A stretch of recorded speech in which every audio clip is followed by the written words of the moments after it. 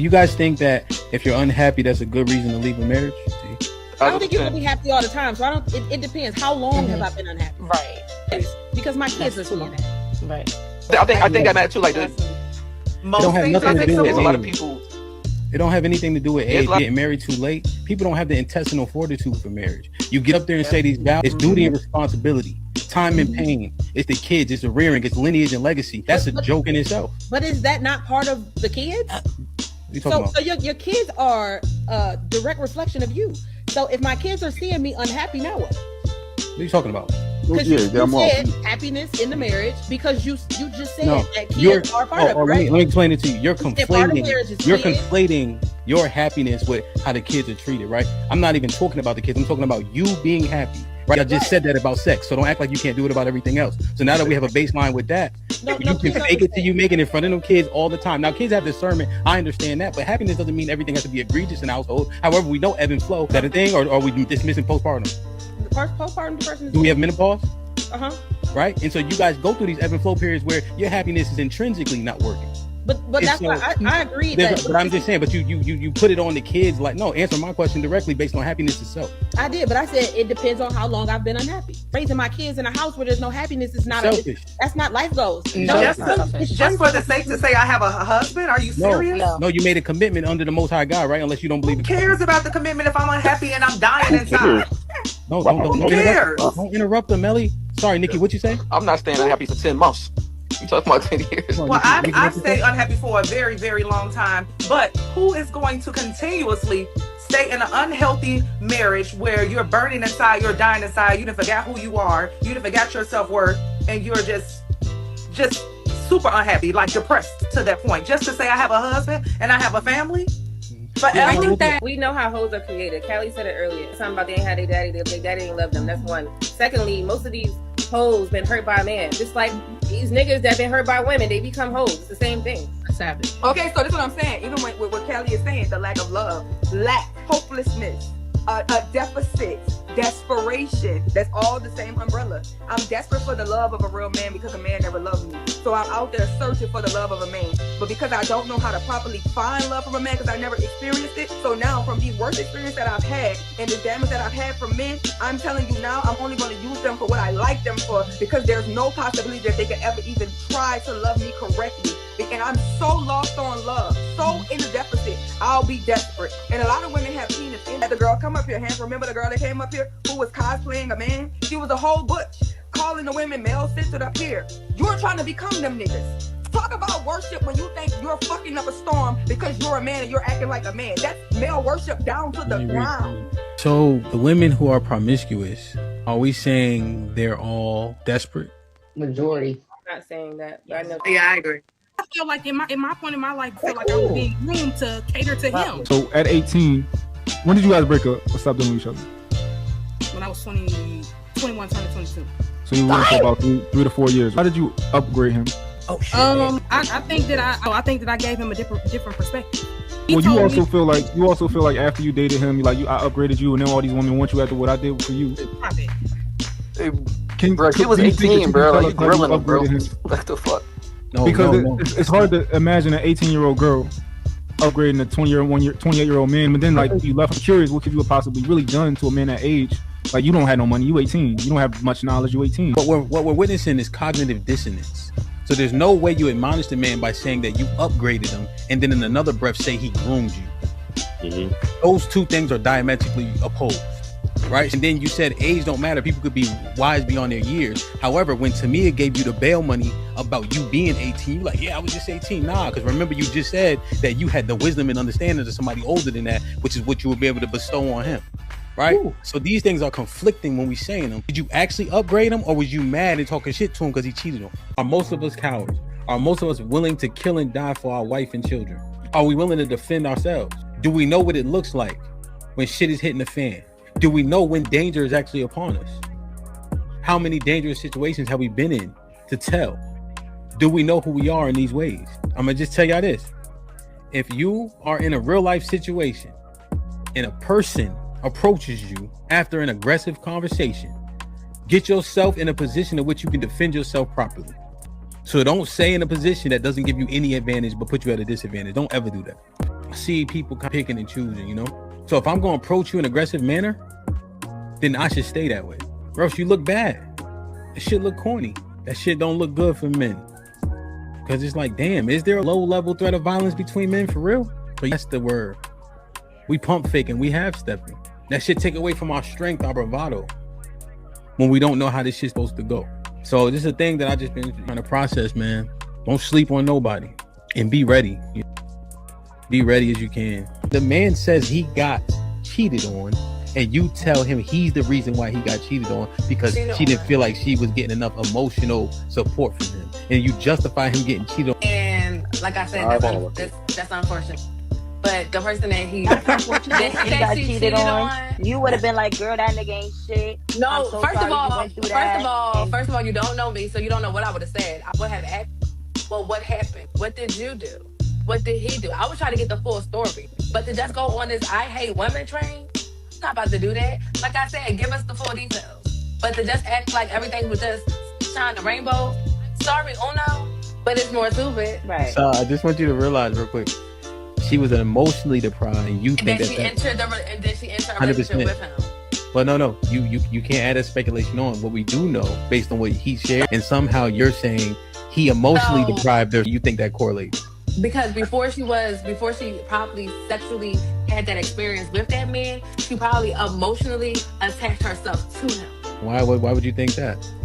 Because as y'all like to just say that women just go and just be loose and just have sex. You do. Remember we had the conversation. But the majority of women, they are going to emotionally, going to emotionally attach themselves to a man. How? And then have the intercourse. How do you know that? Because I know.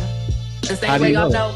The same way that y'all know everything that y'all done talked about all No, what I'm saying is, how do you know that, and how can you justify that based on women's behavior? Because it's statistics. Somebody do the research. If she has a dream about me cheating, am I at fault now? You did that shit. You did that shit, nigga. You did that shit in your past life, man. Damn, boy. So he got hit with a honey bun and it's his fault. Okay. I mean, I don't know his situation. How much would you say yes or no? Well, she let another man put his penis in her vagina. He didn't ask her to do it. She just went and did it because or whatever.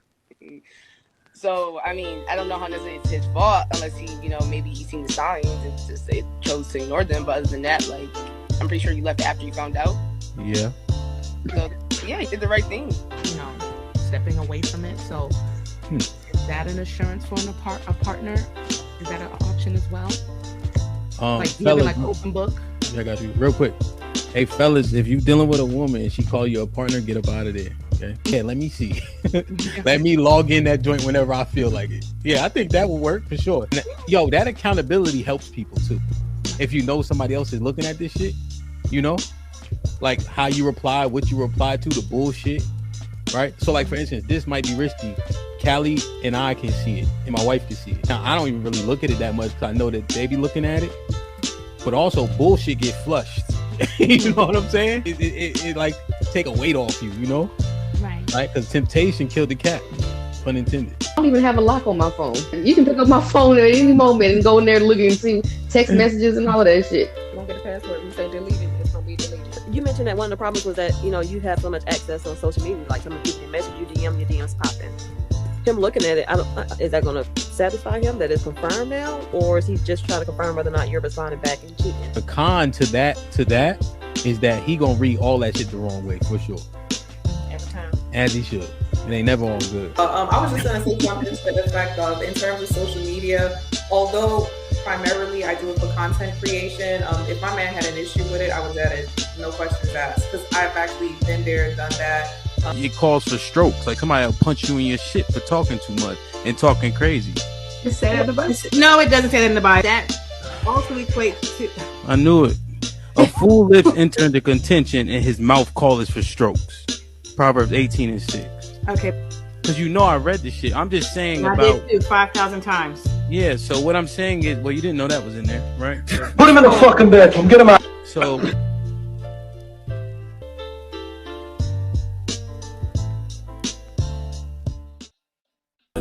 Yeah. It's a rock guy. It's a rock guy.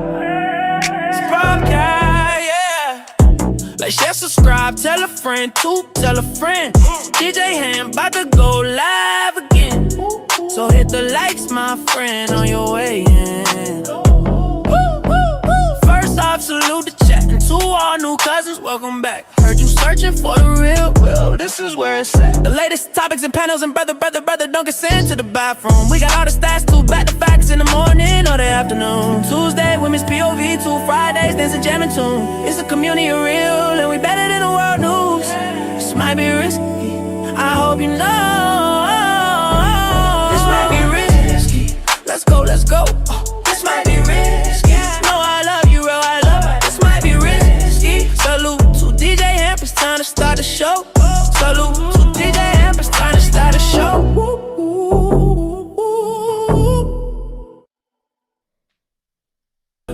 Yeah, it's a broadcast. It's a broadcast. It's a broadcast, yeah. Like, share, subscribe, tell a friend, to tell a friend. DJ HAMP about to go live again. So hit the likes, my friend, on your way in. First off, salute the chat, and to all new cousins, welcome back. Heard you searching for the real, well, this is where it's at. The latest topics and panels, and brother, don't get sent to the bathroom. We got all the stats, too, back to facts in the morning or the afternoon. Tuesday, women's POV, 2 Fridays, dance a jamming tune. It's a community of real, and we better than the world news. This might be risky, I hope you know. This might be risky, let's go, let's go. This might be risky, no, I love you, real, I love it. This might be risky. Salute to DJ HAMP, it's time to start the show. Salute to DJ HAMP, it's time to start the show. Well, we can kill all this. We can kill all this. Yeah. Say like, you want to be there? Anytime you ready, baby. I was supposed to be there. Ooh, I'm with it. I'm with it. We can do it. Knocks out everybody and no one can whoop him. That's when that little Cassius Clay from Louisville, Kentucky came up and stopped Sonny Liston, the man who annihilated Floyd Patterson twice. He was going to kill me. He hit harder than George. His reach is longer than George. He's a better boxer than George. And I'm better now than I was when you saw that 22-year-old undeveloped kid running from Sonny Liston. I'm experienced now, professional. Jaw's been broke, been lost, knocked down a couple times. Bad. Been chopping trees. I done something new for this fight. I done wrestled with an alligator. That's right. I have wrestled with an alligator. I done tussled with a whale. I done handcuffed lightning, throw thunder in jail. That's bad. Only last week, I murdered a rock, injured a stone, hospitalized a brick. I'm so mean, I make medicine sick. Man, dude. Fast. Last night I cut the light off in my bedroom, hit the switch, was in the bed before the room was dark. Incredible. Fast. And you, George Foreman, all of you chumps are gonna bow when I whoop him. All of you. I know you got him. I know you got him picked. But the man's in trouble. I'm gonna show you how great I am.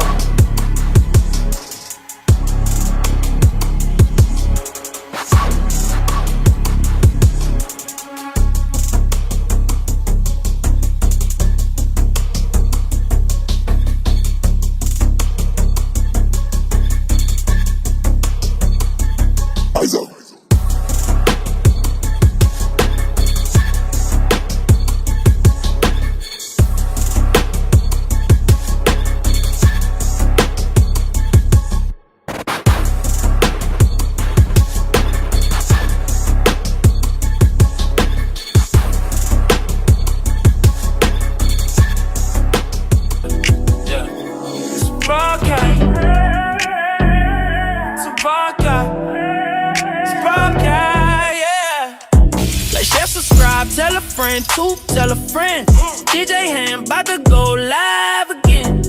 So hit the likes, my friend, on your way in.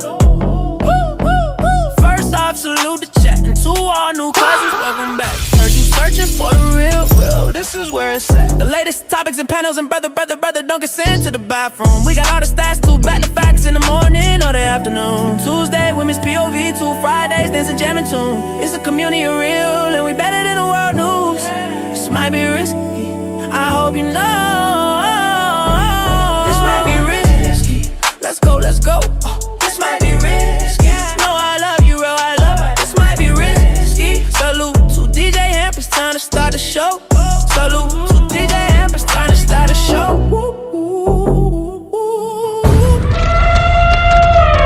Run! It's a stampede! DJ Hamp, the stampede. DJ Hamp, the stampede. Like, share, subscribe, tell a friend to tell a friend. Hit that like button right now if you can. That helps the channel the most. DJ Hamp, the Stampede, Mr. Fantastic, Big Aaron in the building.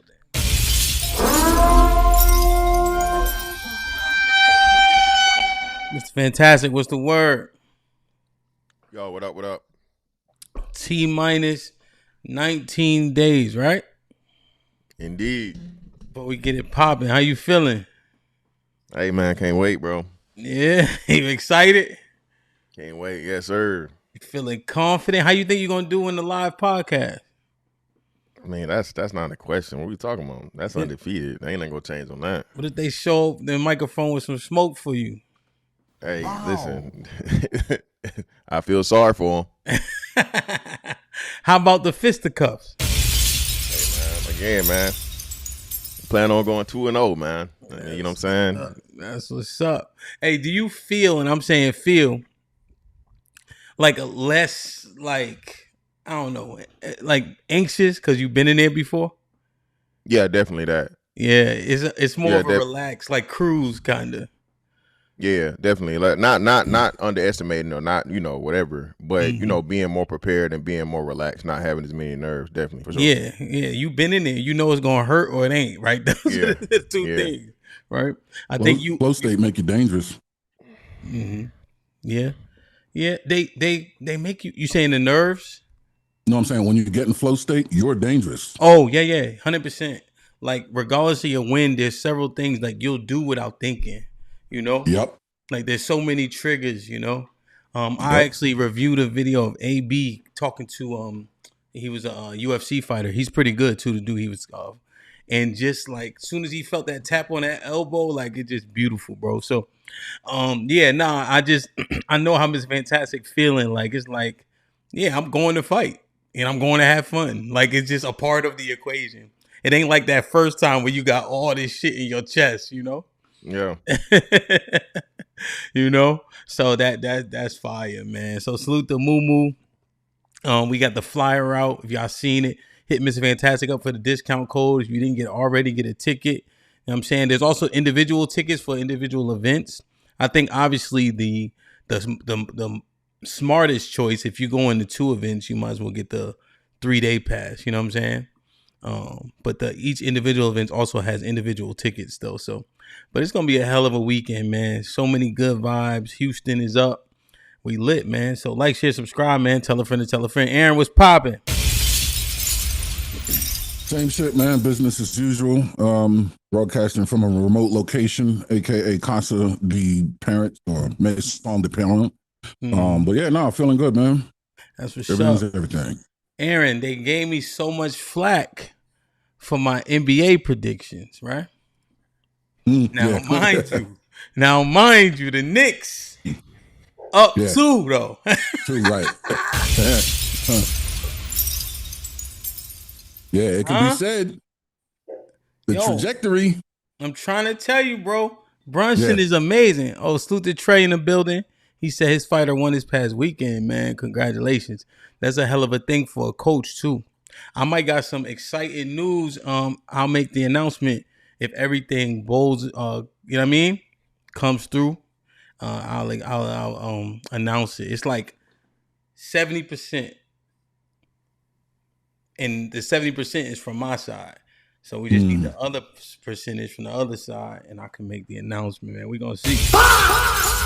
Great, man. Tell him we proud of him. Congratulations, or her. I don't know if it's a girl or boy, but damn, man. Shout out to Trey. Yep, that's a fact.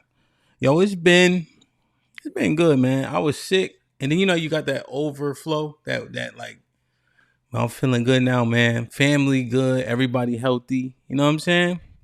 Yes, sir. Big Chill got hit in the face with a dolly yesterday because he was helping me move the couch and shit. Did he eat it? Mm-hmm.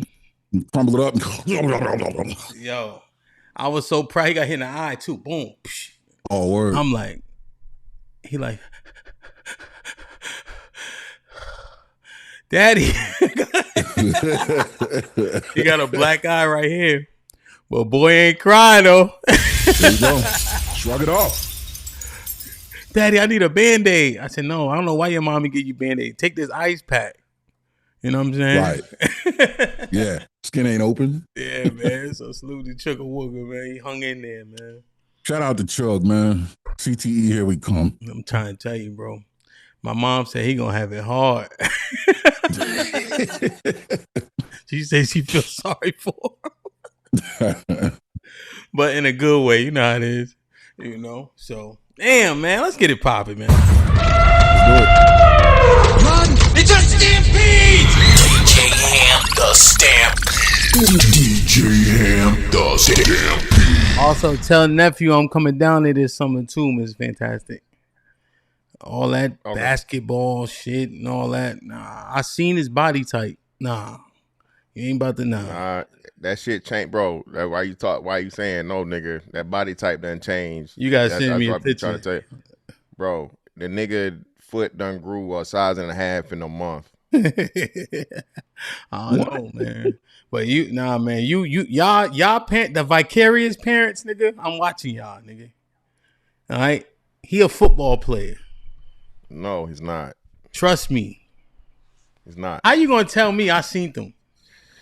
Don't matter. That fucking matters. It can't just not matter. He's not. Damn, man. Hey, man, salute to the babies, man. Salute to everybody taking care of them babies, man. You know, June, we covered this a lot. Men's Mental Health Month and shit like that. So, you know, I'm kind of on the fence, pause about that shit. But, you know, just lean into yourself. You know what I'm saying? Lean into your family. I think men, happiness is fleeting, but you should be looking to be content. You know? We made for hard shit, but you be looking to be content at least. You know, satisfied that everybody else around you smiling and shit. So we'll get there though. Now let's get into this, man. Wow. This is so interesting, man. We were talking in a group chat. What are you guys experiencing? You know, so you guys are a part of more conversations than I am, generally speaking, you know? Just in terms of, like, obviously I talk to the people like around me, you know, but like my wife, we kind of talked about it, and you know, she just like, I hope he get off, and then she go watch TikTok. But what's the sentiment, Mr. Fantastic? What's the feeling? What's the emotion? What's going on when you talk to other black people regarding the Carmelo case as we explore convenient outrage, implicit biases, what makes sense? What is your take on it, Mr. Fantastic, specifically?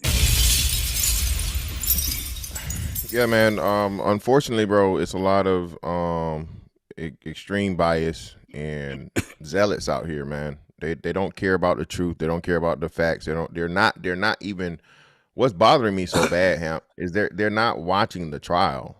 They're not even actually seeing what's going on, and they're sticking to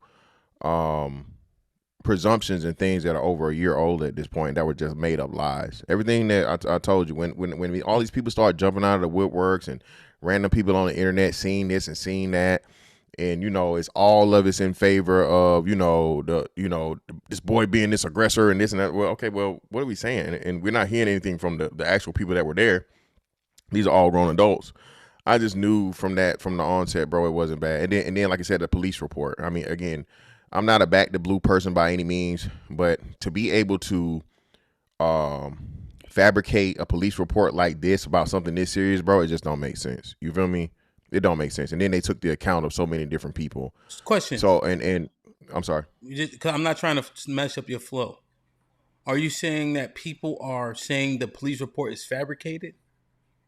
Well, no, that's what we're saying in the beginning. They were saying that in the beginning. They were saying the police were lying. They were saying, you know, he's a black boy. He was a black boy, and it was a white kid that got killed. So you can't trust the police, you know. But okay, not even the all of the witnesses are saying the same thing, bro. The witnesses, defense counsel is going to continue today. They started on Saturday. So I'm going to see if they're going to be able to, I guess, like show inconsistencies in anybody's testimony earlier versus now, right? Even though it's been a year's time, but from what everything's going around, bro, it's very consistent. Even like I said, the first few defense witnesses in saying that they're saying Carmelo was the aggressor and that they feel like Austin shouldn't have died. It wasn't warranted. The defense witness? Yeah, defense started witnesses on Saturday. The defense witness said what? Yeah, Eddie. Let me see if I said it to you. Let me see if I pull it up. He said he felt like he shouldn't have died. He felt the main guy that they were saying that was Carmelo's friend, said he felt like it was messed up and that what's the name shouldn't have died. Let me pull it. I gotta go to the chat and find it. You say should have or should not have? Should not have. Should not have. Okay. Wow. That's pretty wild. That is, yeah. That's different. That doesn't make sense, kind of, right? How it don't make sense? Why do you think he should have died? Oh no! I'm saying I thought you said that Carmelo was the aggressor. Yeah, that's what they're saying. They're saying everybody's saying Carmelo was the aggressor. They're saying that he approached Carmelo, he said something to him, and then Carmelo's turned up by being like, "Hey man, what are you doing here? Who are you? You know, pussy this and bitch this and y'all this and whatever." And he escalated the situation like verbally, right? And then of course Buddy responded with the push, and then he stabbed him in response, in retaliation. Okay, but just so I'm clear, the defense witness said that Carmelo was the aggressor. I'm trying to find. I gotta go through the thing. I'm not saying he shouldn't have done. I know. I understand that part. I'm saying that you see. I'm just saying that part right there. Yeah. Okay. So let Mr. Fantastic pull it out, because what I was looking for was Mr. Fantastic's sentiments on everything that he's hearing. You know, legitimately, Aaron. You know, people be like, "Oh, I know you see." People send me a whole lot of clips and stuff like that, right? But generally, like if I'm not on, I'm not on. Like I be playing video games. I be with the kids. I watch a lot of like boxing content, stuff like that. You know, work Home Depot, Home Depot, all types of stuff, bro. You know, yeah. And so I just be doing stuff. Like when I don't stream on Wednesdays and Thursdays, I put my big jobs for the moving company on those days in case I gotta help. I was just letting them know in Discord. I hung 3 TVs while the guys were offloading, just because, you know, just trying to be efficient, et cetera. So, you know, only video game I play Buzzkill is NCAA. I have 20 games. I just only turn on NCAA. So you can't give niggas no money, bro. I don't know why I have all these games. I don't play them. Only NCAA. So Aaron, what's your feel? And I'm saying feel, you know? Yeah. And now here's the thing, right? You are, how you say, equanimous, right? Like your feelings and emotions. Oh, you're not, you know. So, but I'm asking for what are you? Everything you've been hearing, consuming. What's your feel on this? Yeah, I'll try to excavate that. I feel kind of like disappointed and not just defeated or dejected, but just. You know, we talked about another subject the other week, and I'm like, man, things aren't as, maybe I was being optimistic, right? Like things aren't as I thought they were.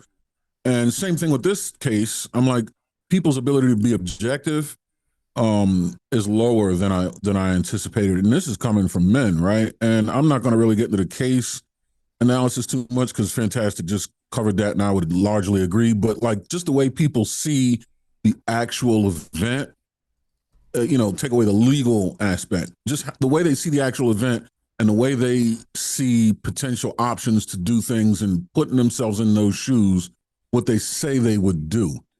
I'm like, man, if that's the case, we kind of doomed, you know, the people to look at that situation and assess it for themselves. I'm like, there's other options that people just aren't even willing to consider. And now I see why things happen the way they do to some people, to many people, most people. Wow. That find themselves in hot water. It's just discouraging, I'll say. Okay. I understand your take. Now, I want to get into the transcript, right? I'm just trying to gather the sentiments. When we say, and let me share go this. ahead. Too. Sure. Go ahead. Let me share it because I don't want. Y'all found a transcript? I'm getting sick of niggas already. You want to send it to me, or you want to just share it so you can scroll? Because it's always weird when it's what's the name, right? So let me send it to you. Oh, CBS transcript. Send it to me, and I have the CBS. The CBS one. Yeah, the CBS one. That's you the said one. That's the one. I got it. Yeah. I got it queued up. Yeah, and I'm about to go to it. Right. Salute to the 200 people here. We only have 83 likes. Let's please make sure the likes match the viewership. Let me ask you guys just a couple questions though. So the bias, right? I'm not taken aback by the bias, right? Never have been. We've always seen a skew, right? Based on race for every single big case ever. And I'm saying ever, but I think I could probably substantiate that. You know, every time these things happen, people tend to lean on the side of the people that look like them. Is that something that we need to assess or mind through, or is that an expectation? The most what's it called when races are separated? Segregation or divided. The most segregated day in the United States is Sunday, right? Shout out to Shad. He say that all the time, even for the churches. You know. Also, when I look at things, Mr. Fantastic is from Georgia and he's a Georgia fan. Makes sense to me. People from New York are New York fans. People from New England root for the Patriots. So my thing is, we have these biases based on where we from, what we look like, and we accept them every other time until it come to this. I'm just saying, duh. Right. Who do you give benefit of the doubt to? People from where you from, people that look like you, people that have the same beliefs as you. Those are the people you tend to side with. You know what I mean? So I'm not even tripping. Like, of course, that is what happens. Am I wrong for that? Like, why should it be different here? No. Well, I don't think you're wrong, right? But my thing is this, right? It's like when Georgia was ass, right? Back in the early 2000s, like when Florida had the West ass. Okay. Exactly. You can't just be like, yeah, man, we gonna win it. No, nigga, we horrible right now. And that's my problem here, right? Be proud of where you're from, and of course, support your team, support your people, or whatever, so on and so forth. But when the shit is just wrong, admit that it's wrong, and don't say that it's some other shit. Okay, so that's the problem I see. Okay, because I'm all right, and I'm using the analogies. Pardon me if they're not strong, but I think they are. That's why everybody hate Cowboy fans, right? Exactly. Yeah, we gonna win it every year, and no, nigga, y'all ain't been to a Super Bowl since what, 93, Reconstruction. 94? Yeah, Reconstruction is crazy. Yeah, 100%. Go Birds. Yeah. Okay. Another thing that I assess, right? Now, Mr. Fantastic, when we was talking, you were saying, I think you used the word like maybe our or the culture, we always do this. Now, my pushback is every time we get a white boy on the panel, right? I remember way back when I first got on the internet, I would found Chaotix channel first, salute to CT, right? If he ever brought up a topic to where white man was implicated, they'd be fighting for their fucking life. They would make several excuses. They wouldn't acknowledge it, right? Every white boy that hits the panel, they are not on the side of Carmelo Anthony. Are we failing to acknowledge that that's a fact? No, I don't think it's failing to acknowledge that's a fact, but the Chud shit, I think, right? You see it. Well, not the Chud is, and that's what I'm saying. I think the Chud would be more a better case to use because there's plenty of motherfuckers that are saying Chud is a piece of shit and he's messed up, right? Okay. So I think Chud would be a more thing to where it isn't clearly where the one person is in the wrong from a moral standpoint and societal standpoint. Okay. You know what I'm saying? So let me make that concession then. So here, when we're talking about this, every white boy I've heard talk about it, and I've heard, you see the possessive pronouns. Yeah. Right? Are absolutely with the prosecution. Yeah, but I think it's understandable. This one would be actually justified. Where are white folks at with Chud, did you say? Yeah, I conceded that point because to his point, they're against them. They're like, yeah, most white people I heard outside. Yeah, of course, you got the crazy racist motherfucker and a certain punk ass. That's what I'm saying. I don't want to. Let me make that concession, right? I mentioned that. Now we can focus on that example, right? Yeah, you're right. I'm saying this right here that we assessing. That was my mistake, Aaron. But this right here, what we assessing is, I hear it, right? Because people are looking at facts in the case, looking through minutia, right? They're trying to create reasonable doubt and etc. And people are erring on the sides of their race. This isn't a black modus operandi. We see it with every race. We saw it, and again, this is just an example, right? Where you saw the Chinese people say, "Go ahead, boycott, fuck you niggas," like literally, based on that boycott thing. So I'm just looking at it. Is it like a over? And I know our argument can be, well, we black, so that's the people that we assessing. But I think it may be an unfair assessment when we try to say black people are doing things at a higher rate in terms of like who they side with than the other races, because they not. No, if you're talking volume or frequency, I think you're correct. That would be, you would be exactly right on it. Everyone has a level of tribalism. Everyone looks out for their side the most. I just think with us, it's more heightened because we're the only people that are highlighted in these racial tensions. When an Asian person and white person got some shit going on, it don't make national news. White and Hispanic, it don't make national news. Anytime it's white and black, though, it's always in your face.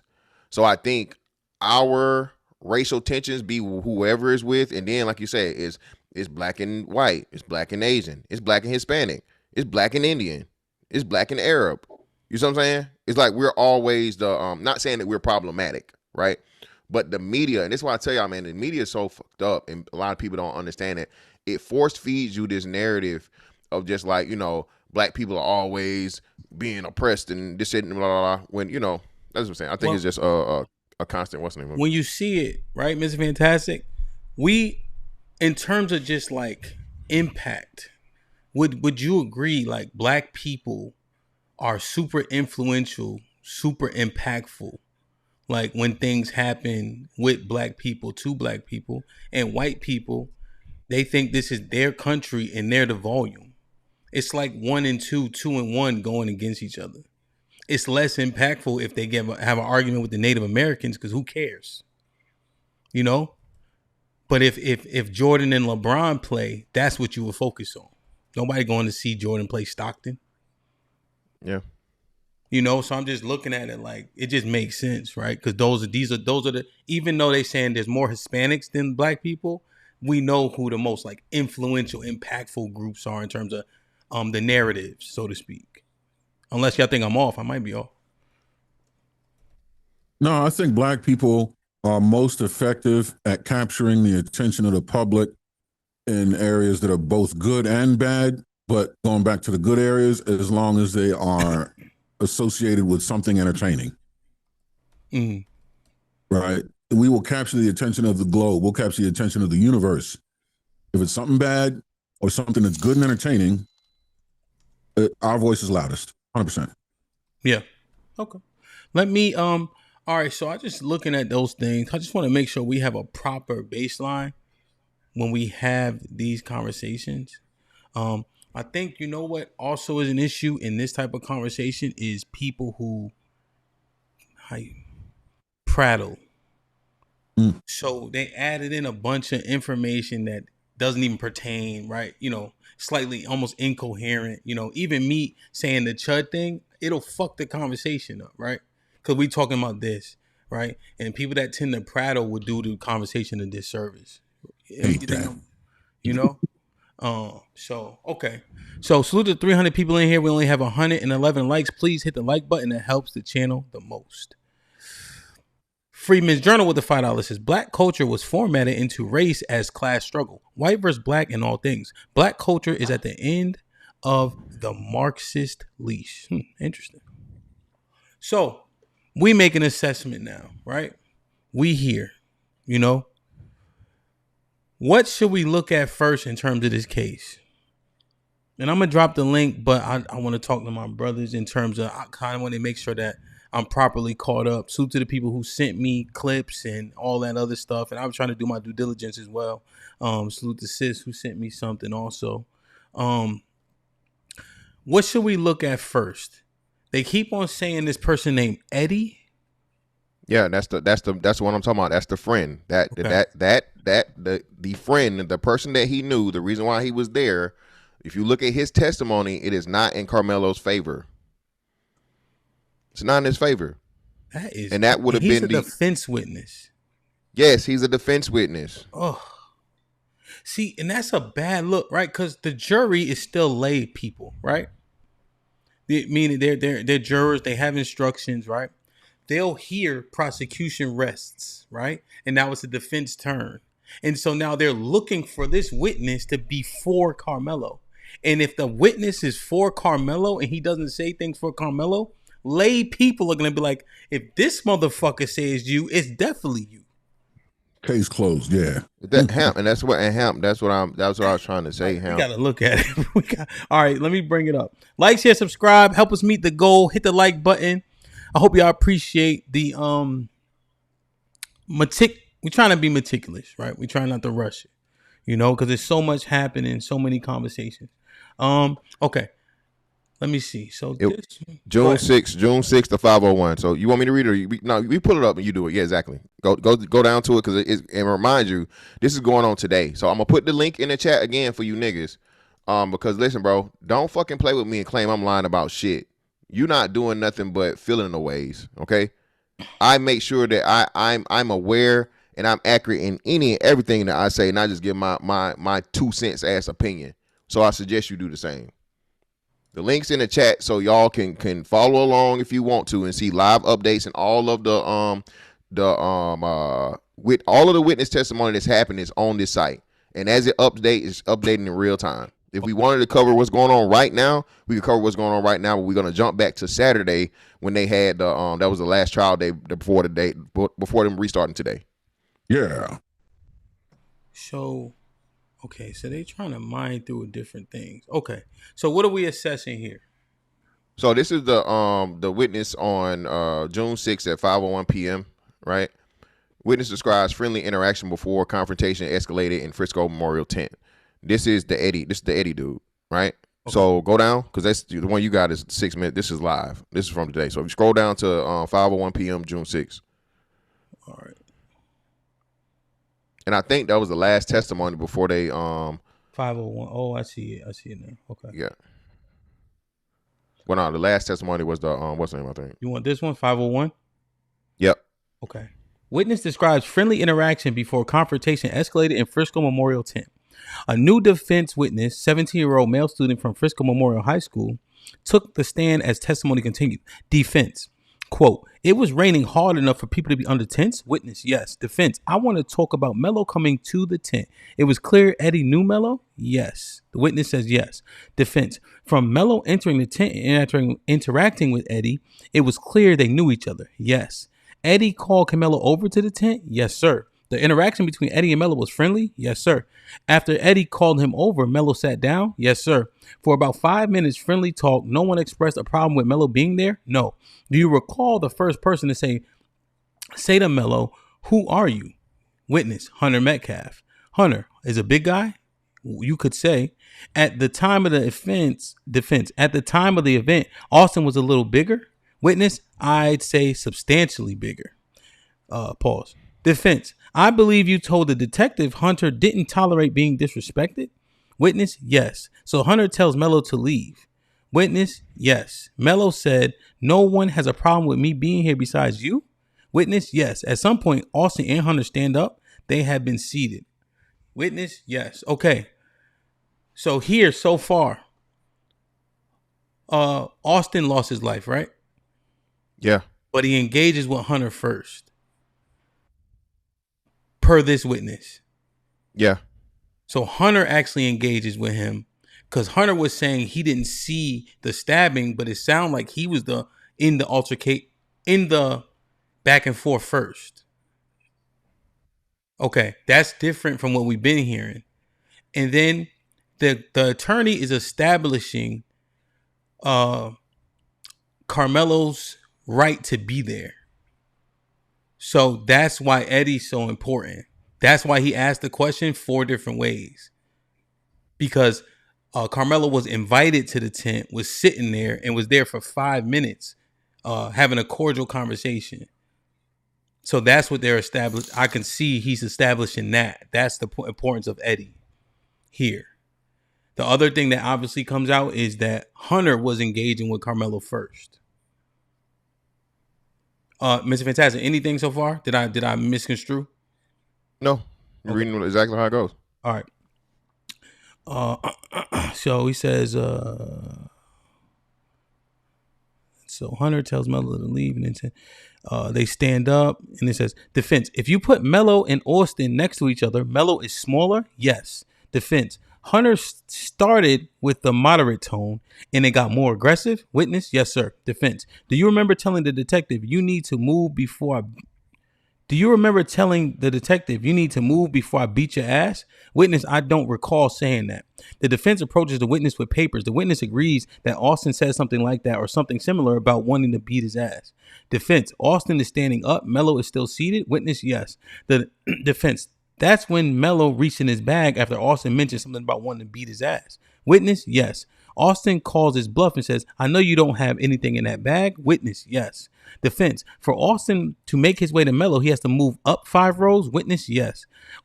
Defense, Austin takes a step or two and then they talk, and that continues. Witness, yes. Defense, all this time as Austin is moving closer to Melo, Melo is seated with his hand in his bag like, don't come closer to me. Witness, yes, sir.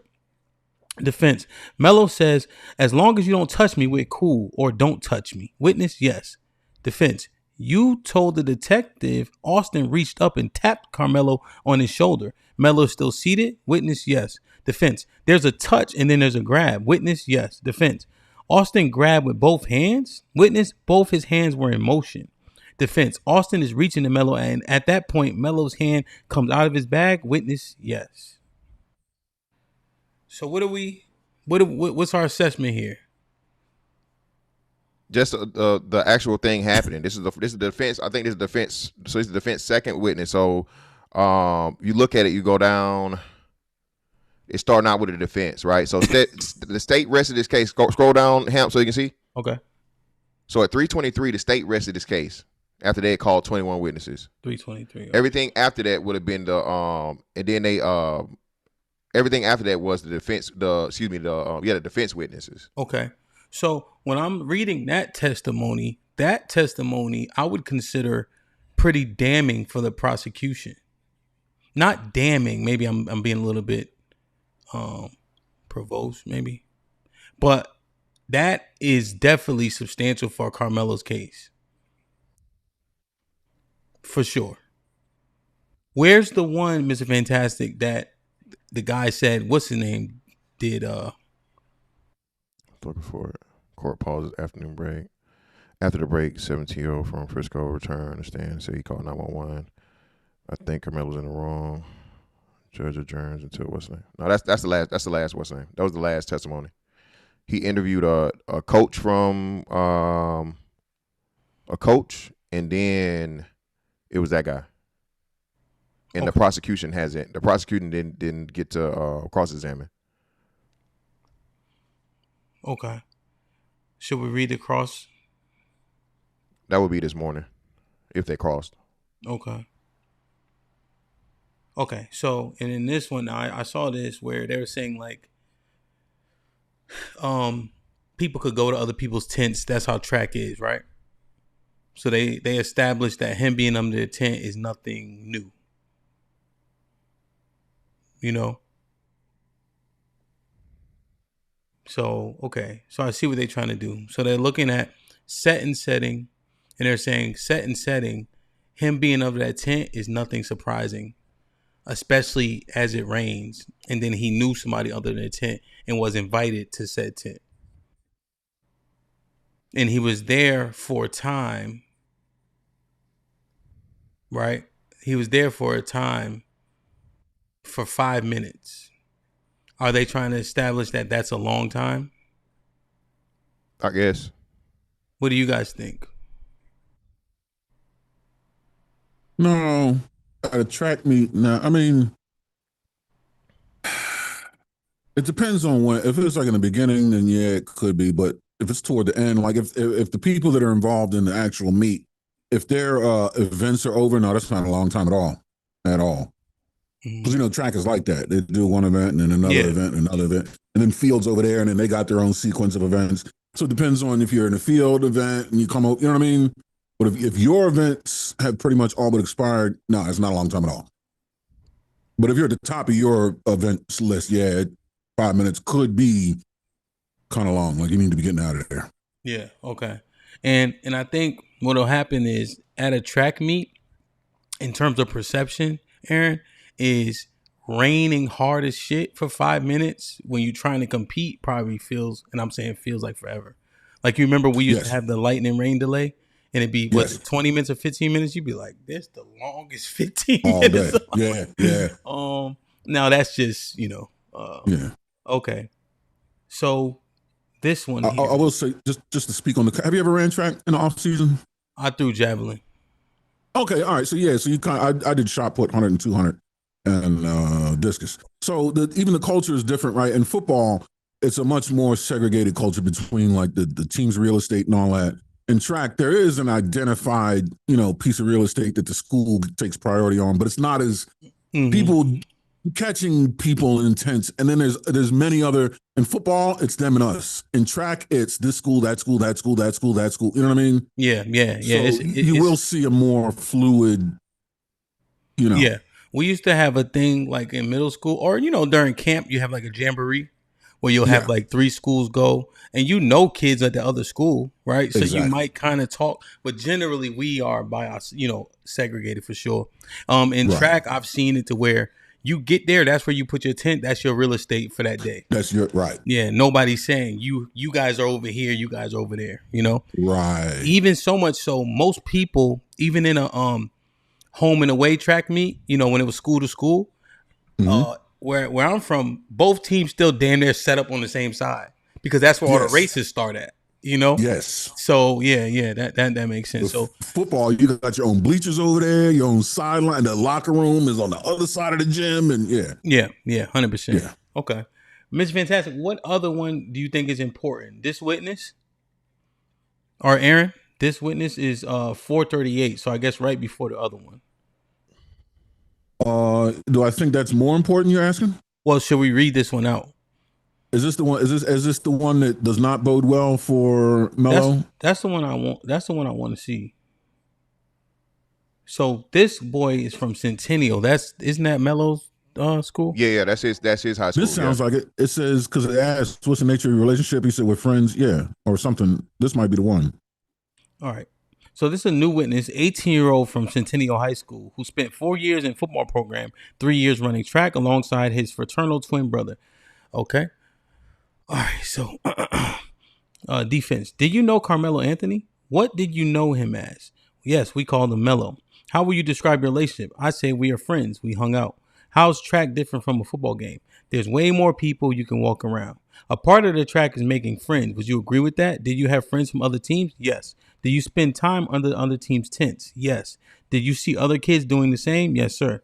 Did you ever have a problem doing what you were told, doing that where you were told you shouldn't be doing that? No, sir. Would you sometimes sit down and have a conversation? Would you spend more time in the tent? I say spend some time.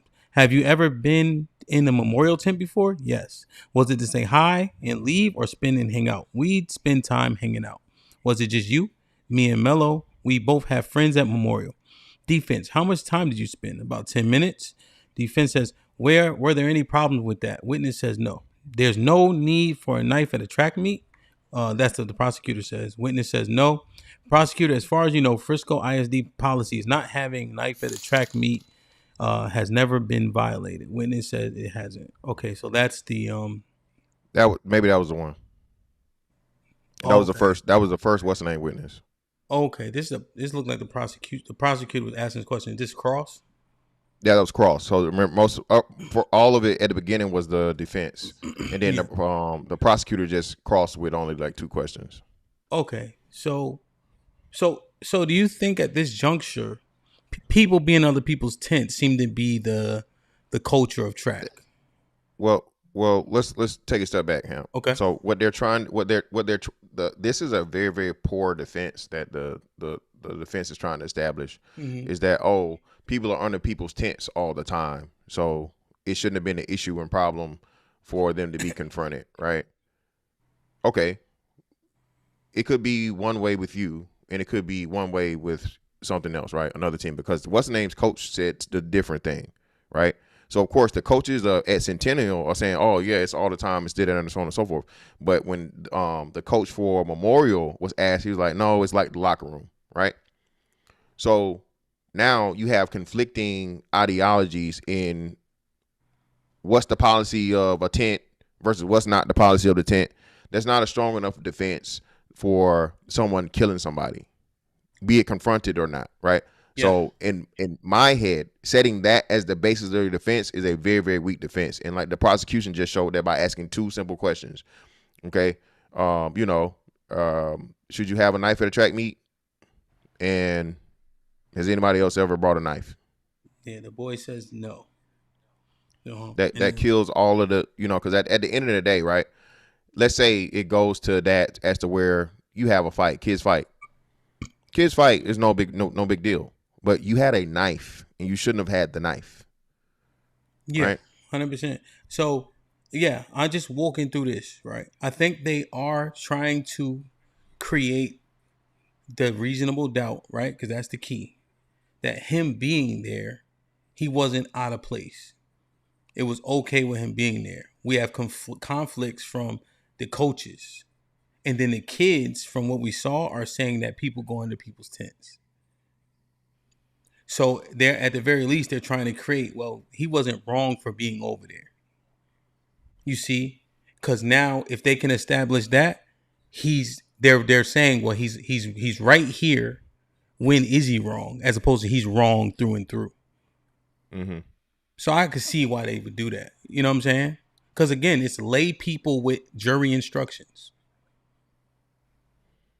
Because now what that'll say is he's there. Everybody's okay with him being there. Were they bullying him? Right? Like that. That's how I could see, just trying to breaking it down. Regardless if we like it or not, we're saying what the lawyers are doing, right? Yeah. That's what exactly. We're just talking strategy. Strategy. Legal strategy. That's all. That's the only thing we're addressing. Mm-hmm. So is this the one that you were referencing? Yeah, I think that was the one then.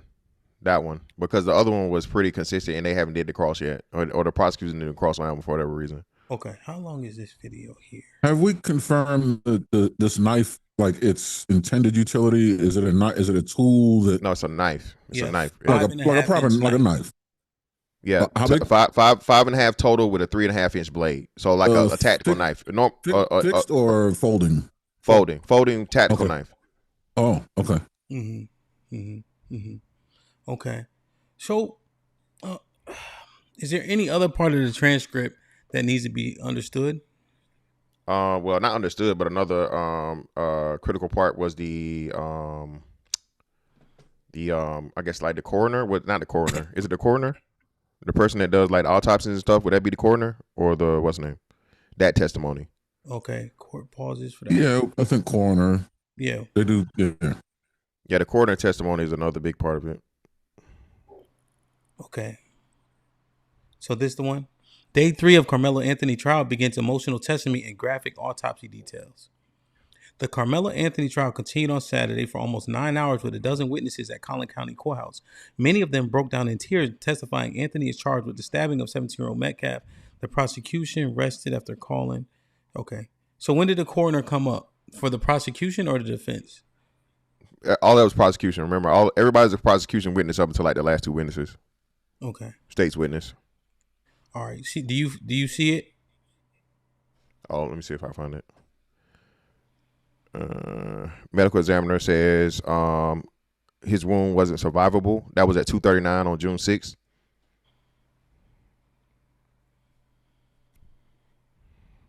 $239. Yeah, on June 6th. That you just passed it, I think. All right. 239 June 6th, right? So that's Saturday. Yep. Yeah. Medical examiner says Austin Metcalf's wound was not survivable. The medical examiner is explaining Metcalf's stab wound, accompanied by a series of graphic photos. CBS News reporter Dawn White says several jurors look emotional in putting their hands over their mouths. The medical examiner said the knife penetrated Metcalf's heart and the wound measured 2 inches in gaping length. The prosecution asked the medical examiner, "Is that wound survivable?" No, the medical examiner said. So he had no chance. It was mortal. None. Yeah, none. It was like instantaneous. Man, it's so, just being not being layman in terms of, that type of stuff. I thought your ribs cover your heart, right? Yeah. But there's obviously they said it was said that I don't see it here, but someone was talking about he had cartilage residue on the thing. So I think it went like almost perfectly through the sternum, more so close to the sternum and whatever. Mm-hmm. And like I said, it hit him in the heart at a point to where when they say gapping, they're saying like not straight up and down, like either or, right? So 2 inches in your heart, bro, you can't, no matter how much CPR you do, you can't. It's internal. You can't. Yeah, your blood, it's too much blood. It's over. It's done. Yeah, 100%. It's like almost like perfect, right? Essentially. Yeah. You remember when the Bills player, his heart stopped? He played safety. Yeah. What happened in the game? It's like 1 in a million. It's like you have to hit the person in the right spot at the exact time during that beat to cause their heart to stop. When he took that hit, it's almost like 1 in a million. Like, could you duplicate this if you were trying? That's just it. I wonder what go ahead, sorry. I'm thinking the force and the angle, because you what you said about the rib cage, I think is most important. The top part of the heart where the valves are is kind of like in front of the sternum, and then the bottom where the lobe of the heart is behind ribs. But even then, the ribs are at an angle. You can't put a knife in there vertically. You would want to go horizontally, but not even horizontal with the ground. You kind of have to be at an angle because the ribs curve, right, to get in there. If not, that knife is going to have to go through ribs, top and bottom. Yeah. If the knife is oriented vertically, and that's to get to the lobe. Like if you try to go through the sternum, forget about it. That's a chest plate. Mm-hmm. Yeah, and for everybody, y'all not listening to the thing. So Carmelo was seated up higher in the bleachers. They're saying he was seated, whether he's seated in a chair or seated in the bleachers. He had the higher ground.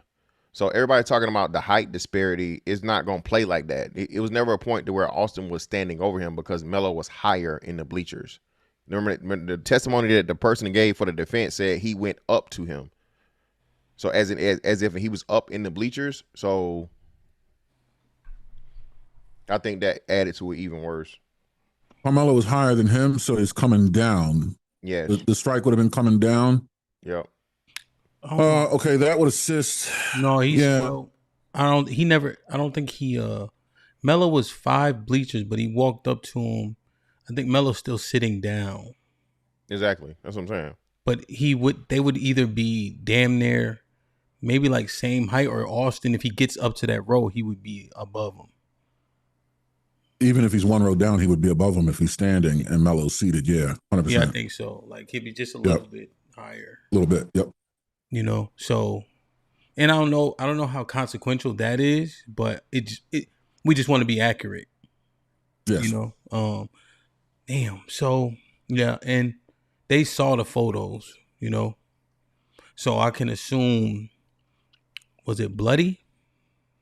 Yeah, they showed the autopsy, and then they showed the actual heart. So they removed the heart and they showed the actual pictures of the heart.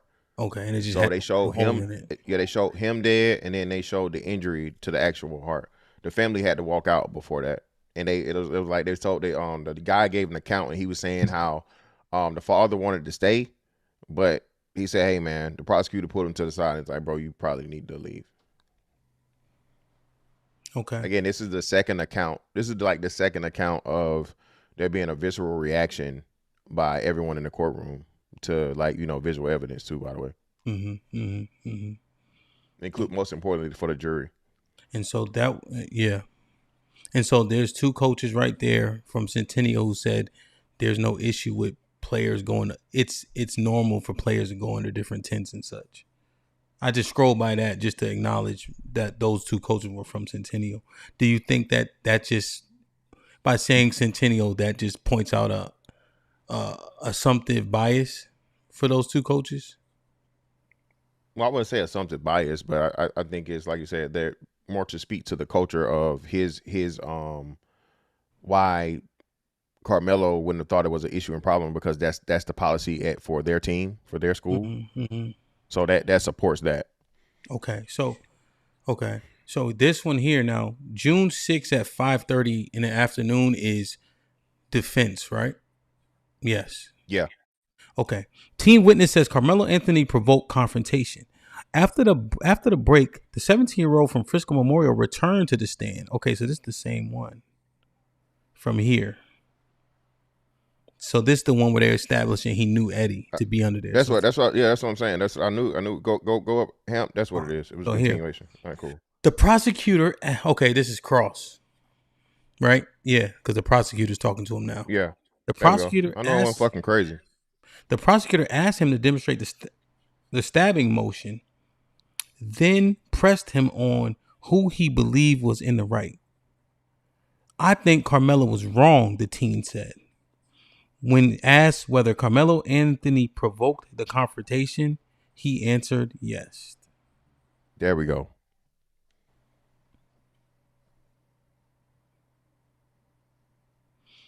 And this boy is from Frisco. He's a defense witness.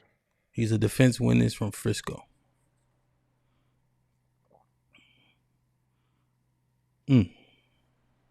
What's the assessment of that right there? It's the most important part. Listen, Melo was at Frisco. That's where he went to. No, he was at Centennial. It's like Centennial Memorial. Frisco is a whole nother. So team. they're saying Okay. No. Frisco's the city. So Frisco Centennial, Frisco Memorial. So Melo goes to Frisco Centennial. That's why they didn't specify. Okay, Yeah, it's all good. I'm assuming, I'm assuming this. However it go, I don't know. Yeah, it's cool. Again, either way it goes. Just clarity though. Frisco, Texas is the place, and then they have several high schools. One being Centennial, one being Memorial. Okay. Well, they didn't specify, right? Yep. Well, no, they said Frisco Memorial. They said this guy was from Memorial. So the guy that they were. Hold on, let me say it just because. So Frisco is the city, right? Frisco Centennial. Melo went to Tennial, and then this boy went to Melo went to Tennial. Yep. And then this boy went to Memorial. Okay. And he's a defense both in Frisco. Okay. And they're both in Frisco. Yep. Understood. Yep. That's clear. He's a defense witness. And then in cross, I think Carmelo was wrong. And then the next he question, provoked it. Yes. And then the next one who provoked it, he said, he was asked, does he think Melo provoked the confrontation? And he said yes to that. Yes. And that's a defense witness, and you spent all of those questions, and they destroyed everything you had to say in 2 questions. We got. And this is the same witness the defense just interviewed. Yeah, that was the defense first witness. This is across to that. Oh, yes. Yeah. Okay. Yeah. All right. Lee with the $2 says Carmelo the coward. Imperial with the $5 says 5 minutes is longer than a round of boxing. Yeah. Now that's perspective.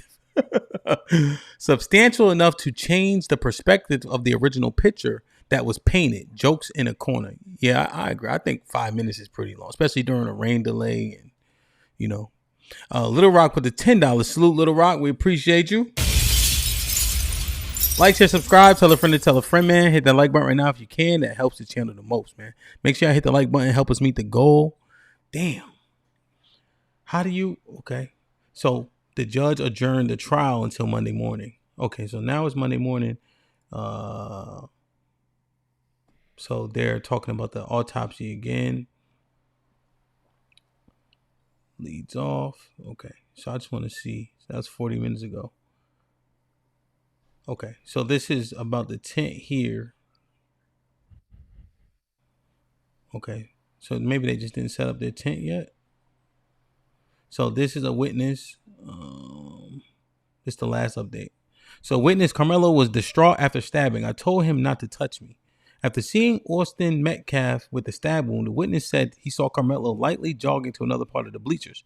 Did you see him when he stopped? He is crying, and there is a coach kind of comforting him. I'd say distraught is the best way to describe it. Did it look like a put on? I'd say everything going on was real, very real. Defense. You could hear him crying? Yes, sir. I heard him saying, I told him not to touch me. Defense. How was he? Distraught? Yes, very distraught. It's one after that too above it, Hamp. Unless it didn't update on your end, refresh if you need to. You refresh? That's all. I ain't refreshed since we've been on here. Frisco High School. This is 0 minutes ago. The next witness. Go down one. Okay. Go down one. Go PD? down again. Yeah, it should be at 10:05 a.m. Yeah, there we go. Prosecution presses witness. That one right there. That's okay. So scroll down so they can see the consistency, so they know they don't bullshit. So witness Carmelo Anthony distraught, right? And then scroll up. Very, you know what I'm saying, to show them that is yeah. So this is the cross. Salute to this 370 people in here. We only have 179 likes. Please hit the like button.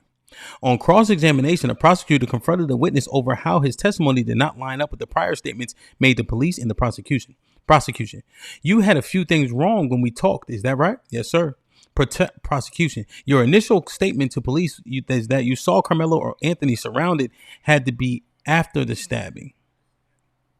Witness, yes. Prosecution, you had a story in your head when we visited, correct? Yes. Prosecution says, and when you saw the video, your eyes were open to what actually happened. Is that right? Yes. Prosecution, my impression when we first met, you thought when you saw people surrounding Carmelo, it was before the stabbing. Witness, yes. That was actually after the stabbing? Witness, I couldn't really tell. When you and I met, you told me you thought it was before the stabbing. Witness, I thought it was as the stabbing was happening. You know you're wrong? Yes, sir. Prosecutor then played surveillance video from the stadium that showed the witness was not looking at Memorial High School tent at the time of the stabbing. So that kills the jumping thing. That kills the whole they ganged up on him. Where is the gang up on him testimony? No, I'm not saying testimony. It was never given. That's what people were trying to claim. And I guess like they saying Hunter, when the defense witness was the first person to introduce Hunter into the situation for real. I think one person out of the other 21 might have mentioned him, but it wasn't a lot of focus on Hunter. You know what I'm saying? So the defense opened up with the whole, it was both 2-on-1. See the strategy? Yes. So yeah. So I guess it's interesting, right? And there needs to be a witness that can kind of corroborate the gang up thing. What they did seem to establish, right, just looking at the assessment of the strategy, is that Hunter engaged first, which is different from what Hunter was saying on those videos, when it first happened. It's like he looked up and saw what happened to Austin. He wasn't involved. In fact, he was the first one involved, right? Because again, the goal, the burden of proof is on the prosecution. There has to be, and the defense is you're creating reasonable doubt. That's it, right? You have to prove it beyond a reasonable doubt. Based on what we are assessing, what do you guys in the chat think about reasonable doubt being set in based on what we're hearing? Low so far still? Extremely low. Extremely low. Aaron, what you think? Low. Low? Given the outcome, yes, low. Yep. Okay. Man. And so Leon said moderate. Okay. So when we are having this conversation, we go to the end and say, having a knife, stabbing a boy, does it not matter, like any of the lead up to it? Mr. Fantastic, is that like your overarching sentiment? Does it not matter how it got there? Yeah, no. The reasonable part, the reasonable unreasonable part, Hamp, is should he have been stabbed in the outcome? Was there enough deadly force? Was there enough threat for you to have a knife that you shouldn't have had in the first place and protect yourself by killing another child? That is the ultimate question. Take all the race out of it. Take all the whatever. Should a child have been killed on that day over a simple confrontation that I'm sure happens all the time? That's what a reasonable person is going to be looking at here. And there's been so far, and it's early on the defense, but again, what's happening is, and this is what I'm saying, right? The defense has a extremely weak case. There's another witness they got going right here, and it's just like, you know, the prosecutor's flipping. He's 3 for 3 so far. For everything we've read, we're on a third defense witness, and he's flipped every last one of the people. The first dude, hey, Carmelo was in the wrong, and that he shouldn't have stabbed him, right? The second witness you just talked to, you got a lot of things wrong. When you saw the tape, this is actually what happens. He admitted that his assessment was wrong, right? So all the prosecution has to do is show that the defense is just, you know, trying any and everything they can do, even though they don't have much. And they got one now saying Frisco High School track athlete testifies. Frisco was where what's the name went to, right? The next witness to testify was a 17-year-old student at Frisco High School who was at the April 2nd, 2025 track meet. The witness said he was standing by the gates of Kendall Stadium and had a limited view of the commotion in the bleachers. Everybody was standing up and I saw somebody get pushed or punched. I don't know which, he told the defense attorney. So this is a defense witness. Remember, the defense, what's name is Rest. On cross-examination, the prosecution had the witness admit he does not remember all of the details from that day and that his memories did not fully line up with the video evidence. And then everybody keeps talking about this video, HAMP. Everybody saw the video showed that they jumped him. Well, if that's the case, how is all of the video supporting the opposite? You got some nigga running around here talking about, I seen the video. It showed they jumped him, man, and they beat him up. And now it's, well, that's not what the fucking court is saying. Nothing in that video that the court has mentioned has been anything but help for the prosecution. As Ava the $2 says, Carmelo was sitting down the entire time. As Ava the $2 says, what would y'all do if you were jumped? Make it make sense. Weak. Nobody was jumped. Make it make sense. As Ava the $2 says, Austin fell into the knife. You're a piece of shit for that one. As Ava the $2 says, why they won't show the video? Well, I think they haven't shown it to us. But they haven't shown it to the public. They're showing it in the court. So, yeah, and it's actually interesting. They're showing it to the public that gets in there. Right? 26 people per day. Thank you, HAMP. And you have actual journalists and people that are coming out and they're giving testimony to what they saw and they witnessed, and none of the stuff that was claimed is being corroborated. None of the shit that niggas was saying a year ago, HAMP, is being corroborated through any proof, any evidence. So the question I have, right, the knife thing in an engagement, is your discrepancy, Mr. Fantastic, that if you think that fights in the street that are illegal, and I know they're gonna say, well, this is at a stadium, at a school event. I'm saying that people shouldn't be fighting, right? Fighting is illegal to do. You know, if Aaron and I are fighting in most states and police walk up, we're not going to be able to say, oh, we agreed. No, we getting arrested. That's how this shit actually works. And so are we simply saying the key to this is, right, because you got these two boys, the key to this is him pulling the knife. We're saying he should have just fought him back. Yes. Okay. As children do every day. My thing in the basic principle, HAMP, like you said, these are laymen. The jury is made up of laymen. Frisco is an extremely wealthy county. I just looked it up the other day. They got 422,000. It's one of the most wealthiest counties in the fucking state of Texas. Yes. Okay. 121,000 median income household. Okay. So now you have people from that district, and you have to get them to believe that it's reasonable for a child to be killed over a push. I can't believe we're like, I'm not us, because we're doing the content, but for regular people, and this is what I say, if the roles reverse, HAMP, would black people be like, yeah, Austin was justified. Carmelo should have kept his hands to himself? No, they would call Austin a murderer. They would be able to see it, Hamp, if we reversed the roles and a black boy simply pushed a white boy and he pulled out a knife and stabbed him. He would have been all kinds of KKK members and Nazis and everything and white supremacists. But again, because the black boy is in the wrong, niggas can't just admit this fact. Okay. This is crazy to me, Hamp. This is ridiculous. Let me ask you a question, Mr. Fantastic, right? Do you expect people to fight you fair? Me, no. I'm just trying to understand. I know, it's in a school setting. It's at this track meet, This boy was... And that's why, but, Hamp, that's why I ask, right? We got kids. Me and you both got kids, Hamp. Mm-hmm. Chug's in middle school or Chug's in high school. We know he gonna play football, right? Yeah. Football gets aggressive. Football gets really, really heated. Yeah. Some shit pop off at practice. Fucking Chug goes to push somebody in a fucking football practice, and a kid comes out and fucking stab Chug. You think Chug should have died? No. So what's the difference? That's what I'm saying. This is what I'm saying, right? That's what I'm saying. This is what I'm saying.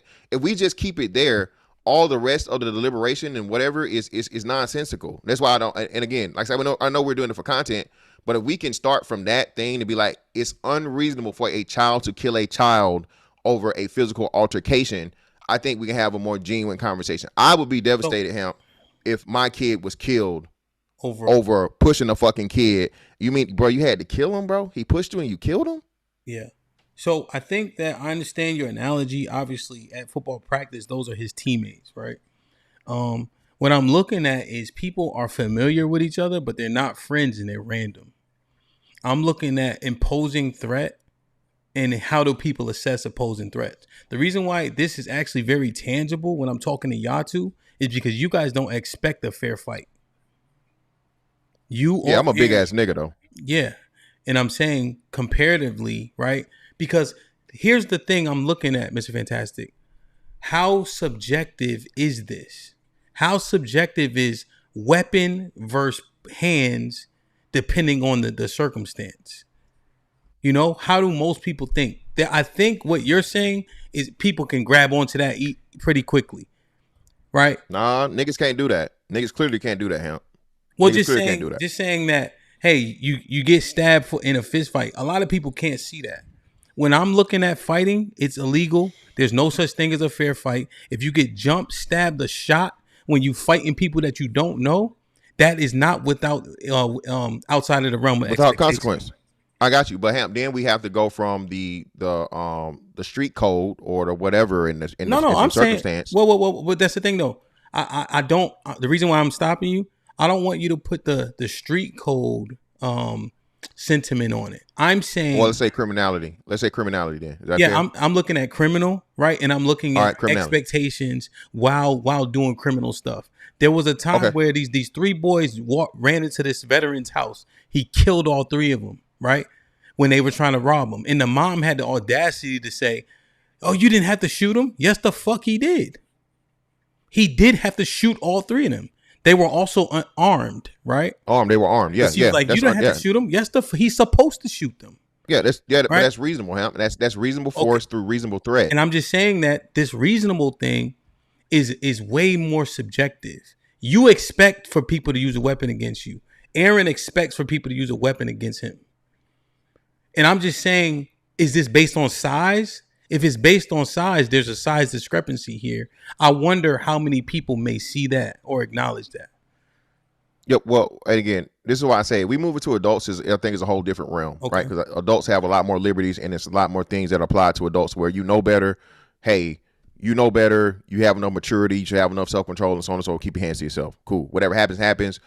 But even my thing is what after that, whatever happens, right? You talk about it all the time, Hamp. Road rage. You know what I'm saying? That's a big thing. Road rage, fucking outcomes 50-50. Yep.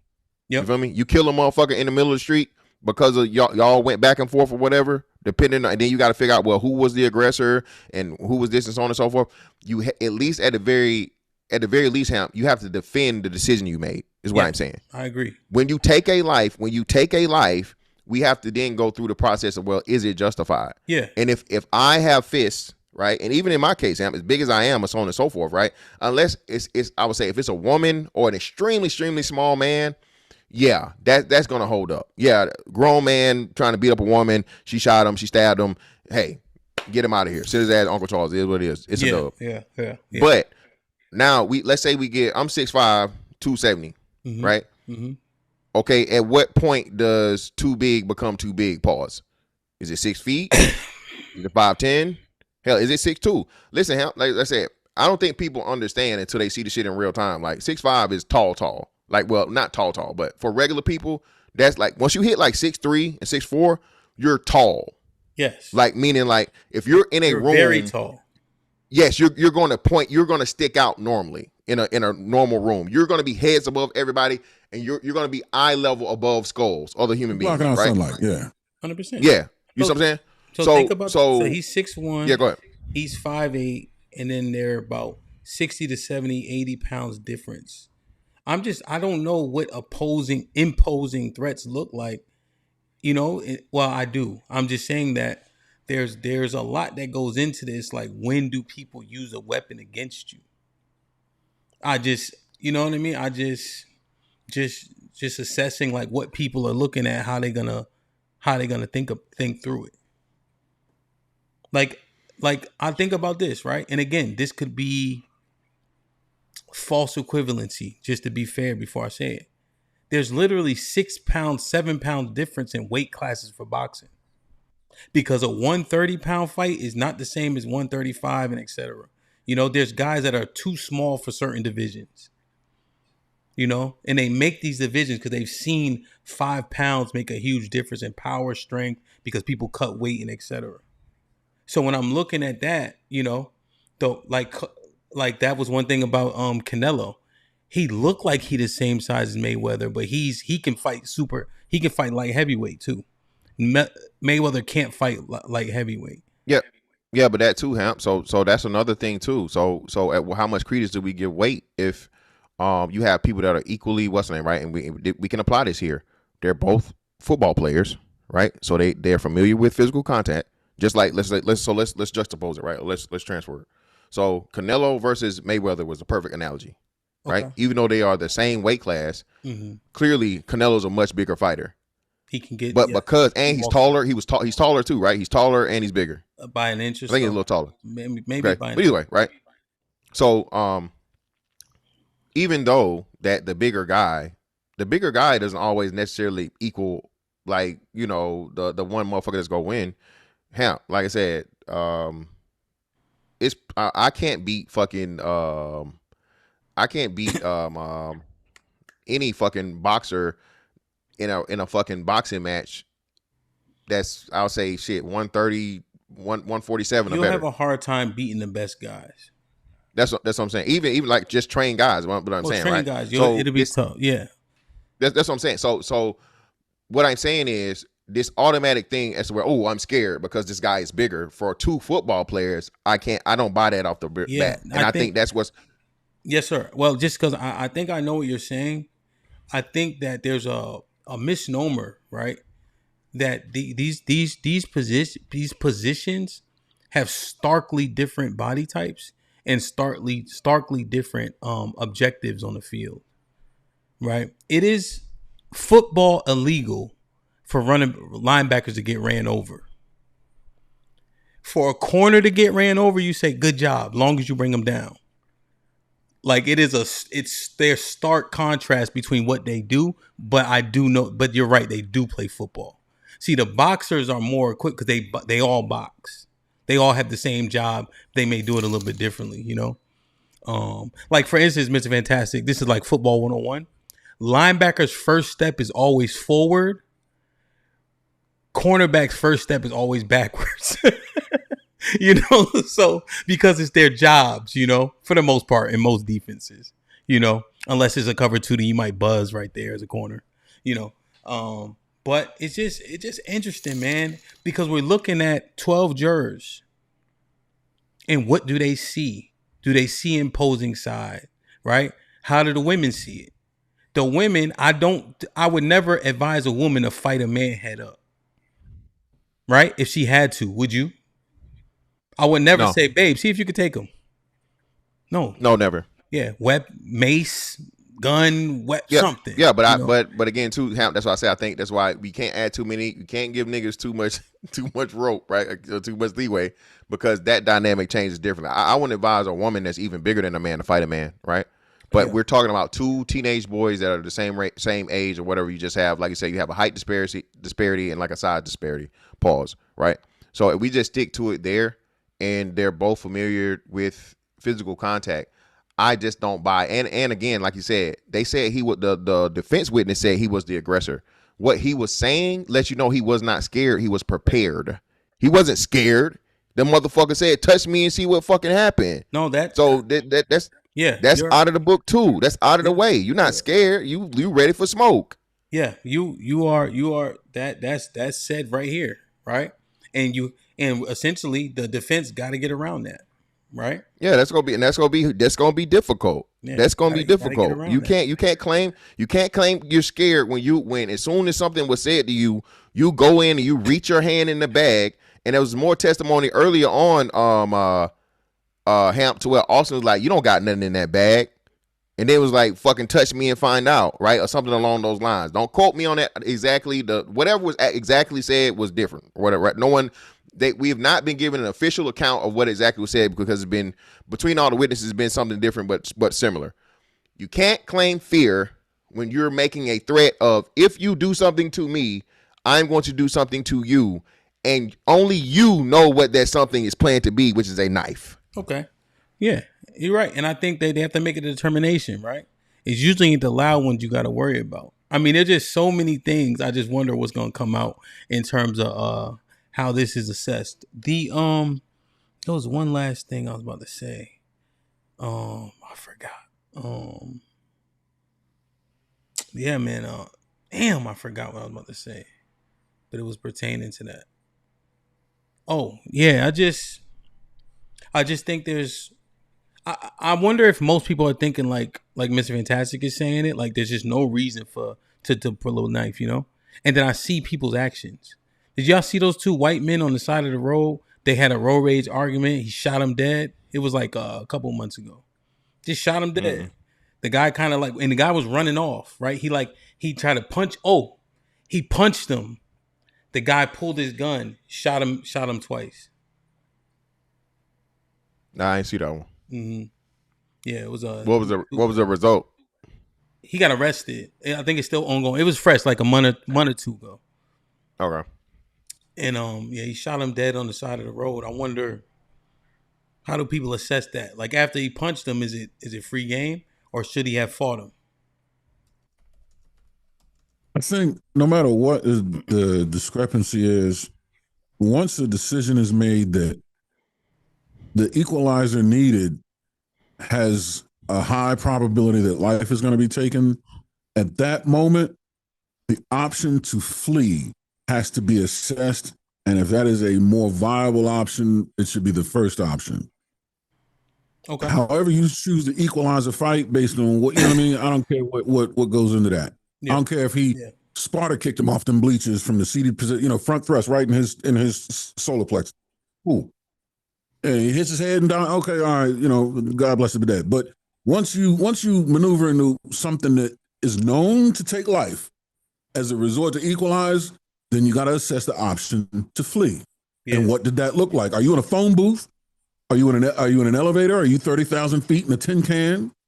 Or are you sitting on a bleacher where there's 100 yards this way and 100 yards that way? This guy's in front of you. You know what I mean? You could Sparta kick him and get gone and shit like that. You know what I mean? 100%.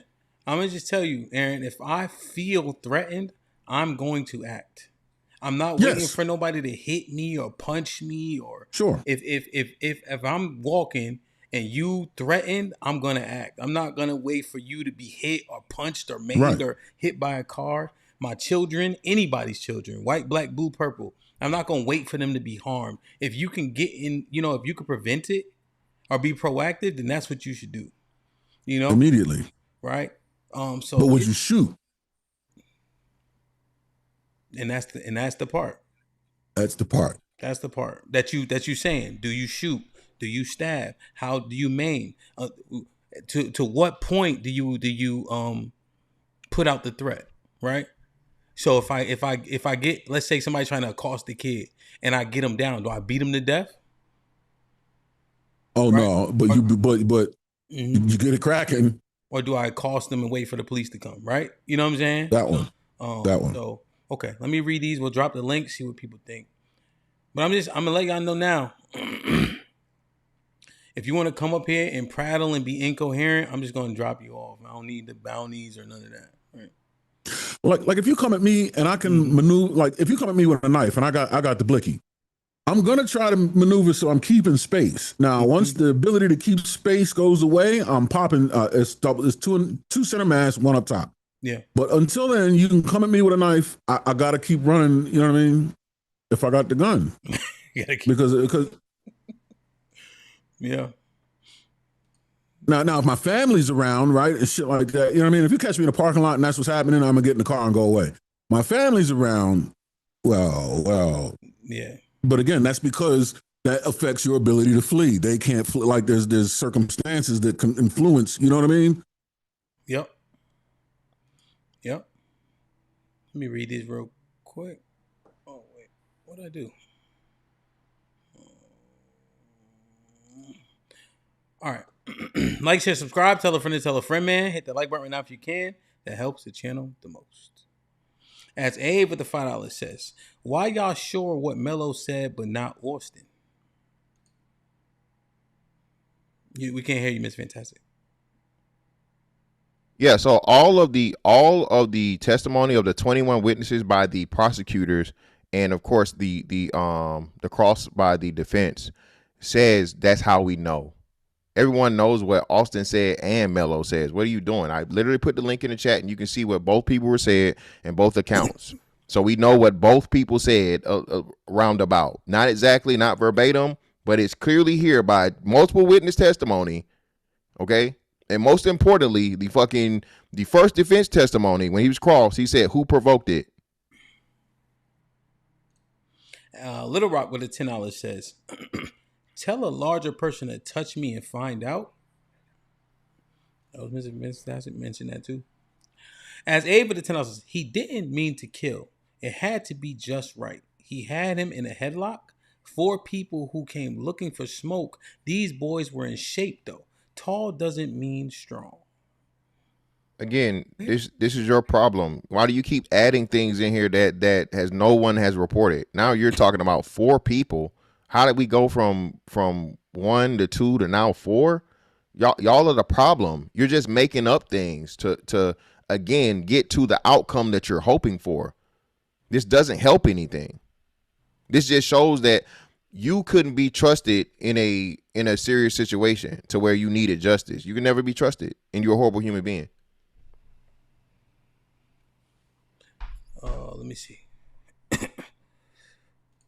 Luo Duo was popping with the $5. Says, I'll say manslaughter at most. He has the state prove murder or premeditation. So we actually read the statute. Go ahead. No, you don't need premeditation. Y'all got to read the statute. You don't need premeditation. Well, we just got to don't have that though. What it is you can tell that Luo asking he doesn't. What we do is we go off of like law and order and all that, and in our state specifically, Murder 1 in Texas actually has the second part of the statute, almost like a definition in a dictionary, right? A word can mean 4 different things, you know? So it's like their second degree murder is a part of the first degree murder statute. Yep. In most states, it would be second degree murder. So we read this statute a few different times, a year ago and then on Friday, if I'm not mistaken. Yeah. So Lua, let me know if that makes sense. Matreon with the $10 says, you had one brother threatening, the other brother threatening. Sounds like he think he could be jumped. So that's one assumption I think most people would think is a safe one. Generally speaking, if Mr. Fantastic and I have an issue and we meet up to solve that issue and you bring Aaron with you, I would assume that both of y'all are there to help him solve that issue. Is that an unrealistic assumption? That's a fair assessment. But that's if I bring him. But if we're already there, already in the same vicinity, and we got an issue and the thing happens in real time, then it's a little different. But still, I err on your side as to where it's 2-on-1. These niggas are together. So, you know what I'm saying? I got a plan for both of them. Yeah. And it's the Twin Towers at that. Yeah. Yeah. And I guess what was interesting about the dynamic is Hunter engages first and then Austin like takes over essentially. Right? Yeah, he's more bold, with the get out of here.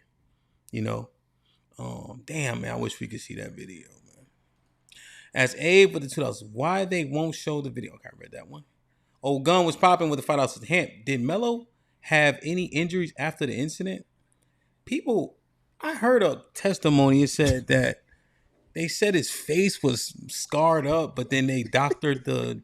Yeah, man. Yeah, help. Like, there's no reports of injury at all for Buddy, bro. No reports of injury. Nobody reported the injury. And I promise you, if that was the case, the defense would have definitely mentioned a punch. If there was a punch thrown or anything, so on and so forth, the defense would have harped on that. Yeah. West M with the $10 says, I played against Marcus Vick in Summer Pass League. Same situation. Me and a friend were surrounded by him and his boys. 2 versus 4 to 6. Pushing match happened, no punches. I could have thought I could have caught a body. Yeah, you talking about? Hey man, and yeah, listen, man. Shout out to Marcus Vick. Marcus Vick was a fucking domestic terrorist. I was there. I was in Virginia, 06, 08. Marcus Vick was literally like the fucking Joker in Norfolk, bro, in the 7 cities. That nigga was in trouble. Every high speed police chases, Jesus Christ. Now he coaching with his brother at Norfolk State. His brother always saved him. Thank God Mike Vick was his brother, bro. That's his saving grace. Yeah. I get what you guys are saying. Like, we had plenty of like dust ups in football, Now here's if people threw punches, they would get in more trouble. Most time you'd be wrestling, fighting in the pile, tackling, when you're not supposed to. We're in the field of play. We're not on the sidelines. Happening 7 on a lot too. A lot of trash talking, etc. So, yeah, 100%. I understand it, man. We're just making an assessment of what are the intentions. Like, what is the not intention? Sorry, what is the strategy? What is the strategy? We used to have a lot of like scuffles. So we used to go to team camp. I don't know if you ever did this in high school, Aaron, where it's like 6 or 8 teams at camp, but the coaches can't coach you in the off season. So they'll have like a alumni you kind of be policing yourselves along with the camp coaches. So, it's a lot of teams you don't like, rivalries and all that, that shit was fun. It's like a spring training version of preparing for an all-star game. Like all these students are there. Yeah, kind of. Yeah, we did that. And the coaches be like on the hill because it's illegal. On the hill, away. Yeah. Yep. And that was actually fun. I like that. Yeah, that shit was fun. Then they call somebody, hey, make sure y'all motherfuckers get they be mad as hell on the top of that hill. Yep. Luo with the $2 says, thank you for the explanation. I didn't know. Yeah, that's all it was. Yeah, I apologize, brother. I apologize to you in the chat just in case you didn't hear it, brother. I want to, publicly apologize to you, brother. I didn't know you was being genuine, brother. I apologize, brother Luo. Appreciate you for the contribution, brother. Mm-hmm. Yeah, and the state laws and statutes are very important, bro, to understand, right? Because we are making determinations off of what we think we know. We are literally saying, no, this is this because this is what I know based on my state, based on law and order, based on SBU and etc. And I'm telling you, man, court ain't as exciting as it is on SVU. Don't hear that. Don't. Yeah. So it just, damn, man, it's just interesting. And so what do you think the outcome's gonna be? I dropped the link. Like I said, hit the link. Come up here and be, cognizant of what you're saying. What do you think, though? Go ahead. I don't see anything other than a guilty verdict, Hamp. I think, again, like as we learned the other day when we was going through that, I think because they're going to say it was a spur of the moment thing, is going to lessen the maximum that he can get. What's name's going to be off the table. He can't get life. I think it's like, however much to 20 years would be the maximum sentence. And I think they'll go from there. And I still think that the father is going to, ask for leniency, bro. I think the saving grace is going to be the dad was like, hey, despite all of this and so on and so forth, but I'll just say that. That's what I think. Aaron? Considering all the details involved as I understand them at this moment, I would say they're going for some kind of murder. He's going to get like some kind of, I think he'll get manslaughter and he won't walk the whole bid. I think that's the chain of events, I think. Okay. There'll be some negligence, some neglect, or some, you know what I mean? They're going to get him with something and he won't walk the whole thing, but a point will be proven, but it won't be nobody's murder though. As A with the $5 says, why did Zimmerman get off? Do y'all think it was unequal force? Not the law, just y'all thoughts. Zimmerman got off because there was, I think, witness account, his account. He actually took the stand. It was somebody else's account saying, I think they looked out the window and they saw what was going on. His account and his injuries. Again, y'all, this is what happens, and I'm gonna try to be cool on this one, right? So when you guys, just because people got killed don't mean that the cases are similar or anything alike. Carmelo was not attacked or pummeled. Let's say he wasn't pummeled, he wasn't struck, he wasn't, like, no one was mounting him and beating him.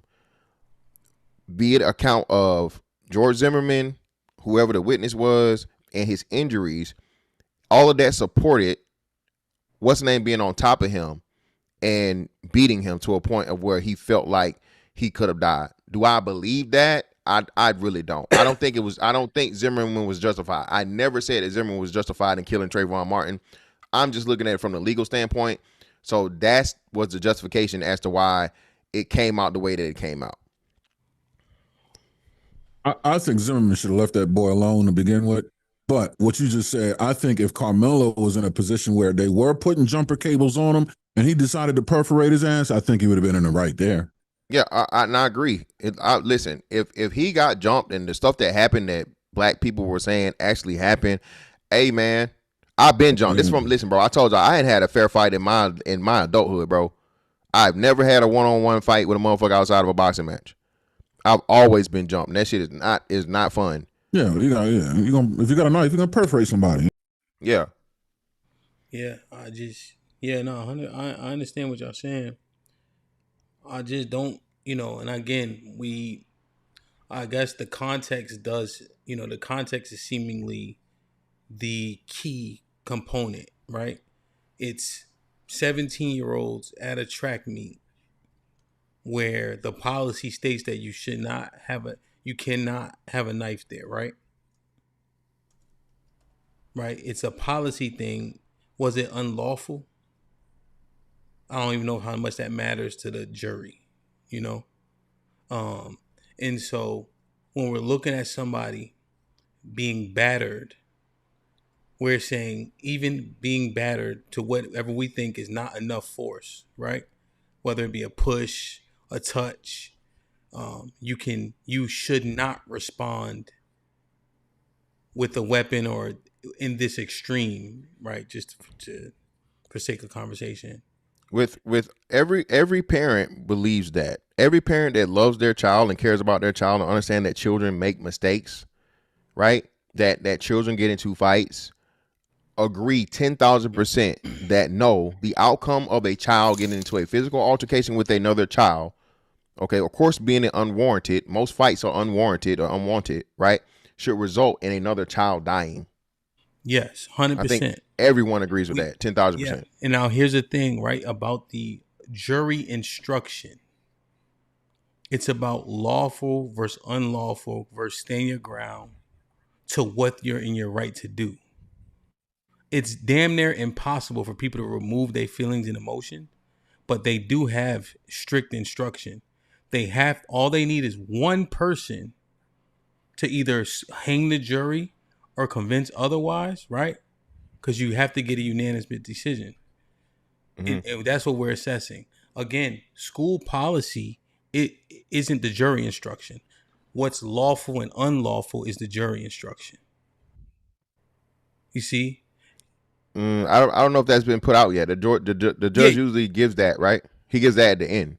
before they go to deliberate, correct? So what'll happen is as the process goes, they'll say strike this, that doesn't count, etc. Right, and so they're instructing the jury the whole time. You know what I'm saying? As you go along, yeah. Yep. But then the ultimate instruction is given right before the deliberation. Mm-hmm. They'll reassess or reiterate, right?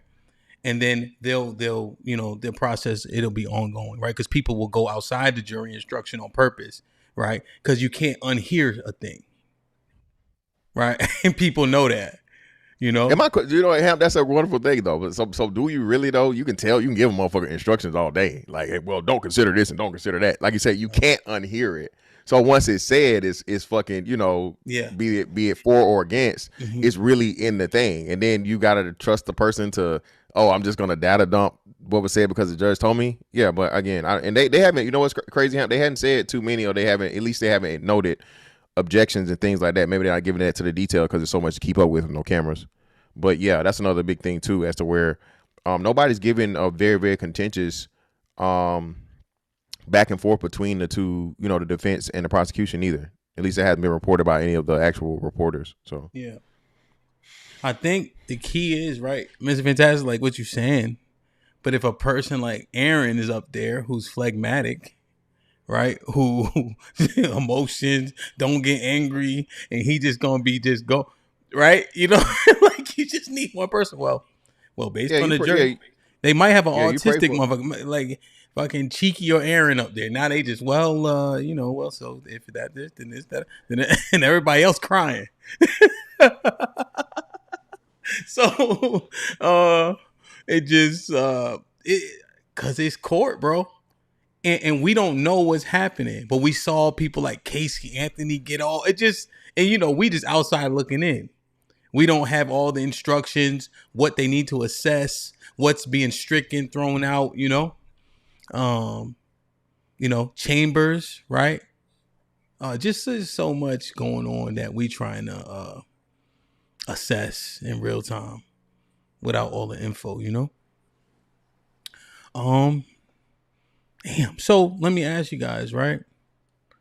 And Mr. Fantastic, I know we were kind of mining through, what we were saying regarding just the emotionality of the people watching, the people outside. It's like two sides, right? Yeah. Nigga this, nigga that, cracker this, cracker that. Mm-hmm. What was your take on the black people's modus operandi? Yeah, man, like I said, just a lot of implicit bias. They're actually going around asking people, and the woman said, hey, even if it was found that Carmelo Anthony, was guilty and he did this, so on and so forth, would you guys change your mind? And she's like, no, I'm sticking to my side. Right? And again, for me, the biggest part of this that makes it bad, man, is like, these not two adults. These are children. You know what I'm saying? And I think that gives us a bad look when it comes to he changed his name, HAMP. Yeah. When it comes to just, again, public, as much as people want to act like public perception does not matter, being that black people aren't established the way that other groups are established, public perception matters a lot, bro. And it's some shit that you can do that hurt a whole bunch of other black people by just being fucking ignorant. Believe it or not. And that's what you think that people's actions are doing here? Yes. By again, making up things that just aren't true.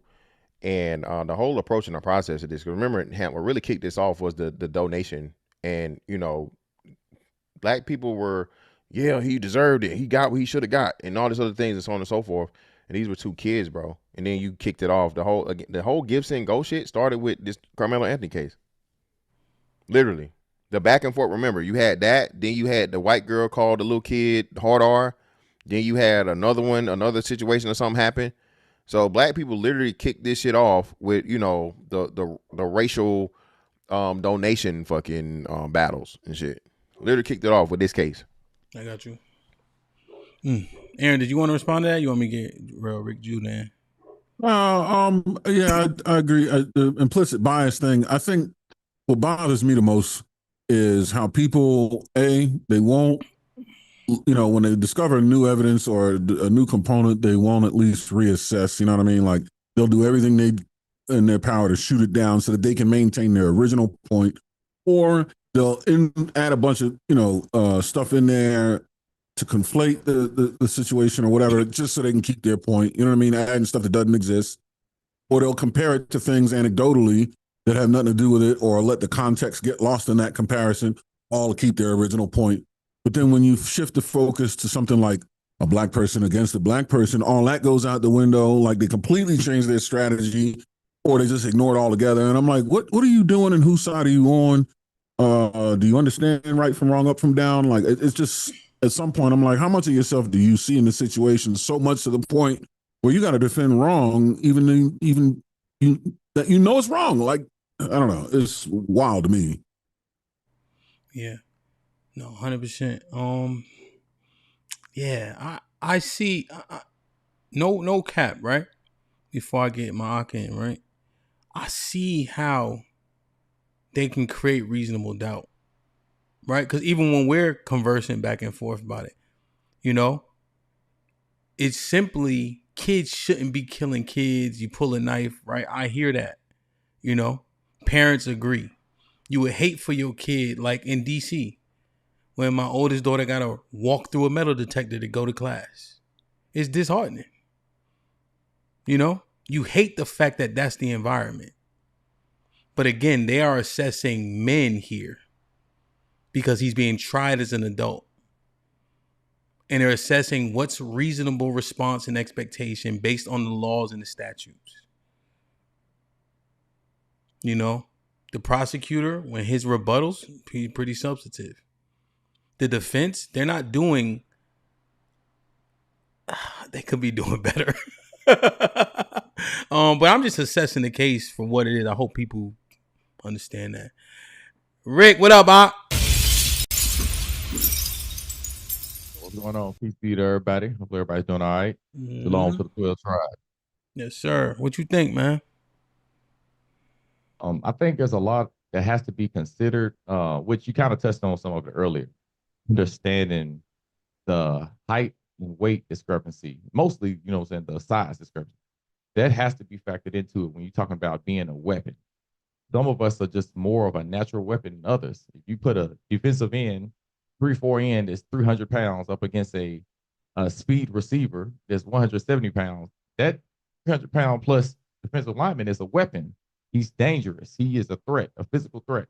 It's not a woman. Obviously, he has a man's physical strength, but he still has that size disadvantage. There's a reason why there are weight classes in boxing and kickboxing and in mixed martial arts. There's a reason why, because it's such a physical advantage. That does not mean the person should be subject to getting murdered because they are larger than everyone else, but they have to understand their size that comes into it. I'll start with that.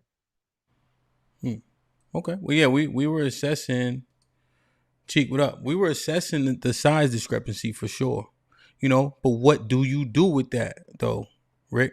What do you do with the fact that there is a size discrepancy? Do you think most reasonable people, albeit 12 people on a jury from an affluent community, are going to say, based on the size discrepancy and what the evidence that has been offered, what's the word I'm looking for, Aaron? Gonna be fair judgment. Justifies stabbing a person.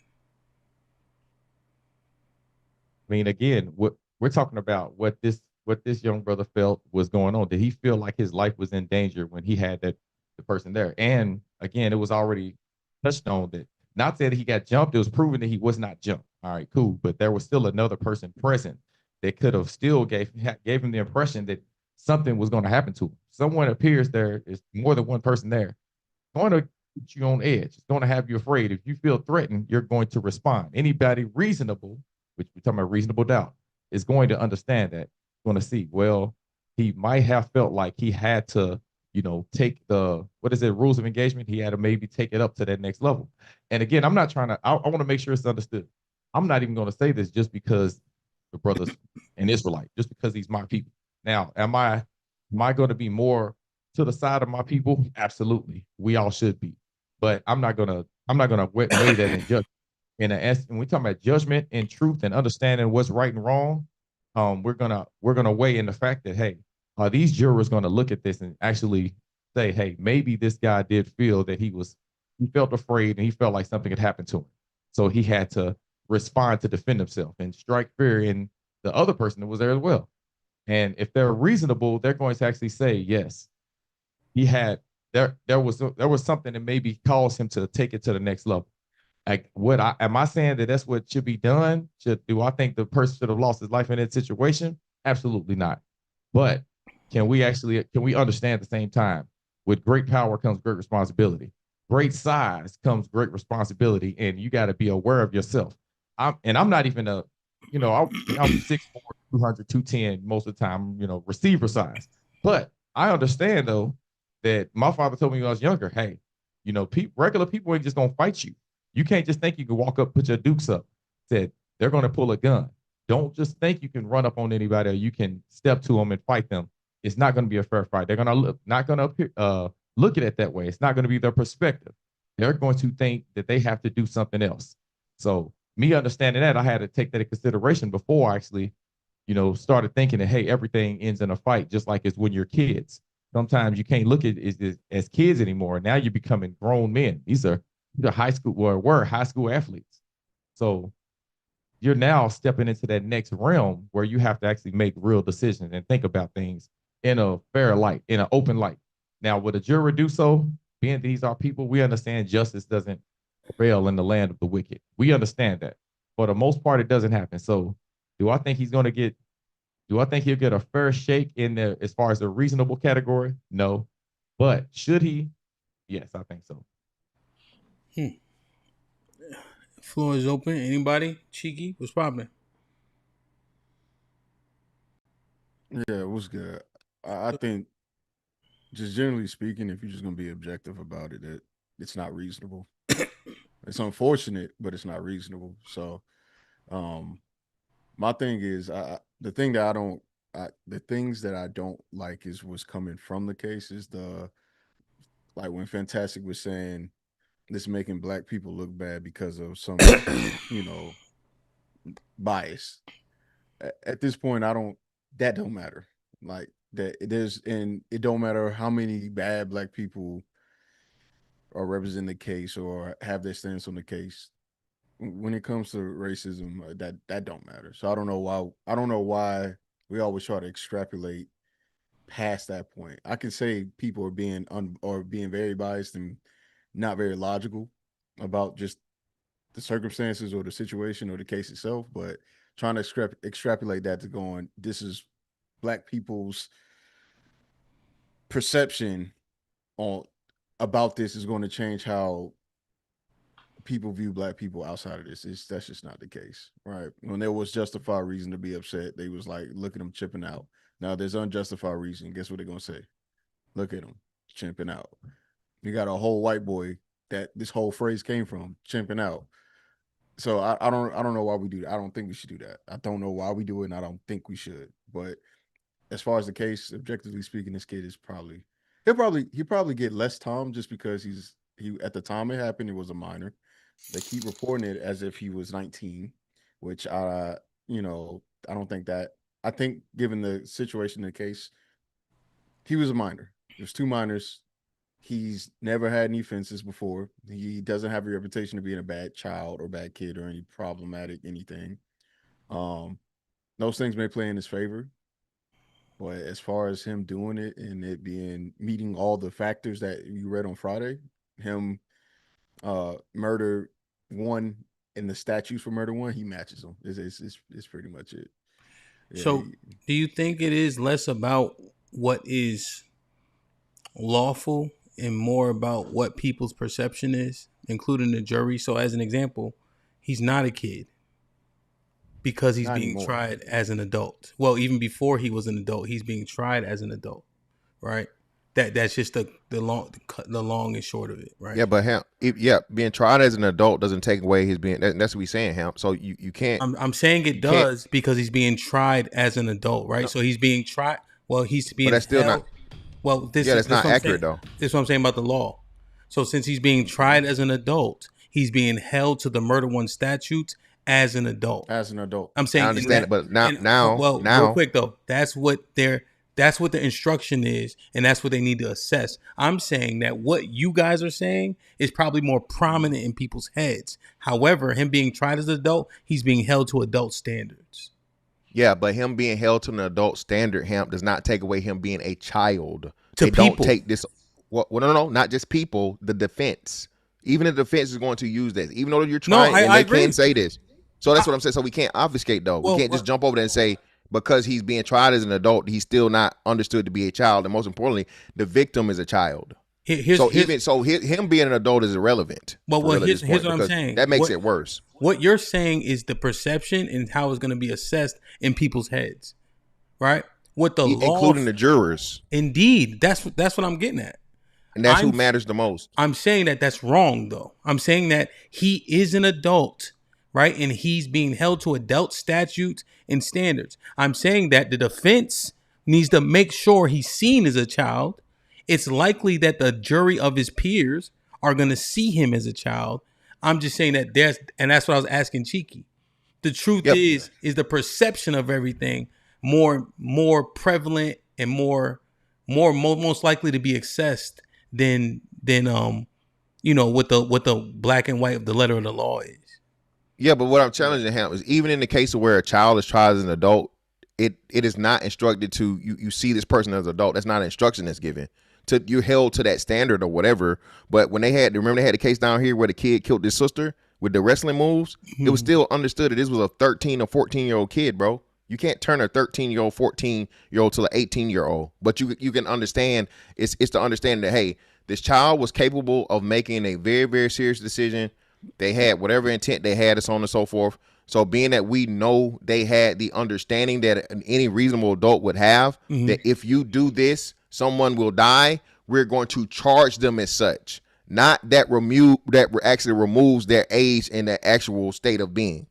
So that's what I'm challenging in what you're saying. No, the instruction isn't to that. That's not how it goes. You're still a child. The charge is just as an adult. So, like I said, but you hear it though. You hear it. It's separate. Confusing what you're trying to say. I understand what you're trying to say. Confusing. It's like it's like it's all happening at once. Because you're saying I got comprehension of an adult, so I can charge you as such, but you're still a kid, by the way. So I think that this applies. And that works to his advantage, HAMP, because him being a child, even though they charge him as an adult, he can't get the full adult penalty of life without parole or the death penalty. You see what I'm saying? Yep. So that's how those two things can coexist at the same time. Coexist, yeah. Okay. Rick, Jude, what were you saying? No, I was just trying to see what was trying to give, like, as far as saying he's a child and he's an adult, trying to see what the separation, the point of it was. But he's not cleared it up, so I'm good. Yeah. Okay. Yeah, that's what we was trying to work through. Okay. Cheek, my bad. Were you done? Yeah, I think I said what I needed to. I think it makes sense. So where do you stand with all this? What is your feeling? Because I asked Big Aaron and Mr. Fantastic for their feeling earlier, and I'm saying feel on purpose. Right. I feel like this was kind of open and shut early on, because there was just no justification for him to stab the kid, whether or not it was with a knife. Because I've also, the more information comes or whatever the case, now Charleston White has gotten involved, and his dad was telling him it's a multi-kit tool or whatever. But regardless of it was unjustified. You should not have stabbed the kid. And him being 6'1" or 6'2" isn't enough for that response. There's not a match in what do you call it? A match in force escalation or force. So there's no match in force. So from the very beginning, it was like, I don't know about this one, man. Let me ask you a question, Cheek. Why does Rick Judah see it differently?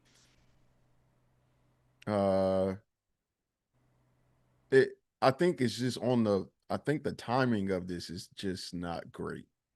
This is on the back of what's his name, Carmelo, not Carmelo, but the other kid getting shot and killed with no justice. So for me, this is not a good time. Like the 14-year-old went to the store, didn't steal anything, wrongfully executed. He got off, the Asian kid get off, and now right after that is this, and this time is like, wait a minute, no. If you look at things objectively speaking, that kid shouldn't have got stabbed. It's not gonna matter. Yeah, but that's not the timeline don't match up, Cheek, because remember when this happened, this was huge. This was like the biggest thing from a legal standpoint that everybody was talking about. Nobody even knew about the case, the other case, the South Carolina case. Nobody was even talking about it. No, but he's asking why. Like, why do I think Rick Judah may have the perception he has? I just think that the starting of this trial and the ending of another high profile trial that seems very racially motivated is going to cause people to racially divide, right? So I just think it's back to back. Like, it seems like two L's almost. Like, we didn't get an L, well, we didn't get a W for the Asian guy. He should have went to jail. His son should have went to jail, whatever the case. And now we're about to get an L on this case. I think black people just are looking for some type of emotional dub instead of an objective one at this point. If I may, and that's a fair assessment, a fair thought. I can go ahead and tell you now, I don't really believe in makeup calls. Like, you know what I'm saying? If something, you make the wrong call one place, don't make another one. It's wrong somewhere else. I kind of stand with just what's right and what's wrong, what's true, what's just, as far as being an Israelite, being in the faith, actually understanding that we must always execute the judgments of God, which is always going to be the commandments, the laws. The law means you got to stand with right all the time. You got to make sure everyone is judged with equity. So when we talk about equity, I like to stick with that. And I really don't care about, I'm not even going to look at who the people are. As a matter of fact, I expect my race actually to operate better than others because we are the top of we at the top of the food chain. We the number one people on the planet. So with all that being said, yeah, it's a fair assessment. So I'm not like, hey, why you think that? What people got to understand is if you are being fair, you're going to understand that the child, we're talking about the child and saying the one that got stabbed was a child, but the one that was attacked was a child, was a scared child. You know what I'm saying? That person that had someone coming after him was a smaller individual. A smaller individual that's outnumbered to not understand that he would feel threatened. And again, I said, I'm not saying take someone's life. I don't think someone's life should be taken, but to not understand that this person could feel afraid. And I'm not saying you in particular, I'm talking about people in general. Just generally speaking, to not even be able to see that, I think is absolutely wild. And I think the person is not even trying to look at it through the lens of understanding. They're just they already have their mind made up, and whatever information comes out, they're just gonna throw it away. What is it? Cognitive dissonance. Sometimes people, they have that cognitive dissonance and they just throw things away. They'll never accept it. Just like the same reason people don't accept we God's people. The same reason they don't accept that Christianity is crazy. They don't want to accept those things and accept that the Bible is true and we got to follow the right way. That cognitive dissonance makes them hold on to Caucasian Christ and white supremacy. That's exactly what it is. Let me read. You think? Oh, my bad. Let me read it real quick, Chief. Just remember what you were trying to say. West M with the $10 says Marcus was 30 minutes late, got out of the new Escalade, 5 throws, 3 touchdowns. After the third TD, he drove off the caddy while giving us, my football team, the finger. He was Rick James in cleats. As Abe with the $2 says, so, and DJ, if your teammate fights, you don't? Well, did you hear what I said already? Mm-hmm. Bobby Bloom with the $2 says, all races have bias, especially white people. As Abe with the $5 says, Austin has been in MMA all his life. More than one person hit you. You are alone. Jumped? I really need that testimony. That has him being jumped or hit or they have the engagement of both brothers. They showed that, right? That was admitted to. He engaged with Hunter first, then Austin, right? But I want to make sure somebody substantiates the jump aspect, Sean Brewer with the $5 says, Would y'all stop the bullshit? If you scared or fearful, you get up and leave once someone told you to leave. All the excuses is crazy at this point. Lee was popping. Oh, sorry. Go ahead, Cheeky. My bad. Cheeky's supposed to trying to say something. Go ahead. My fault. Yeah. Kind of what Rick Judah, that last super chat kind of touched on what it is. I agree with Rick Judah on. I think that someone could be fearful or scared and also have some form of aggression. Like, I don't know how many people have been in fights where it's like a high adrenaline, where it's a mix between fear, anger, anxiousness. You know, you can't really feel shit in the moment. I don't know. Maybe I've never been in a fight in my life. I've never done anything in my life, you know. But I'm just saying, I can say that someone may be displaying some level of aggression or some level of just a level of aggression and still be fearful. Yeah, and like I said, that's possible, Cheek. Yeah, but again, are you going to get the jury to believe that when it's a mixture, right? If it's like, hey man, please leave me alone, I don't want any problems. Oh my God, no, don't do it. Yeah, versus that's clear fear, right? Now you're asking, as Hamp keeps saying, right, and rightfully so, pointing out laymen and regular people to differentiate between fear and aggression, and when one stops and one begins. When you talk about touch me and see what happens, and you got and everybody saying you had your hand on the knife already, you know what I'm saying, before you stabbed the boy and took his life, is what I'm saying. Don't scared animals, kill. I don't know if it's the right word to say, but don't they take lives? You're afraid. You're gonna take it to a level of that because you're afraid. Just because you say touch me and you're gonna find out. Usually the people that are loud or saying stuff, they're making those threats. Just like they say, make noise when a bear is coming. You make noise so it can go away. You're not thinking you can really take on the bear. You're just making noise so the bear will go away and leave you alone, because you know what'll happen if the bear engages you. Yeah, but he probably knew he had. Yeah, but you're also and again, what takes that away is your ability to flee and your ability to get away, right? So again, if he had been in a closed room to where it's only one way out and whatnot, cool, fine, right? And again, all of the stuff they're saying, okay, well, if Austin didn't want him to be there, why didn't Austin go talk to an adult and get an adult involved? Same thing. Why didn't he get an adult involved? All of the things that are being used for the other side and the person that's the victim, none of it's being used for the fucking murderer, the killer. And that's what makes this, it makes it look bad on all sides. You're giving all of the responsibility to, of course, and I'm going to say this again for the 1,000th time. Austin Metcalf was wrong for touching Carmelo Anthony, but both sides have the same level to de-escalate, or I don't say option. They have the same option of levels to de-escalate. Okay. All right. A lot of schools have a no violence policy and so on and so forth. As to where even if your child is hit first, if your child hits back, both kids get suspended. Some parents believe in telling their kids, hey, you go tell a teacher, whatever, so on and so forth. You run, you this, you that. And then some parents like, hey, no, you fucking fight. Right. So the thing is that reality that nobody wants to acknowledge. Just like there were decisions to be made for the Austin, who initiated the whole thing, there were decisions to be made on the other side for Carmelo, and nobody wants to acknowledge that. Well, this bear analogy actually bodes to your point, because when trying to spook a bear, what are you doing? You're trying to trigger its flight response, right? So I look at the 4 Fs.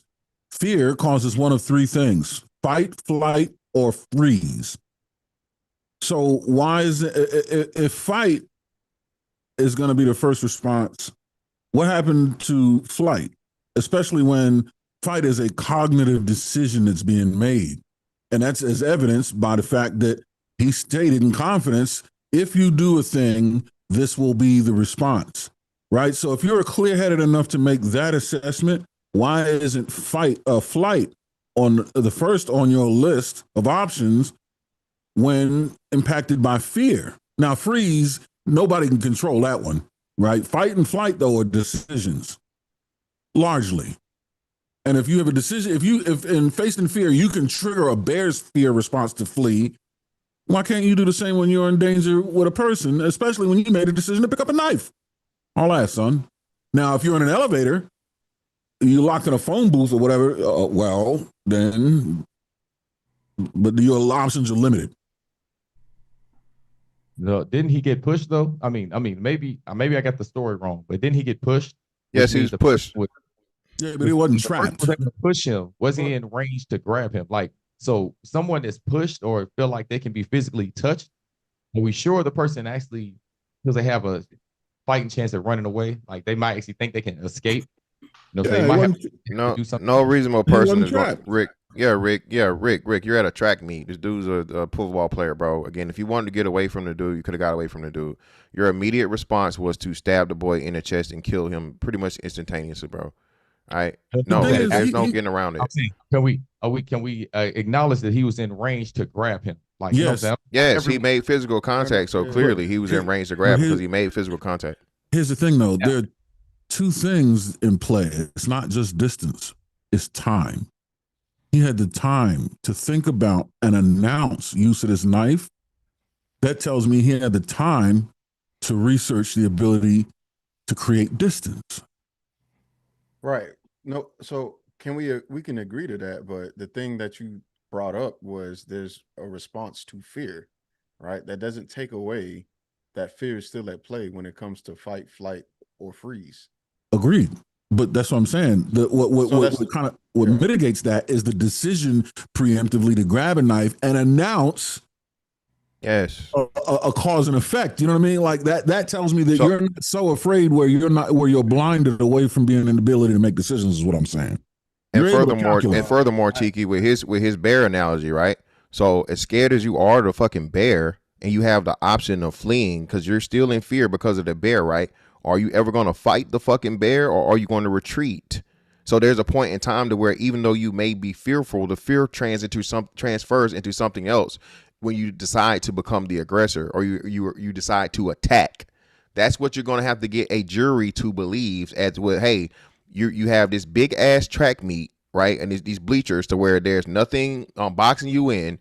The only thing is that's like would be anything that's encompassing would be the tent. And the tent we know is just a covering above. You can run left, you can run right, you can run back, you can run forward. And let's say you won't run forward because the threat is in front of you. Okay.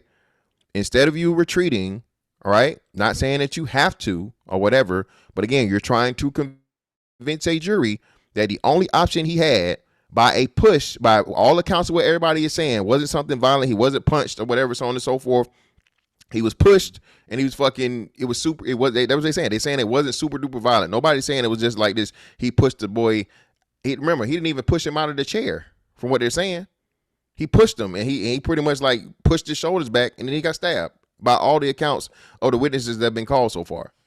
But I'm not saying that there was no option to run. We're not talking about the only option. We're talking about someone afraid, someone fearful, and they might have reacted. They have options that may happen, fight, flight, or freeze. And he just selected. And the problem with that is you shouldn't have had a knife in the first place. What you're not, what I'm saying is, I'm reasonable enough to say, yes, there was an option to run. There's a possibility that he maybe could have, but he might not have thought he could have got away. He might have just responded in his best chance for survival. If he opted for his best chance for survival, and that was to fight back, have to actually. He didn't fight back. He didn't fight back. Wait. He didn't fight back, Judah. You gonna get him? You gonna get him? No, he didn't. He didn't fight back. But just getting on fisticuffs didn't mean he fight back. He did not fight back. He did not fight back. No, that's not it. No, that's not even what's gonna get him. That's not gonna get him. Saying that it's possible. I'm saying he could run. Y'all are not even saying, hey, maybe he might have felt like that was his best option to survive. And when you're not doing that, you're not being reasonable. Here's what crushes all of that. Fear did not override his cognitive ability as evidenced by the fact that he announced a superior position in great confidence by telling him, he narrated his intention and his ability to do a thing. He knew he had the upper hand when he said, if you do a thing, this will happen. And he didn't say what it was that was going to happen, because then that would have been giving away his upper hand. He knew he had the upper hand. He knew he had a weapon, and he stated what would happen if he was touched. So that tells me his fear has not elevated to the point where it is overriding his ability to make a cognitive decision. In fact, he felt in a place of confidence, I believe, and may have been a little bit antagonistic. I don't. You believe confidence, I believe. That's where I don't agree with that. Like, I think that you're trying to make you're trying to make human emotion binary to either you're scared or you're the aggressor, or you're confident you're the aggressor. Where I think that in a situation like that, proving that is hard. I agree. I'm not going to disagree with that and say that's not the case, but to make it seem as if any human being in a situation where they're aggressive or they're saying do this and find out that there's no fear in any of their emotion is just not true. All right. No, and Cheeky, nobody, but you can all. That's an easy defense, Cheeky. But again, is it reasonable? It may not be. Is it reasonable? Is that reasonable? Is the response? Is the response of, again, first and foremost, using a weapon where you could have just used your hands? You got pushed. You could have pushed back. Your immediate response, as Aaron said, after you warned and alluded to you having a weapon, is to pull out a weapon and use it in response. Is going to be hard to sell to 12 jurors, bro. That's going to be hard to sell. You had, because even though you had the night, just real quick, Cheek. Well, no, okay. Well, it's not just for you; it's for everybody else, Cheeky. Because I got you. I got you. So this is we pretty much align almost completely on this one, right? But Cheeky, even in the case of having a knife, what could he have done, Cheeky? He reached his hand into the bag, into the knife, and he say, "You know what? Oh shit! If I stab this nigga, he might die. Fuck it. I'm going with hands." He made the cognitive decision. Thank you, Aaron, for saying that. He made a decision to use the knife. Just because the knife was there, he did not have to use that knife. He made the decision to use the knife. You're not going to tell me that you're that scared and whatever and so on and so forth, bro. Is that you're not going to sell that to a jury? Someone to lose a fight. Is it impossible for someone to die from a fist fight? Is that impossible? Is it? It's possible, Judah, for you to die right there sitting in that chair, is it not? No, hold on. Yes. Anything is possible. Okay, is it probable? The question is it probable? Is it probable? I ask you this, Judah. You got in fights when you was a kid? That's not answering the question. Well, it is answering the question. Someone outclasses you, outmatches you, and they're superior to you in every way.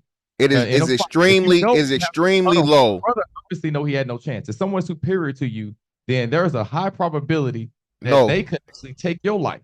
No, it's not. It's not. Like, no, there's reasons why. No. So Judah, so we can actually. Hold on, listen. Fights can end in death. That's why most of the time we try to. Can you keep talking about can? This might be risky, brother. Respectfully, brother. This might be risky. Do most fights end in? Oh, brother. Do most fights or the minority or majority of fights end in death, brother? Obviously, the minority. Vast minority, brother. Vast minority of fights end up in someone dying from a fight. So you're telling me people don't think that they could end really bad? You tell me somebody don't think they could be maimed? No, they don't. Yes. No. Nobody. No, you're not going to get 12 adults. Let me explain it to you, brother. You're not going to get 12 adults to believe. You're not going to get 12 adults or any reasonable people. Again, the key word here, people, is reasonable. You're not going to get 12 people from an affluent neighborhood to believe that a child could have died from a push. You're not going to get them to believe that. White people. So you're saying you're not even. What do you mean white? It's not just all white people on the jury. Affluent is white people. No. That's crazy. Carmelo Anthony was in the same neighborhood, by the way. You see that? You caught that, Lee? You caught that, Lee? I catch it. I see what you're saying, Rick. But here's the thing, right? It's not, and to what Chiki was saying, we're not saying that fear is binary, right? I'm putting it on a dimmer switch when I say that fear hasn't escalated to the point where it is overriding this cognitive ability. But the point that I'm making is, even in a case where people think they could potentially lose their lives, once you establish that that's a possibility, if you have the cognitive ability to pre-select a weapon and understand the result of using that weapon, then you also have the cognitive ability to assess your situation and flee. And if you believe your life is threatened, fleeing, if you can confirm fleeing will work, is always the better option, because staying to engage in a fight still leaves the possibility that you'll die unless you're sure, for a fact you're going to take a life. And if you're telling me that that's the decision you're making, you're staying because you know you're going to win by taking this life, where does that leave you, right? But if you know running away will save your life, why not do that? Again, I stand with the option to run. Run would be the best thing to do. That does not mean he felt like that was his best option. We're talking about the choice he made. And if you're talking about assessing if he felt like he had to do this, this is what we have to do. We have to actually look at it and say, did he believe he was afraid and he had a fear for his life?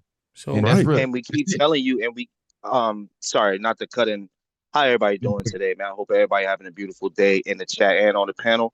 Bro, I've been listening to you windmill for like 7 minutes. They keep telling you that he had the option to run. They keep like going around in this circle with you, and it's like you won't understand. And I get why you won't understand. You're racist. You believe that your people can't do wrong. You're also vengeful. You look back in the history and you see the great wrong that was done to your people, and you want justice. Whether it's a 14-year-old kid getting stabbed by a black boy, or OJ getting away with deleting his wife, right? We've seen this with you guys forever. Like I'm 37 now, and I've watched black people do this since I've existed. So that's what's happening right now. Like, you're not going to be able to see any other way because you're racist. And this is why I say that this is and what's so crazy about being racist is that one of our greatest inventors, Albert Einstein, he came to America back when they was doing all the racist shit. And he said that racism is a white man's disease. That's what he said, verbatim. And now you black men done picked it up. Like, it's kind of crazy that y'all playing their game, the old game too, because I don't believe that the white people on the jury is biased. I know the last time we spoke, I said that, but now that I look at it, I don't believe that anymore. I believe that now white people want things to be as fair as they can have it, because they realize that it might not have been them that have committed those atrocities, but it was people that look like them. And a lot of them, if you have a conversation with you, they'll really be like, damn, that shit, I hate that happened, and so on and so forth.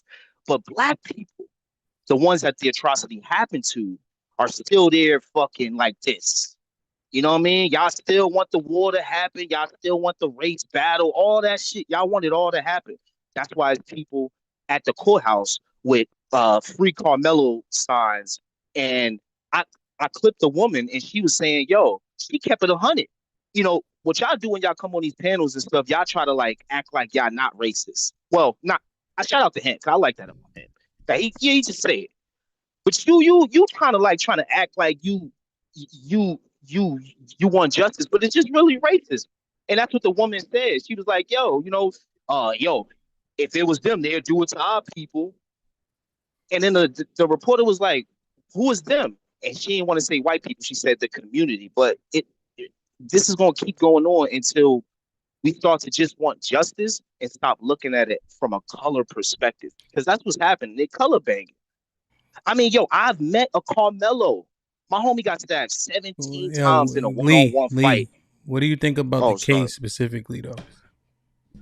So you're thinking that people like Rick Judah are being obtuse to the facts based on what was being presented? Yeah. He's being obtuse because he has a racist bias. Okay, so you're saying that his assessment is void of logic? Well, not void of logic. It's a racist logic, but it's not void of logic because he thinks he's right. So somewhere in his brain, he thinks he's being logical. I guess my question is, what did he say? Mm-hmm. What did he say that was racial? He was saying that the boy was threatened in fear and reacted as such. Based on the statutes in Texas, there is no duty to retreat. They keep on putting in the chat that there was a lineman-esque push. So I don't know if people ever blocked anybody, but it would be hands inside and it would be a press, right? That's how it was described. So now we have the push. Wait. Yeah, it was lineman-esque, right? So hands inside, you push and you press up, right? That's how you block people if they're saying lineman-esque push. So we're just assessing what was said for the case, right? And then there's no duty to retreat. Hold on. So now, Rick, where are we getting that from? Yeah, I'm going to say they sent me the link. I'll send. Yeah. So I have to confirm that, right? Now the reason why I repeated it, because Noah Bell said it. Noah usually pretty logical, but they'll send me the link to see where it was, right? So now Rick Judah was talking about fear, how people respond, you know, because the other interesting thing is most people don't die from being stabbed either. So now what, right? Because we're talking about what we're talking about in the case specifically, you know. So it was one of the person's testimony, Mr. Fantastic. I don't know if you could find it, or maybe somebody else will find it for us. That way we don't got to search for it, so we can keep conversing. Yeah, I can just scroll down. I'll see if I can find it. Because no one else said that. Everyone said it was something on the shoulders. So everybody was saying it was every account that I seen from earlier, it said it was a shoulder, not push or whatever. Yeah. Not but whatever. But no. So this is the thing, though, Ham. Right. Well, hold on, Mr. Sam. We've been up there because when I was listening, right. I'm listening and you guys just go back and forth about the cases, right?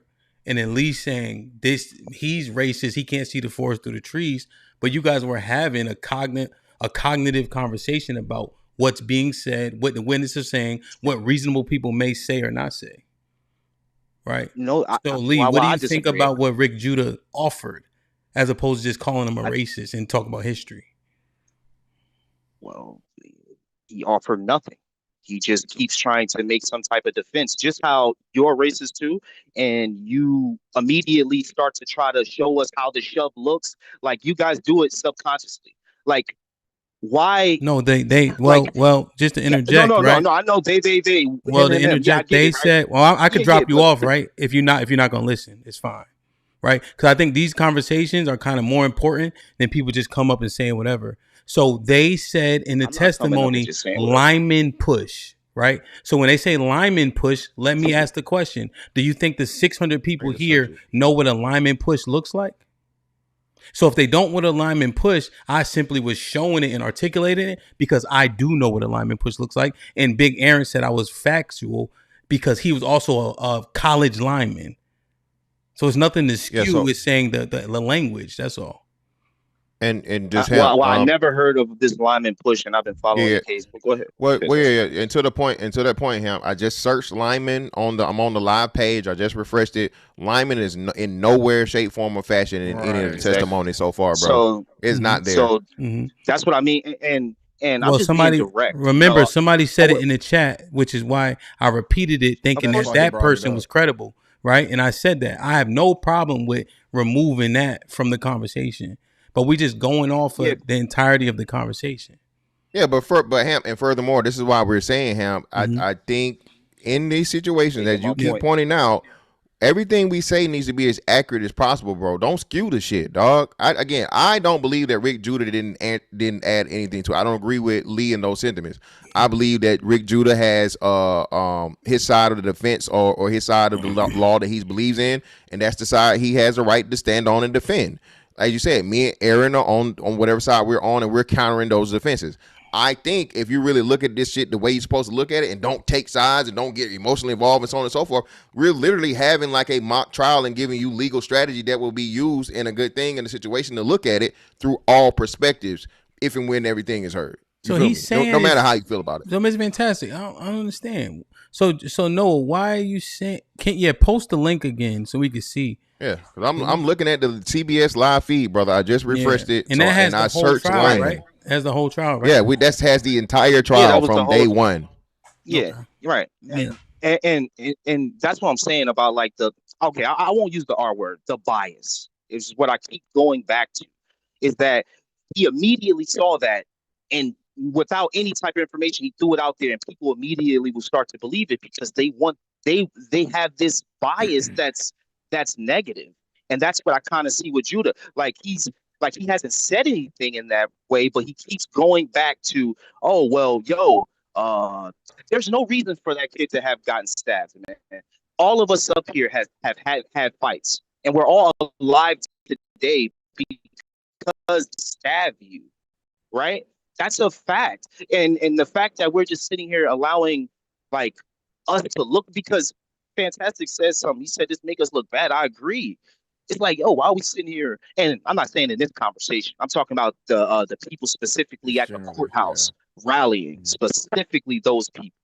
That shit looks bad for us, man. Let's just call it like we see it. That's why I was saying you have a bias, which eventually becomes the R word. No, it would be the opposite. Yeah, I think. Okay. I was just gonna say, I think you pulled a lot of the stuff you used. Like you said, I have a bias. You literally came into the conversation with a bias and threw in a whole bunch of stuff that I never said, that was never even mentioned in the whole conversation. So that's why, one, I thought that was funny. Two, I will say this. Yes, I'm for my people, but just because I'm for my people does not mean I'm going to ignore facts and truth. Like I might be for my wives and my kids. I'm for them, but if they wrong in a situation, they gonna get corrected by me and they gonna get put straight. So what I'm gonna do is always try to stand for the truth and try to make sure those that are around me are gonna operate in righteousness. So back to what I'm saying, I'm only speaking on the case. Is there a reasonable doubt? And that was all I was saying. Is there a reasonable? Was there something reasonable for him to have done something for his action?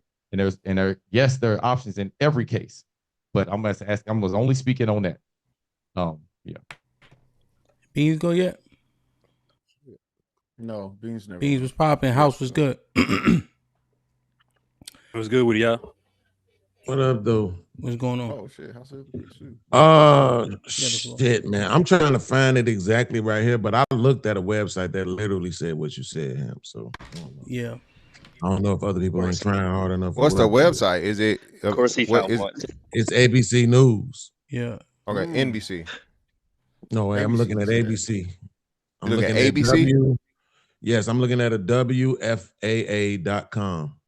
Okay, we're looking at CBS with live coverage. So, I mean, I guess, I don't know, just pull it up. Yeah, I don't know. Hey, Hamp, I sent you a text. I'm trying to find it in the actual, whatchamacallit, though, in the actual text. What y'all speaking about when the defense asked Eddie how was the push? I see New York Post, right? He recalled that Metcalf pushed Anthony upward like lineman drills. And at the same time, Anthony moved to stand stabbing Metcalf. Says Matthews. This is the New York Post. Matthews said it didn't look like the knifing was in self-defense because Metcalf wasn't threatening Anthony. He said Anthony was the instigator. So he called Metcalf. He recalled that Metcalf pushed Anthony upward like lineman drills. And at the same time, Anthony moved to stabbing Metcalf. So this is coming from the New York Post, which is not a biased. Well, it's biased, but it's not biased to liberal. No, it's not biased in the case. So no, so you stand corrected. My bad. Like I said, we were looking at different sources. So the source says it's cool, fine. And another thing to note, real quick. Well, actually, Beans kind of was at the floor. He was speaking. That's why. Yeah, that's why I didn't. That's why I was trying to before we move on. Current so Beans. Too? Well, I'm just letting you know where it came from. This is from June 5th, 2026, 4:24 p.m. Eastern Standard Time. CBS reported it too. Okay, so yeah, that's now that that's been clarified, and we agreed that these sources are accurate and reliable. Beans, I think, was saying something. Yeah, so shout out to Noah, because that's why I use, because there's a lot of comments, right? But Noah be pretty like clear and concise, objective when he making his comments. So when I read that one, I trusted it. I knew he got it from somewhere. So Noah, if anybody called you a liar, I apologize for them. Go ahead, Beans.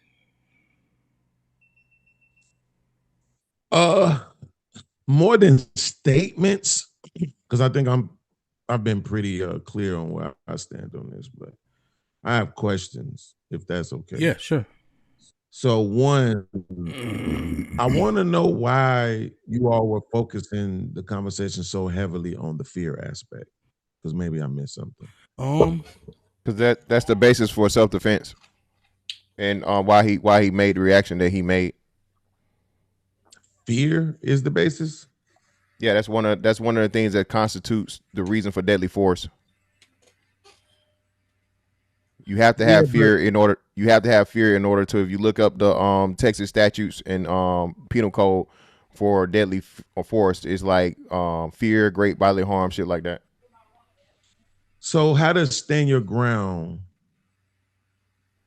fit into that narrative? the same way. So you have the fear of losing your life or someone that's close to you. Usually, that's across the board. It's maybe a little different from Texas, but the basis for staying your ground is you're being assaulted or you're being harmed, or someone close to you is being harmed or assaulted, and they're put in the risk of their losing their life or serious bodily harm and the fear of that. So you, out of fear, you protect yourself. I'm glad by you using said deadly that. force. I'm glad you said that. I want to come back to that, but I want to first say, see, this is where I was confused with Aaron's take. Beans, because it's right on your initial question. No. Stand your ground, self-defense, duty to retreat is danger. I can address danger. I don't have to be afraid to address danger. So if danger is imminent, I don't need to be scared. I can defend myself. I don't have to leave. There's no duty to retreat. Don't mean I have to be scared. Right. I would assume so with the stand your ground law, and that's what I was saying based on what Aaron was saying. Right. Because for some reason we were trying to, it sounded like we were trying to remove the fear part from it and then say, because there was no fear, then that automatically makes him guilty. And I'm thinking, well, how does that make me guilty? So because I'm not pussy, using your favorite word, Aaron, all of a sudden I don't get to defend myself because I'm not scared. That doesn't make any sense at all. Hold on. I'm about to bring up the deadly force. Right. So, but then here's the thing I wanted to double back to, because Judah and his exchange were fantastic. I thought it was a mistake for Judah to jump straight to death, because the statute does say bodily harm or bodily injury, right? So, yes, a fight will lead to bodily injury. We would say how many people die from fights? Not many. How many people have bodily injuries from fights? How many people have broken jaws, busted lips, cracked heads, broken ribs, broken arms, all kind of stuff from fights? Especially HAMP. What's the biggest reason why they say men shouldn't hit women? Is it because they're bigger and stronger? Yeah. So if somebody is bigger and stronger than you, right? Why doesn't it make reasonable sense for me to use something to get an advantage? Particularly if I'm not so afraid that I'm unwilling to stand my ground.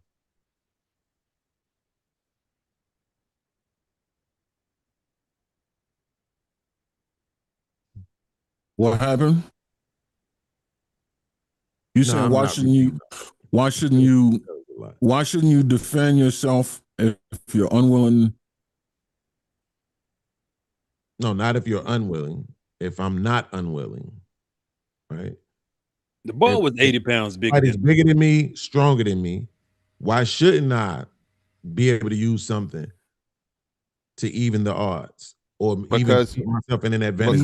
Because it's not a one. Wait, I understand, but this is what I'm saying. We're saying that it's not a one-on-one when it's a man or a woman. That's not what I was going to say. That's not what I was going to say. It's not a one-up escalation. You're not moving up one rung. Or even two. It's like 4, 5, or 6. Why the window of escalation of force is they overlap like a Venn diagram, but there's a point where you're operating in a whole nother window. And I believe that's the case here. Absolutely. If you're taller than me, that's an advantage. If you're stronger than me, that's an advantage. So let me just read the statute right here. So Penal Code, Chapter 9, Texas, Section 9.34, protection of life or health. Okay, and this would be deadly force, use of deadly force. Okay, Section 9.32, deadly force in defense of a person. Let's jump down to 9.33. You jumping straight to deadly force. Is deadly force intentional? And we need to find it. We need to say yes or no on that right now. So means you cut me off. When you announce a consequence while holding a knife, knowing in your head what that lead to. Yes. Absolutely. No. Hold on, fantastic. Nope, you're not. You asking me the question, but you're not letting me answer it. And that's not the answer to the question. That's okay. I didn't ask you that. You decided to look up that statute. You answering it. I appreciate it respectfully. I know I did, but I'm saying I didn't ask you that though. But I want you. Well, no, you're not even letting me answer the question that you're trying to ask. I'm trying to answer the question that you asked. Okay, outside of the thing, you're wrong. No, it's not always intentional. It may be consequential. It doesn't necessarily. Deadly force isn't always intentional. It may be consequential. Deadly force is. Hold up. deadly force is the end result. Somebody died. It is always deadly force when someone dies, be it intentional or consequential. That's what I was trying to answer, bro. So no, deadly force is not always one. It's just the result. The end result is due to the end result of someone dying. Absolutely cool. So Big Aaron, this is what you just said though. You said what he said out of his mouth, right? What did he say out of his mouth? Yeah, if you touch me, or no, he said touch and see what happens. And see what happens. So he didn't threaten to kill him. No, that's not what I'm saying. It's not about. It was what you you saying. I'm just asking you. So he didn't threaten to kill him, right? He didn't. He did threaten. It could be interpreted that he threatened him, kill him if he's already in possession of a weapon. If you're in possession of a deadly weapon, and you're saying, "Hey, if you do this, I know I have something that could potentially take your life. I'm going to utilize this." That is a warning to yes. That is a threat. So what did Austin say before he said that? Before he said that. So told him to leave. No. This why. Hold on. This why when you want to argue a case and there's everything being documented from multiple sources, argue what Austin said as well. Because when the defense asked the kid Eddie, did you hear Austin say, "I'll beat your bitch ass"? What did the kid say? The kid Eddie said yes. So the defense asked Eddie, after Austin said, "I'll beat your bitch ass," what did Carmelo Anthony said? Eddie said, "Touch me and see what will happen." See, y'all missing that particular angle of Carmelo Anthony saying, "Touch me and see what happened." Austin Metcalf issued a threat. But that's irrelevant right now, though. House, I ain't gonna lie. And ultimately, just real quick, Beans. Discussing that. Right. But just real quick, Beans. No, we covered that. So just for people that weren't here, and we covered that. We actually read the transcript of them saying it. HAMP covered it and specifically pointed it out. The problem with that though is that when the prosecution crossed Eddie, they asked Eddie who was the aggressor. They said that Carmelo was the aggressor, and Eddie was the defense first witness. So if Eddie says that Carmelo was the aggressor, however it comes out, it's kind of moot, brother. It's not because come on, man. Respectfully, bro. You interjected, but you interjected. Now your interjection is finna carry off into a conversation. About to go to a totally different area, right? Well, so that's why let's do this. Let's just hold on. Yeah. I said for a long time. House. About to go off to? Hey, House, real quick. House, you'll get the floor to run that down, right? Beans had a couple more questions, if you don't mind, and then as soon as he's done, you could walk that shit all the way down, however far you want, and then you'll get retorts and etc. Go ahead, Beans. Thank you. So the moment that you say that you can interpret it, that means I didn't say what you saying I said. Right? Me and you just went through this recently where you tried to tell me what I meant by what I said. Like I'm not smart enough to tell you what I meant by what I said. Right? So you can't say that I meant that. He didn't say I'm going to kill you. He said, and see what happens, right? See what happens could absolutely means I'm going to stab you, which we all would perceive that. But I also know that they said he asked the officer, is he going to be okay? That also does not, or that also, in my opinion, is more evidence that it wasn't his intent to kill him. He wasn't looking to apply deadly force. You don't need intent. Yes. So the problem being is you don't in Texas is not required for intent. Intent is not required. I'm not arguing that it is. All right. Well, you have to argue if we're going to talk about the case. So otherwise, you're bringing up something that's moot. His intention of killing a child is ridiculous. It's irrelevant. I'm sorry. It's irrelevant. He said he was going to kill him. That's why. Well, hold on. This is what I'm trying to. Oh, I thought you were done. My bad. Go ahead. I thought you were done. I was countering the point you were saying. Keep interjecting, and I don't mind. Well, you would come to a clear point. My bad. I'm like, go ahead. That's why I asked. So go ahead. I'll have the conversation with you, though. Fantastic. So this is what I'm saying. As a juror, why would that be irrelevant to me? Wouldn't his intent have a big say on what my interpretation of the case would be? No, because intent doesn't come into that's what I'm trying to tell you, Beans. The intent is according to the law. The law does not require intent in Texas It's not, and you don't. First degree murder does not require like premeditation and things like people think in other states and other cases. I don't even. Is premeditation even mentioned in Texas? I don't know. In first degree, I read that either. No, I haven't. Exactly. So that's what I'm saying. Read it So for first degree for Texas specifically. Yeah. But but either way it goes, like I said, premeditation is not the only requirement, right? It gives you subsections and subsections. Like as Cheeky said, and y'all know Cheeky does his research on. I think it's section 2 of what it takes to consider first degree murder. This whole case encompasses it to the T. And real quick, Beans, so you can go get finish the line. Is Texas what we have in like Connecticut is murder 2. Hot blood. Texas is like hot blooded, cold blooded, but they roll that shit into murder 1. And like our states, and I think in Illinois, murder 2 is like we start the fight and you say, you know what, I'm gonna kill this nigga, and then murder 1 is like I'm about to go kill this nigga, in our states. But over there in Texas, I live in Texas, I'm bugging like it's like rolled into one. So now here's the other thing, Beans. I don't know if you heard this. It's interesting, Mr. Fantastic saying this now. Because we just had a back and forth, me, him, and Cheeky, about people's perception and not being able to unhear a thing. Yeah. Because the letter of the law is one thing, but lay people hearing testimony and about, I didn't think he was going to die and all that, I would think he was arguing with me earlier, that would make a difference to the jurors. And I was saying, what about the jury instruction? He's like, yo, but people ain't going to unhear that shit. So it has to be relevant. Yeah, okay. So I'll concede to that point. So, but you made the point earlier. Right? You got but I wasn't. But I'm still thinking. Now, okay, you got 21 testimonies, and even the defense witness up to this point saying that the first defense witness said that Carmelo was the aggressor and he was in the wrong. So in my head, even though I hear that, you hear that too. That's just some shit you say because of course you're gonna say that you killed the motherfucker. Exactly. Okay. That's fair. The aggressor in what way, though? You saying that they saying he was the aggressor, but the aggressor in what way? If he stabbed somebody, Beans. Oh my! You see what I mean, bro? Come on, man, fantastic. I'm not even being facetious. Beans, rephrase your question. Beans, I'm answering you honestly. Okay, cool. Okay, so here's what you just told me happened. He was sitting in the tent. He jumped up and stabbed in it.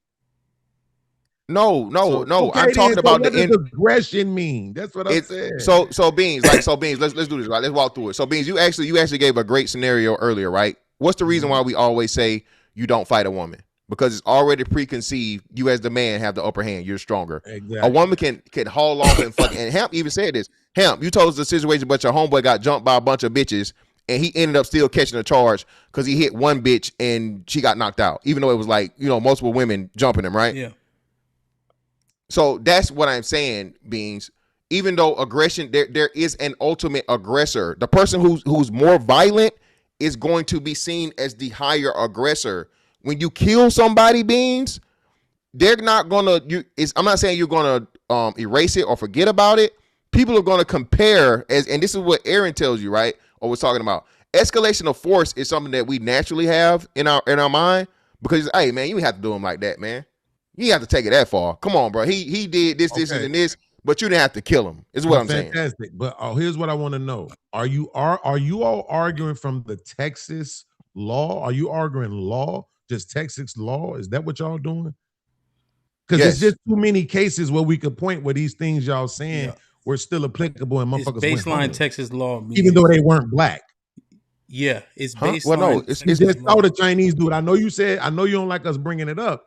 But they chased the nigga down and shot him. Well, I was on that side, Beans. I was on the same side with you, but we can't use that because 5 black jurors found him not guilty. 5 black jurors found him not guilty. That's what I'm saying. Well, it has to be the point. That was the outcome. No, that's why I'm asking you. What are y'all arguing? Are you arguing specifically for Texas law? Is that the only thing for Texas law? I'm applying this to Texas law, and when ultimately it comes down to when is deadly force applicable and when is deadly force allowable. Yo, so Beans, I had a question off of what you said, and I want to give House the floor, just because he was trying to walk something down. Mr. Fantastic, when you assess the situation, who do you see as the aggressor? Not the most violent, right? Because that's what we're looking at based on the outcome. But who do you see as the aggressor? The initial aggressor was Austin. He initiated the contact. He initiated any physical altercation between the two. So he's going to be the initial aggressor. The aggressor overall, though, the person who's the most violent, and help you understand this. Let's just go to boxing, right? The motherfucker that gets the hardest fucking power punch. This is why they count power punches, right? Yeah. So no. So the person that's the most aggressive is going to be Carmelo Anthony, without a doubt. Yeah. He killed What somebody. happened is he exuded the most violence with the most harsh outcome. So oftentimes we look at that. If Beans and I get in a fist fight, right? I punch him first and he beat my ass. He's gonna be looked at as the culprit. Exactly. You know. However, I'm the aggressor.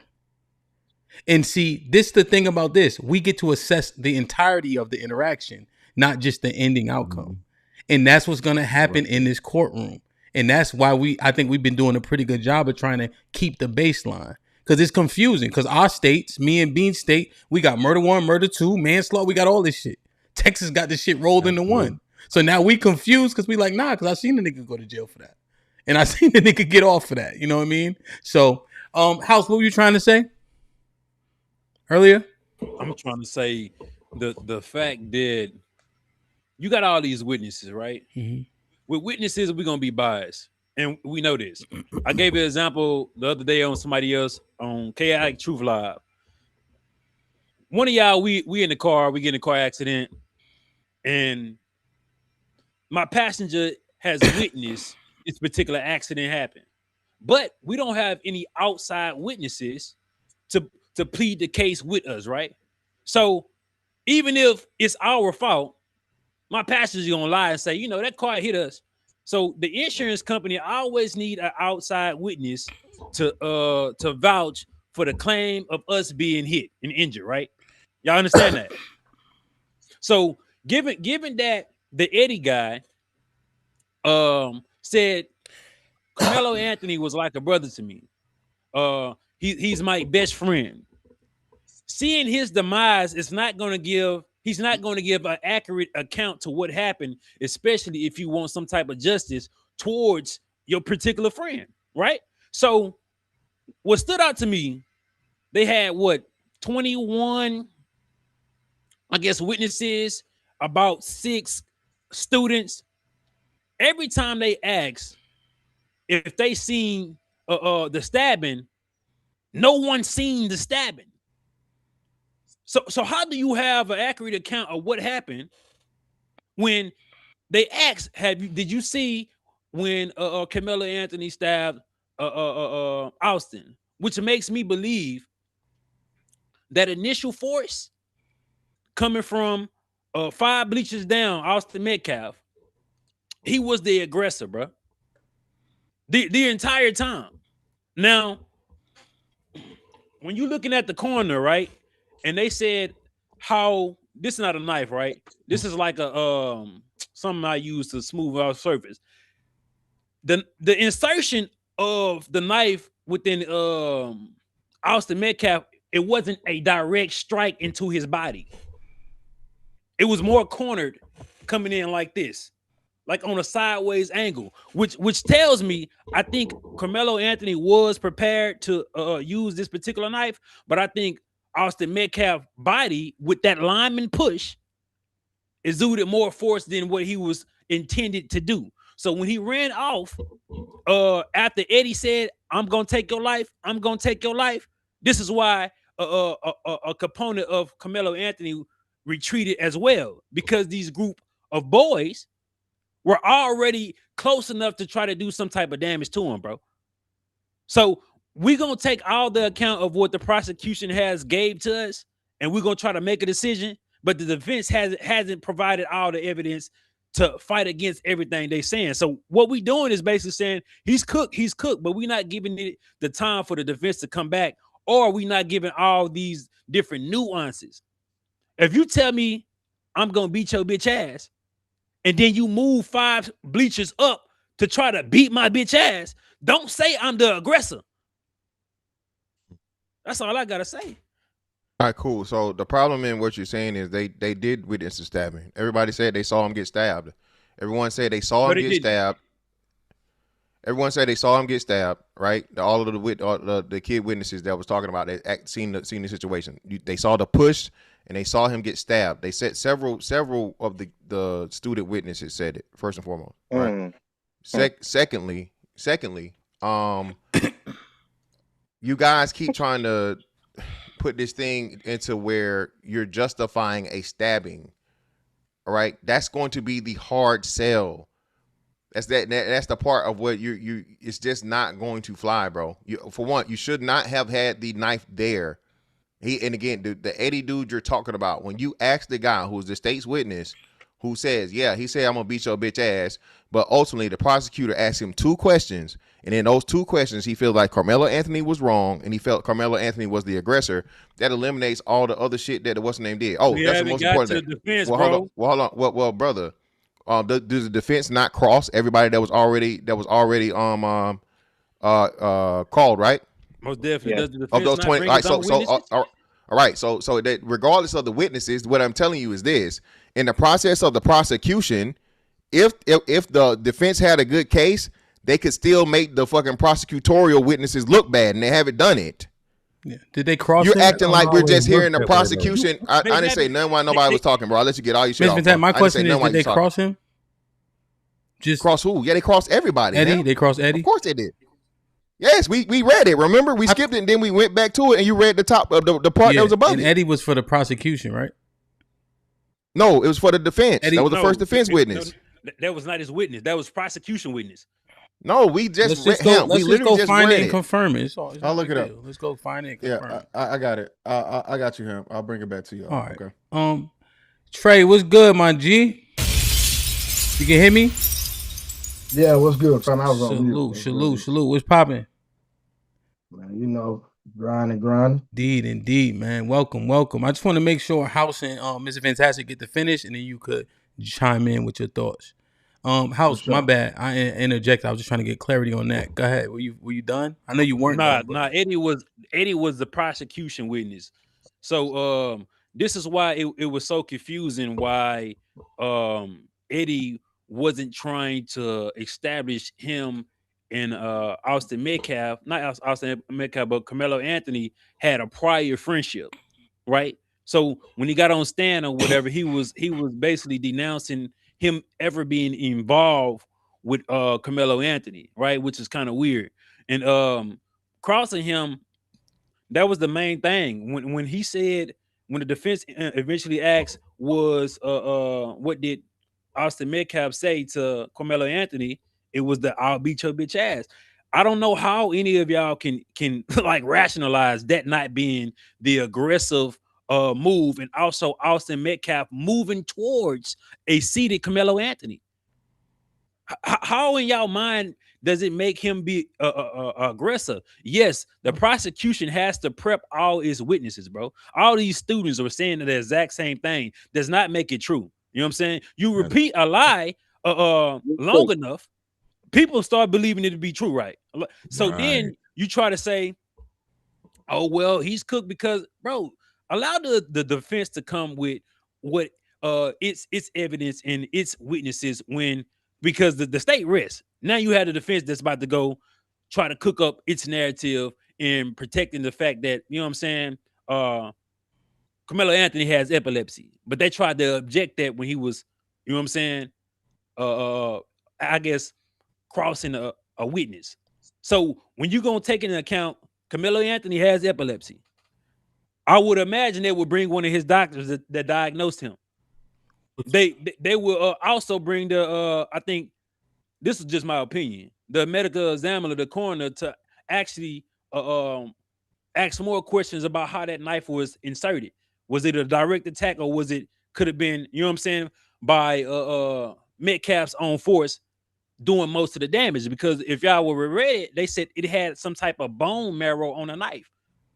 You doing this, it's not going to get that force. Not 130-pound kid getting that much force to chip off bone. Come on, bro. It don't make sense. They go bro, yes bro, steel can easily go through bone, bro. Yeah, again, man.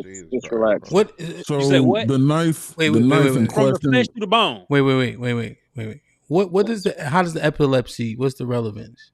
Yeah, what does the epilepsy have to do with him stabbing somebody? How does that help the case? I mean, you can it's a disability. But yeah, but do you know epilepsy I is? thought epilepsy. No, fall it's asleep. simple.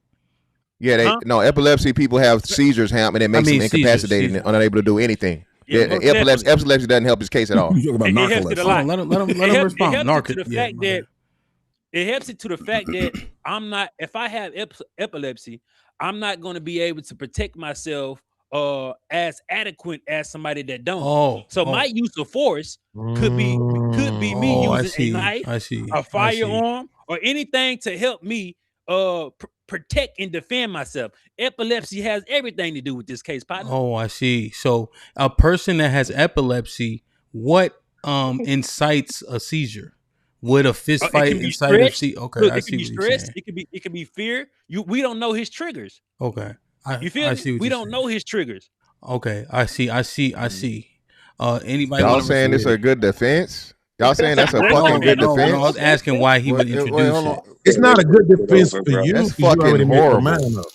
Well, no, it's not about me making my mind up. Again, I'm gonna just talk to the subject, bro. Again, I've never heard anybody use a fucking epilepsy defense as any fucking legal precedence or so on and so forth to get off a murder charge, bro. That is not going to fucking help you, bro. Epilepsy is, like you said, epilepsy is I have fucking seizures that incapacitates me and whatever, so on and so forth. You shouldn't be able to drive. You should. A lot of people that have epilepsy can't. Brother, you keep cutting me off, brother. When I'm not saying nothing while you talking. Hold on, because I want to make sure. So here's interesting, right? The epilepsy thing, I understand it. If you think it's strong, Mr. Fantastic, that's a different argument. I think sound like most people agree with what you're saying. I just don't want to belabor it too much. So now we have Noah, right? He's saying, what do you think about this part? And then I'm going to get Trey in, okay? He's saying the simple anatomy takes substantial force to penetrate the sternum. The sternum has 3 parts. And he's saying, I'm a PA by profession. So what about House's argument about the knife and the impact? Does it take 2 people to come together to create that amount of force to penetrate to that extent? Yeah, but the point of that, HAMP, is the problem is they didn't say he pulled him, he pushed him. So that's not how physics work. Exactly. Physics don't work into where you're pushing something away from somebody.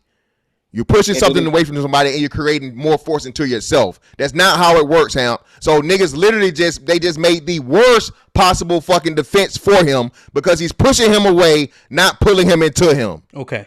And that's fucking physics. You can't beat that. Okay, right. Ask yourself. I ain't gotta ask myself shit. Hold on. Does a lineman push with his hands or with his entire body when you have a lineman push? And then take to the account that Carmelo was sitting down, bro. So he was sitting down. Yo, wait, I'm just trying to figure it out. Are you basically saying that the stab happened simultaneously with the push? Like it was like a. I believe that's so. No. They said he stood up to stab him.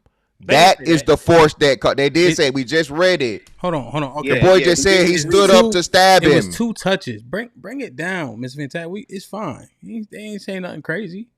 So look at this, Mr. Fantastic. It was he want that nigga to be guilty. It was 2 touches, right?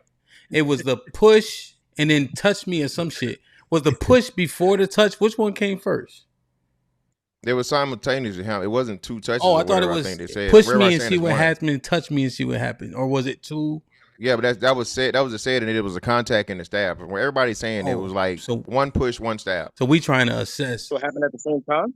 You know why it's so confusing, HAMP? Because the witness, they motherfucking lying, bro. They lying. I agree. That's why it's so confusing. Of course they lying. So yeah. Okay. Yo. Hold on. Just wait. I just want. It's just a fact. No, it's a fact check because I told her I'm bringing back and I'm coming to right. So yes, just to clarify, what Eddie Pereira was called as the prosecution witness, not defense witness. The prosecution questioned him during its case in chief. He testified that he was a teammate of Austin Metcalf, that he greeted Anthony at the Memorial High School tent before the incident, and that he thought it was unusual for Anthony to be under another team's tent. The confusion may come from the fact that defense later referenced or relied on parts of Pereira's testimony during cross-examination and in arguments, but Pereira himself was presented as a witness by the prosecution. That just to clarify those things and make it very clear, House of Hypocrites is right. It was the prosecution witness, and the confusion may have come through the cross. Lee, you were saying something. That's all I want to say. It was the cross that was I was just confusing. gonna say that Okay. House brought up a point of how the stab happened. Like it looked like it came in sideways, like as if he threw, like as if throwing a hook with a knife. Correct? Yeah, it could have been that. Right. That could have been enough force because I realized the people that's kind of taking the defense is making it seem like he stabbed them like this, like, and he didn't. I think that would have not went through bone, but if you throw a hook with a knife, you will definitely go through bone very easily. A hook to the chest? Yeah, like a this, like a like a sideways jab, like you're generating more force because you're putting torque on the knife. Yeah, you're putting torque on the knife versus a straight jab, Knife. So the knife, you're saying he went like this? Well, that's House's assumption. Yeah, House. Hold on. This is not an assumption because the corner. No, you're right. That's the case. Yeah. Okay. Yeah, the corner. She described a professional. I'm just repeating what she's saying, trying to give a visualization. She said it inserted like such, not like directly. You know what I'm saying? It was almost like coming in, like you putting your hand in your shirt. If you got a color, it's coming like that. So what we're saying is you got to understand the anatomy. That's what Aaron pointed out earlier. That's you're literally in line with how the ribs are. So the ribs are going to be some sort of friction or some sort of but resistance, but it's going to be a lot less because you're coming in at almost a perfect angle to do the damage that you're doing. So if you try to go in directly, you're going to be creating a whole bunch of more bone contact and going against bone, trying to get through bone. But if you turn it to the sides, which you're saying, of course you're going to get bone residue and whatever, because now the knife has way more velocity to travel, and all you're doing is catching bone within the way of going through the whatever. Yeah. Okay. So that's how it's possible. Okay. Simultaneously, in that same illustration you're trying to give, is it plausible that Austin Metcalf weight help with that connection in the bone marrow, bro? No, because he would have to be moving towards the direction of the knife. So pushing this way, he would have to go like this or something like that. So real quick, Am I moving towards? Let me read these now. Here's the key, right? That I don't know if people understand, and this is the thing about the jury. They don't play football, right? But if you guys ever did hit the bag, right? You make contact and then you press. So people are chest to chest and then you press.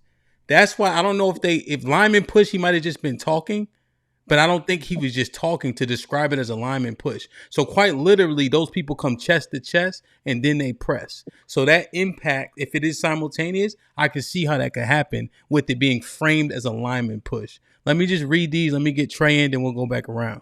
All right. Big Bad Boy with the 10 ounce says, what in the fuck does epilepsy have to do with anything? I keep hearing people bring it up as if it's some sort of smoking gun. These Bamas be mad reaching for anything. Brandon Nesbitt with the $2 says, Mr. Fantastic Fox? Ashay with the $5 says, if he fought Austin and got the best of him, it would be reasonable to believe his twin and or teammates would join in. Zagu with the $2 says, is a stabbing considered deadly force? The end result is deadly force. When a person deadly force is a person is definitely when they die, for sure, 10,000%. So deadly force is contributed to if the person dies or not. So okay. Bobby Bloom with the $2 says, you people, quote unquote. Little Rock with the $10 says, not a dark alley, but a track meet. Gun with the $5 says, reverse the colors of the boys. Do people make the same arguments? Fuck no. As Abe with the $10 says, why do y'all, the question, would white people make the same argument, Mr. Fantastic? No, not white people. No, HAMP, don't do that. No. Black people colors, make the same. I'm saying I'm asking a different question. If you reverse the colors, do white people make the same arguments that you hearing like House make as an example? What do you think? What do you think? No, I don't think so. No, I don't think most white. I don't think I don't think a majority of white people. I don't think the majority of white people defend that. Okay. No, I don't. All right. I'm asking. We can assess it. And you guys can answer that question once you come back up as well. As Ava tells us, why do y'all keep repeating "do this and find out"? Y'all wrong to assume he couldn't be afraid.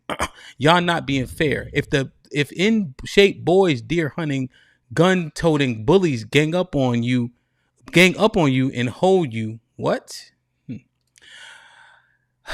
Devin was popping with the $10 says, the issue is that if they don't give a guilty result, then every school fight allows the ability to use deadly force in the future. Setting this precedent is dangerous. See, here's the thing about the deadly force edification that Mr. Fantastic just gave us. The end result constituted is deadly force, right? So now, if I do beat somebody up and they die, right? I know one dude got punched in the head and his skull cracked, right? And he was in a coma for 6 months. Right? He made it out. But what happens anytime somebody dies? Is that how deadly force works? Or is it weapon based? Like, we got to really understand what the precedent that would be set would be. Christopher with the $5 says, Austin threatened Melo first. He told Melo if he don't move, he gonna beat his ass. Okay. Hearing that. Matreon with the $10 says, you are in the bleachers. Fleeing means I have to turn my back to the threat to flee safely. Chris with the $5 says, so stand your ground is not a factor in this case? As Abe with the $12 says, he couldn't get away. They grabbed him. Sunshine with the $5 says, if Carmelo engaged with Hunter, why prosecution didn't call him to the stand? Sean Brewer with the $5 says, oh, I read this one. Trey, what's popping? What's good? What's goody? What you think, man? Man, cool, man. I gotta get more educated on this case, and it's crazy. It's literally 30 minutes up the road from where I'm at. Oh, you in Dallas? Life, so. Oh, you near Dallas? Yeah, I'm in Dallas. Okay. Yeah, I'm in Dallas. Yeah, so it's right up the street, Frisco. My son, he plays competitive soccer, so he's always playing up there in Frisco. So that is a very, very it's more uppity part of the town. Yeah. You know, gotta have some money still up in Frisco for sure. Okay. You know what I'm saying? But I understand what House of Hypocrites was talking about when he said if the kid has epilepsy, that getting jumped might trigger an episode. But I understand what he meant by that. But I think the problem with that is that you're at a track meet though. Why would you actually have a knife at a track meet? Now, if I'm going to a rival neighborhood where I know I got beef at, and I know these people, and I know I'm going to face some opposition, then of course I'm going to have a weapon on me. But at a track meet to have a weapon, that's kind of, like, why would you? I go to track meets all the time, sporting events, etc. Like, I don't never, have weapons on me thinking that I'm going to engage or encounter any threat. So I think that's the only issue with that statement. But did he actually get jumped? I don't know the details in that. You know what I'm saying? No, none of the testimony supports him being touched by anybody other than Austin Metcalf. No testimony that's been given so far supports jumping. Yeah. These are the prosecution witnesses, bro. Why would they say we jumped? So let's just answer. Wow. Hold on. Yeah, Trey still got the floor, y'all. So Trey, the answer is not yet. Right? So the prosecution has just rested. Now it's the defense's turn. So the possibility is more possible, I guess, now that the defense is up. So not yet. Yeah, I'm just asking because grow up in the hood. We fought one-on-one. We got jumped. We jump people. It's just the nature of the beast, right? So I've seen people get jumped and use weapons. I've seen people get jumped, and what we did, we just went back to the hood. Hey, I got jumped. We grabbed our people and we went back to their hood, and everybody got their paper. You know what I'm saying? May the best man win. Okay. So it's dependent on the individual how they handle the situation. Some people get jumped and they pull a weapon. It's the individual. I don't believe in using a weapon. If there are no weapons involved, I'm not using no weapon. We're just gonna get it. We're gonna get busy. Okay. But as soon as weapons get involved, ain't no limits. We're going up. Trey, my follow up to that stance is: do you blame people for pulling a weapon in a street fight? No, I don't. Because there's no rules in fighting. And so I guess that puts everything on the table then, essentially. Is your main concern that he's at a school sanctioned event? Is that where you find the most concern about it? Do you see that different from like a street fight? Oh, 100%. It's totally different. That's not good. How come? Mm-hmm. No, the reason I say it's different because it's a school event. Okay. And so now here's the thing about the Texas law. You know, that knife is not an illegal knife. However, school policy states that you're not supposed to have it. A weapon. You know, but in the court of law, they're gonna assess legality. You know what I mean? So what do you think about that part? It wasn't unlawful for him to have the knife, but it was against school policy. Does that change anything? For sure, because I carry a knife and a firearm everywhere I go. So you know what I'm saying? I'm in Texas. We can do that. You know what I'm saying?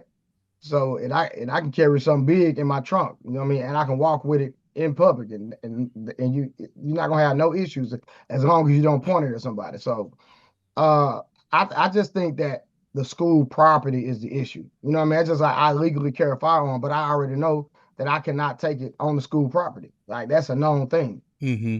So it stays. You know, if I have it, if it's in my car, it stays in my car. Yeah.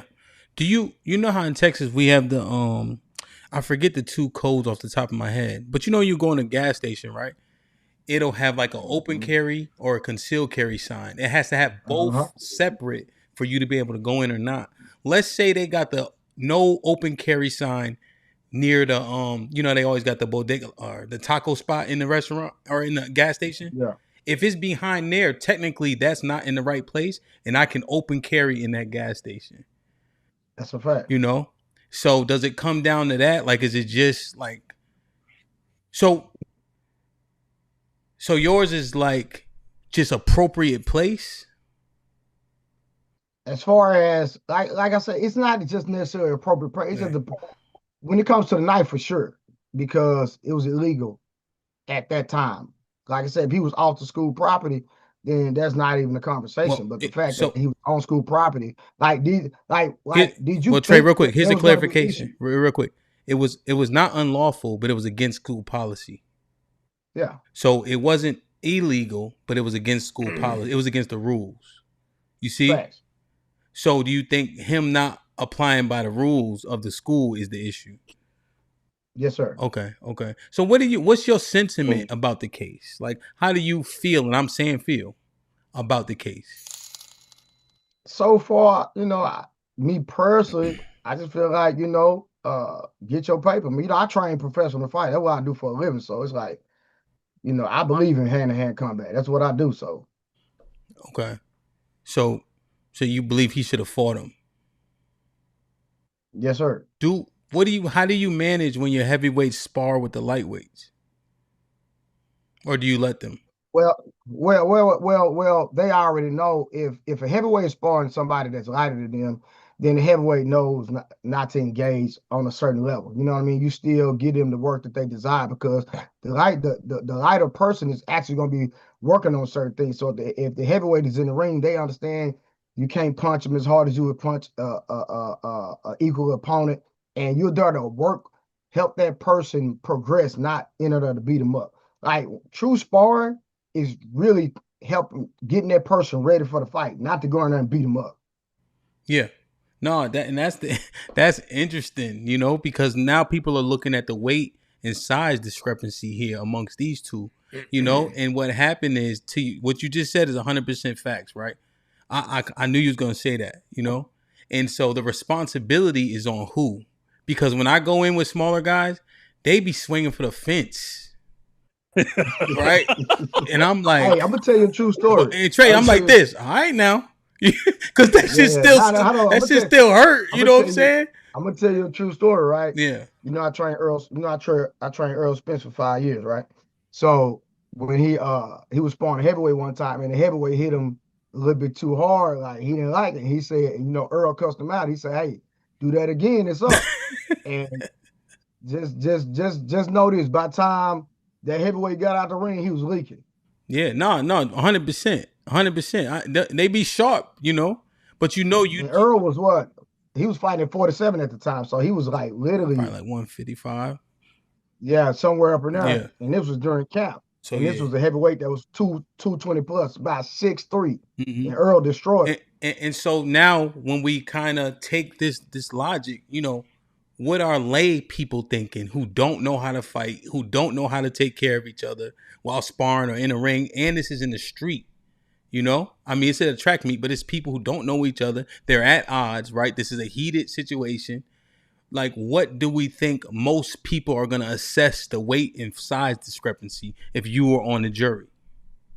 Yeah, I believe that if y'all saying that he was weighing 130 pounds, and what the guy almost outweighed him about, did he almost outweigh him about 100 pounds? 80, almost 80 pounds. It's about 80 pounds. I'm gonna say this.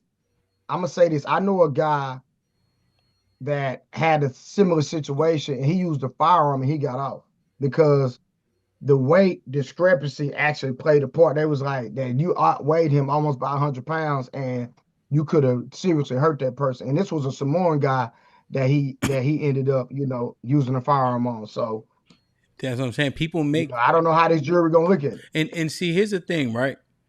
And so, like, Lee, this is what the assessment is essentially. The burden of proof is on the prosecution. The defense needs to recreate reasonable doubt. Like, that's literally the context of the entire discussion.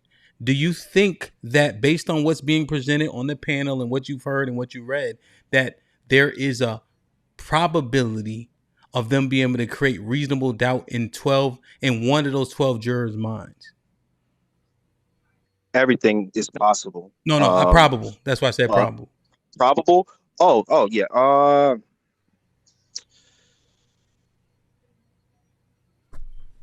It's a broadcast. No. It's a broadcast. No. So yeah, I know. Sorry. I didn't know that was really trying to. No, I don't think it's. I don't think it's probable. Because he's. I just think him having the knife, and then hearing what House of Hypocrites said, the stabbing motion that he took, the fact that it went in sideways, I think that's going to like really kind of hurt it, because that's kind of like you create a lot more force with that, and then the words being said from the people that were already on the stand, and then the defense questioning them as well already is like, damn. I mean, it's gonna be hard. It's gonna be hard, but yeah. No, it's Go ahead, Chief. And then when Monk come back, we're gonna give him the floor, even though he always not in his chair. I think this nigga work at Pizza Hut. I think he deliver pizzas and come back and get on the Go ahead, Cheek. Or Cheek, I know you're gonna remember. Let me read. You got 3 super chats real quick. Willie with the $10 says, he said, shout out to the bros. Mr. Fantastic, Trey, Cheek, House, Big Aaron, Lee, that bald nigga on the right. Good to see everyone on the same panel. Who's the ball? Oh, he don't got his do-rag on. Okay, Beans, Mr. Beans. Okay. Willie with the $5 says, open carry is the worst idea ever for black people. You got to expound on that, Willie. Willie with the $5 says, talking to anyone about gun self-defense or use of force that is from the state above Virginia is pointless. Lee is going to prove it again now. He's saying the northern states don't know shit about it. He might be right. That's a fact. We hate me. That shit is hard as hell to get it going, man. Go ahead, Cheek. And they scare you all day. All the trains have like, every bullet is a year. They're even scaring us guns fucking up.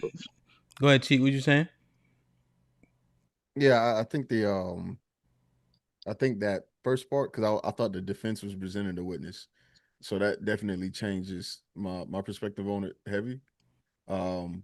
Because if they haven't even gotten it, it was the prosecutors that presented the witness, not the defense. None of the witnesses are defense. Right, but except the last one. I think the last one is Cheek. Yeah, except the last one. So the Eddie, what's his name? There's one after that. Yeah, so the dude that was talking about Eddie, the one that they was asking about Eddie was the first defense thing. But that's also the one that said that they felt like they felt like Carmelo was in the wrong and he was the aggressor. Eddie Pereira said that. No, not Eddie. Well, Eddie said the same thing. So Eddie said the same similar thing.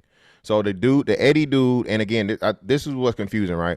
because they're not naming them at the time. So the reason why you're right, Cheeky, Eddie was the defense witness, and the first time I'm ever seeing Eddie was the defense asking about Eddie, who was the one that said he had the familiarity with him, right? And they were trying to link that, but it didn't. It didn't stick. Bro. Yeah, that's what I'm saying. That's what I'm saying. That's what I'm saying. At the time of that, because remember, they're trying to keep kids. They don't want you to know who these people are because they're minors. Right. So when the prosecutor was asking, they never said the name Eddie. We don't know who these people are. The first time that I think this is the only name that's been said outside of those two. Yeah, it is. So outside of Austin and outside of Austin and Carmelo, I'm pretty sure Eddie's the first person to be named at all in the fucking situation. Is what I'm saying. So that was my error. Yeah. Okay, so Eddie was the last prosecution witness, and now there's a new defense witness, right? Yes, and the defense witness, the first witness for the defense was the person that was asking about Eddie. Okay. I know on this previous day, what was the last day? Was it June 5th? 6. Where Saturday. Saturday was the last court day. The defense, with all the witnesses that they brought up, the defense pulled out a lot of discrepancies or inconsistencies with most of those witnesses, because it was one of them witnesses was asked what position Carmelo Anthony was. They placed him inside the tent, then placed him outside the tent. So it's like when with these witnesses, I can't see how you'll be able to believe. I believe they're withholding the truth. You know what I'm saying? I think they're saying things that is factual, that is not going to potentially hurt the case, but I don't think they completely telling the truth, right? And then the prosecution has prepped them. I forgot who said, well, the prosecution didn't want me to say this, so I didn't say it. I forgot who said that, but one of the witnesses had said that on the stand. If you go through the transcripts and read it, so we know they have been prepped and coached.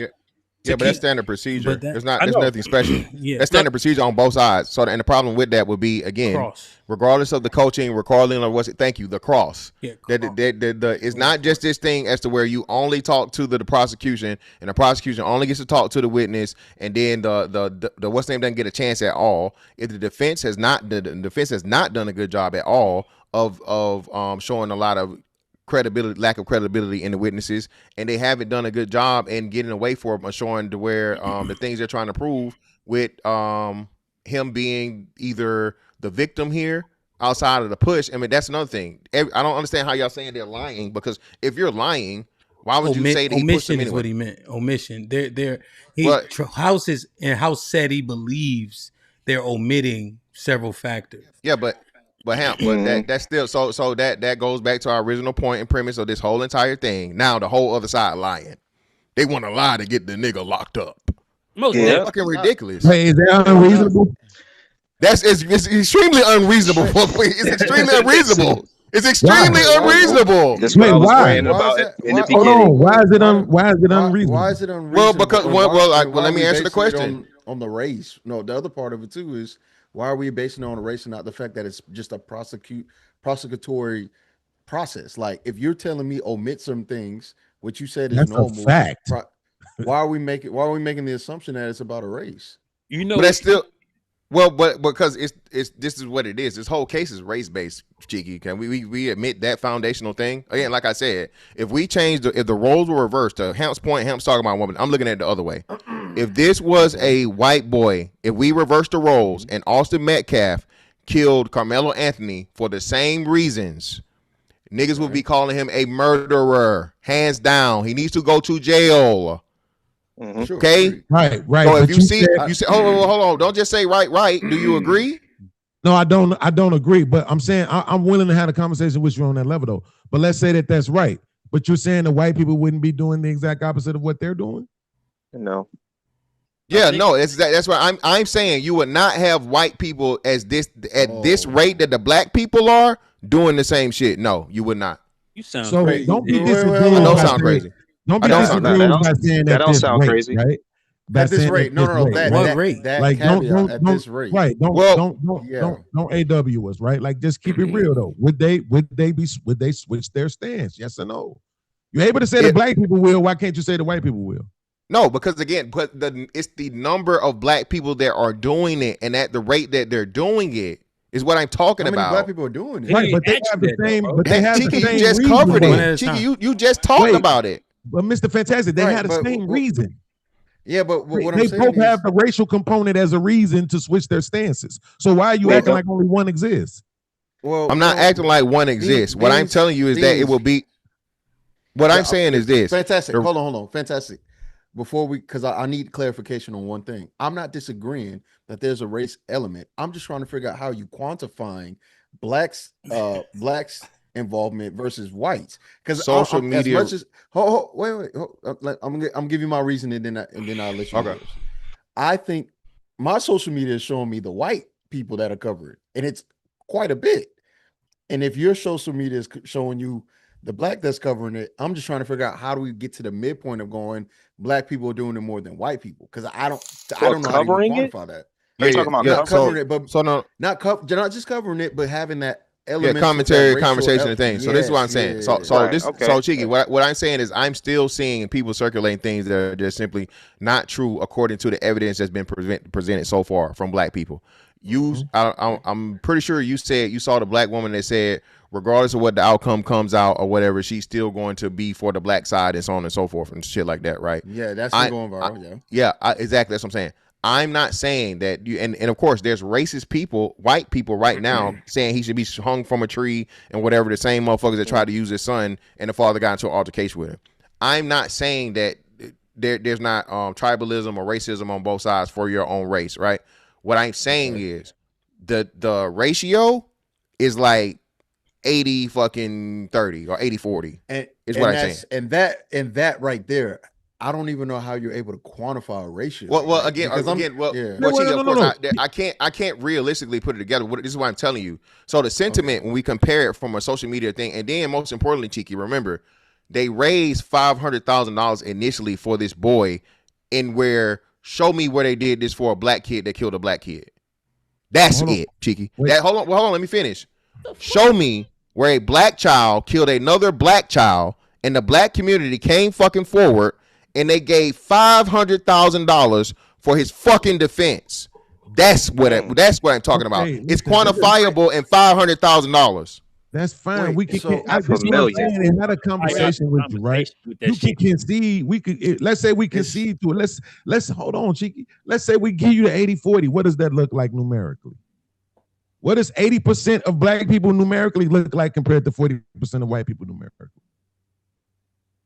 Right? It's a whole lot of goddamn people. It's more people, right? Probably, right? Okay, no, it's not. You're right. You're correct. It's not probably. You're correct. 40% of white people is way more than 80% of black people. You're right. Exactly. So I'm saying that's what I'm saying. Let's not pretend like it's not significant. It's still significant, right? If you switch the races according to what you said earlier, even if I granted you that the black people would be saying, that white boy need to go to jail, the white people would be saying the opposite too. Yeah, but that's what I'm saying. And the blogs and the podcasts and everything else, it would be just as much. No, it wouldn't be. And what I'm saying is, it would be the percentage of their own pool beings. Is what I'm saying. It's not a majority of their own people. What I'm saying is, we have a imbalance in the black community as to where OJ fucking 2026. We know the nigga did it, or we strongly believe that the nigga did it. We strongly believe the nigga wrong, but we gonna fucking say he not guilty anyway for the strength of black power type shit is what I'm saying. The vast majority of black people, bro, are on Carmelo's side because there's a black kid versus a white kid is what I'm saying. But you're acting as if it's not logical. It's not logical when you have the data and you have the things that don't support it. If you don't have the evidence to support it, Beans, it's not logical. Fantastic. We just watched some Asian people hawk a nigga down. We just watched that, bro. What are you talking about? How can you say it's not? Hold on, Chiki, you the one who told us everybody can't hear if we all talking, right? But you interrupted me while I was talking to him. I did, so don't interrupt me back. That's tit for tat. We don't do that. Fantastic. What I'm All right, bro, go. I'm just, you know, I love you, Cheeky. Come on, bro. Go ahead. I'm not what going, I'm saying is this: how many more cases of that have we seen? How many Carmelo Anthony and Austin Metcalf cases have we seen versus black kid, black teenager, black man gunned down by somebody other than black and walked away, went home, got away with it? So why are you acting like it's not logic for people to have these emotional reactions to this case? Because that's what I'm saying, Beans. That's just not logical, bro. Because the precedent that it supersedes is far more important. This isn't. If everything is cool and fine between grown adults, Beans, okay, I don't have no issue with that. What's keep getting left out is that these were two kids at a school, Beans. Precedence is extremely important. We already have an issue and problem with violence amongst ourselves. So a nigga know he can kill another nigga kid and nobody give a fuck. Okay. You let this nigga kid kill a white kid and get off with it and get away with it. Wow. The shit probably gonna get a whole lot worse for niggas. So again, I'm looking at the further implications and repercussions of this case and the outcome of this case. Now, Hamp, just allow me to do this, Hamp, right? Just real quick. Just like the Kyle Rittenhouse shit, Beans. Kyle Rittenhouse just wasn't Kyle Rittenhouse individual thing. Kyle Rittenhouse was for fucking Second Amendment rights for every fucking body. That's what people didn't understand. Kyle Rittenhouse was on tape being assaulted by 3 individuals and him literally using his firearm on camera against people that were assaulting him in real time. Niggas was like, oh my God, he's a this, he's a that. He shot black people. Now, one black person got shot, Beans, by the way. Thanks. Now, one black person got shot, right? Niggas was like, lock that cracker up. Oh my God, and this and another. When again, had that cracker got locked up, now your gun rights are at risk and in motherfucking trouble. I'm glad you brought this up. Because you changed. Well, let me finish bringing it up, my brother. Okay? Because now you've literally redefined in real fucking time. Well, hey, this nigga was on camera and somebody had a gun, pistol pointing at him. He shot him. Y'all find him guilty. That's what I'm saying, Beans. I'm applying to the things that way outside of just this individual case that changes fucking societal and even legal precedent, brother, is what I'm saying. You're saying for children. You're saying the people who assaulted Kyle Rittenhouse were weaponized? Yeah, two of them were weaponized. One was weaponized with a firearm. The second one was weaponized with a skateboard. The first guy actually grabbed his firearm while he had possession of it. So 2 of the 3 were weaponized. But how do you? So was Kyle Rittenhouse supposed to have his weapon as a 17-year-old crossing lines? He didn't cross the lines. That was improper. He never crossed state lines. The friend already had it there for him. You got to know you got to know what you're talking about if you're gonna talk about it. Okay, so was brother. A 17-year-old supposed to have this? Yes. A 17-year-old is capable of owning long guns. Hold on, let me answer the question since you don't know. So let me educate you. Yes. In most cases, in most states, yeah, long gun, brother. Yes, he was capable. House, yes, what are you trying to walk down? Yes. Because I don't want to stay on camera. Just a second. Nah, I'm gonna look it up for myself. Okay. Just can't now, the argument was though you made. The assumption is that white people wouldn't be as biased. There you go. Right? And I'm like, how far in history do you want to go back to substantiate or unsubstantiate that point? Right? Because you can't. Well, no, because somebody said OJ, right? So I'm simply asking, how far do you go back to where you start seeing white people be overwhelmingly biased?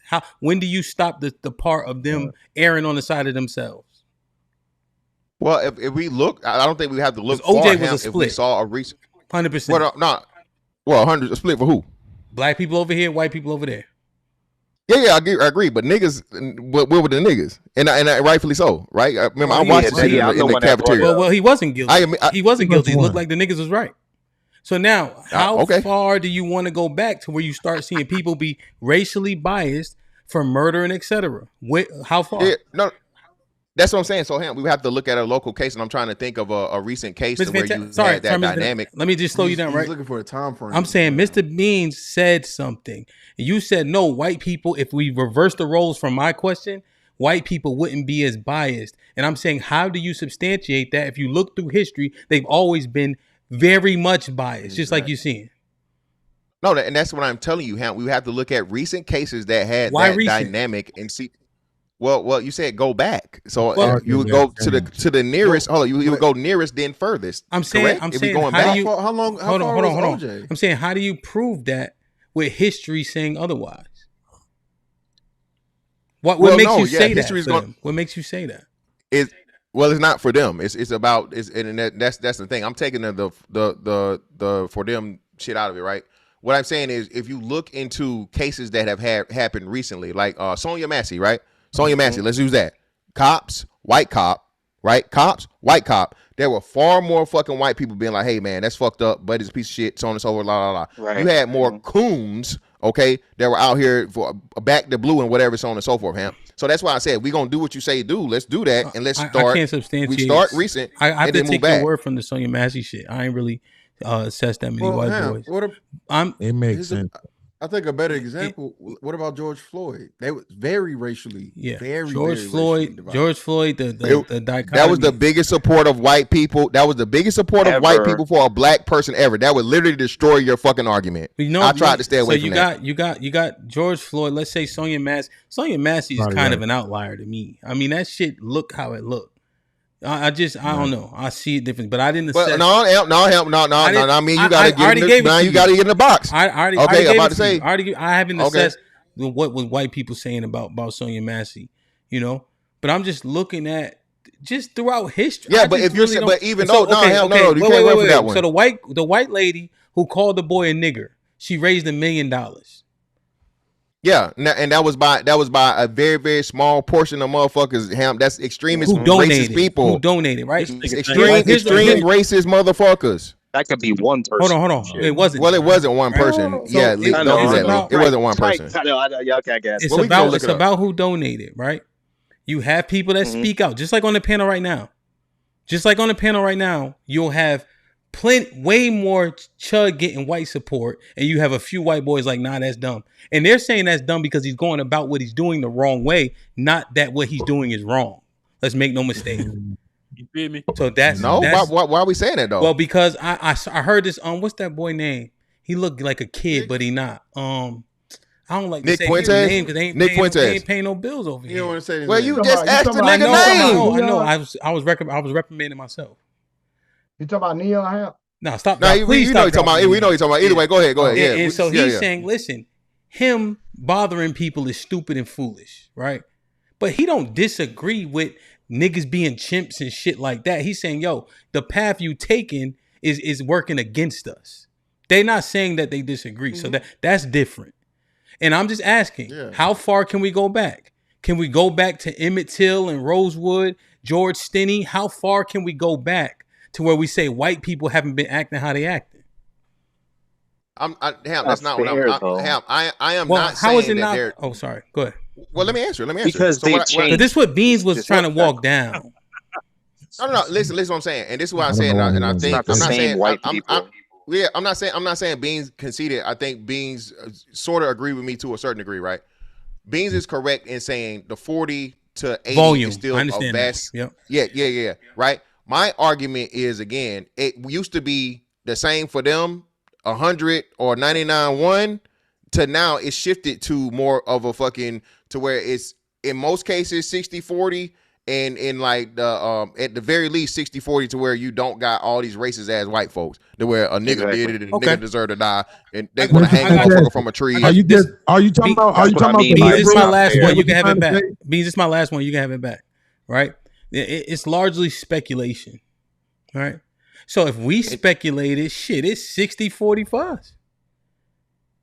You could easily make that argument. Look at, hold on. How many niggas up here right now? Hey. Yo, is Rock? Do we count Rock, or is he Rock too light skinned, or is he? Okay, so we got Rock. All right, so let's see. But look, you got Aaron. Aaron was going based on what he's seeing, right? Miss Fantastic, Lee, Trey said, "Yo, it's fucked up for this exact reason," right? And then you have one. Cheeky said it's fucked up too.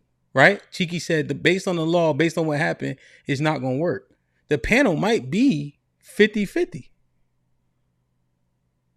60-40. 60-40. 60-40. The other way. It might be. All So you need is that's one the more. thing. Wait, Like, wait, you saying that 60 of us is agreeing that he that it was wrong. wrong? He gonna get He gonna get convicted.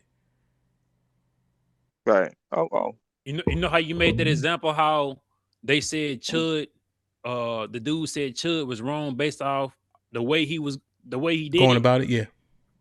That's how I feel about Carmelo Anthony. I believe that it was wrong for him to go so excessive, right?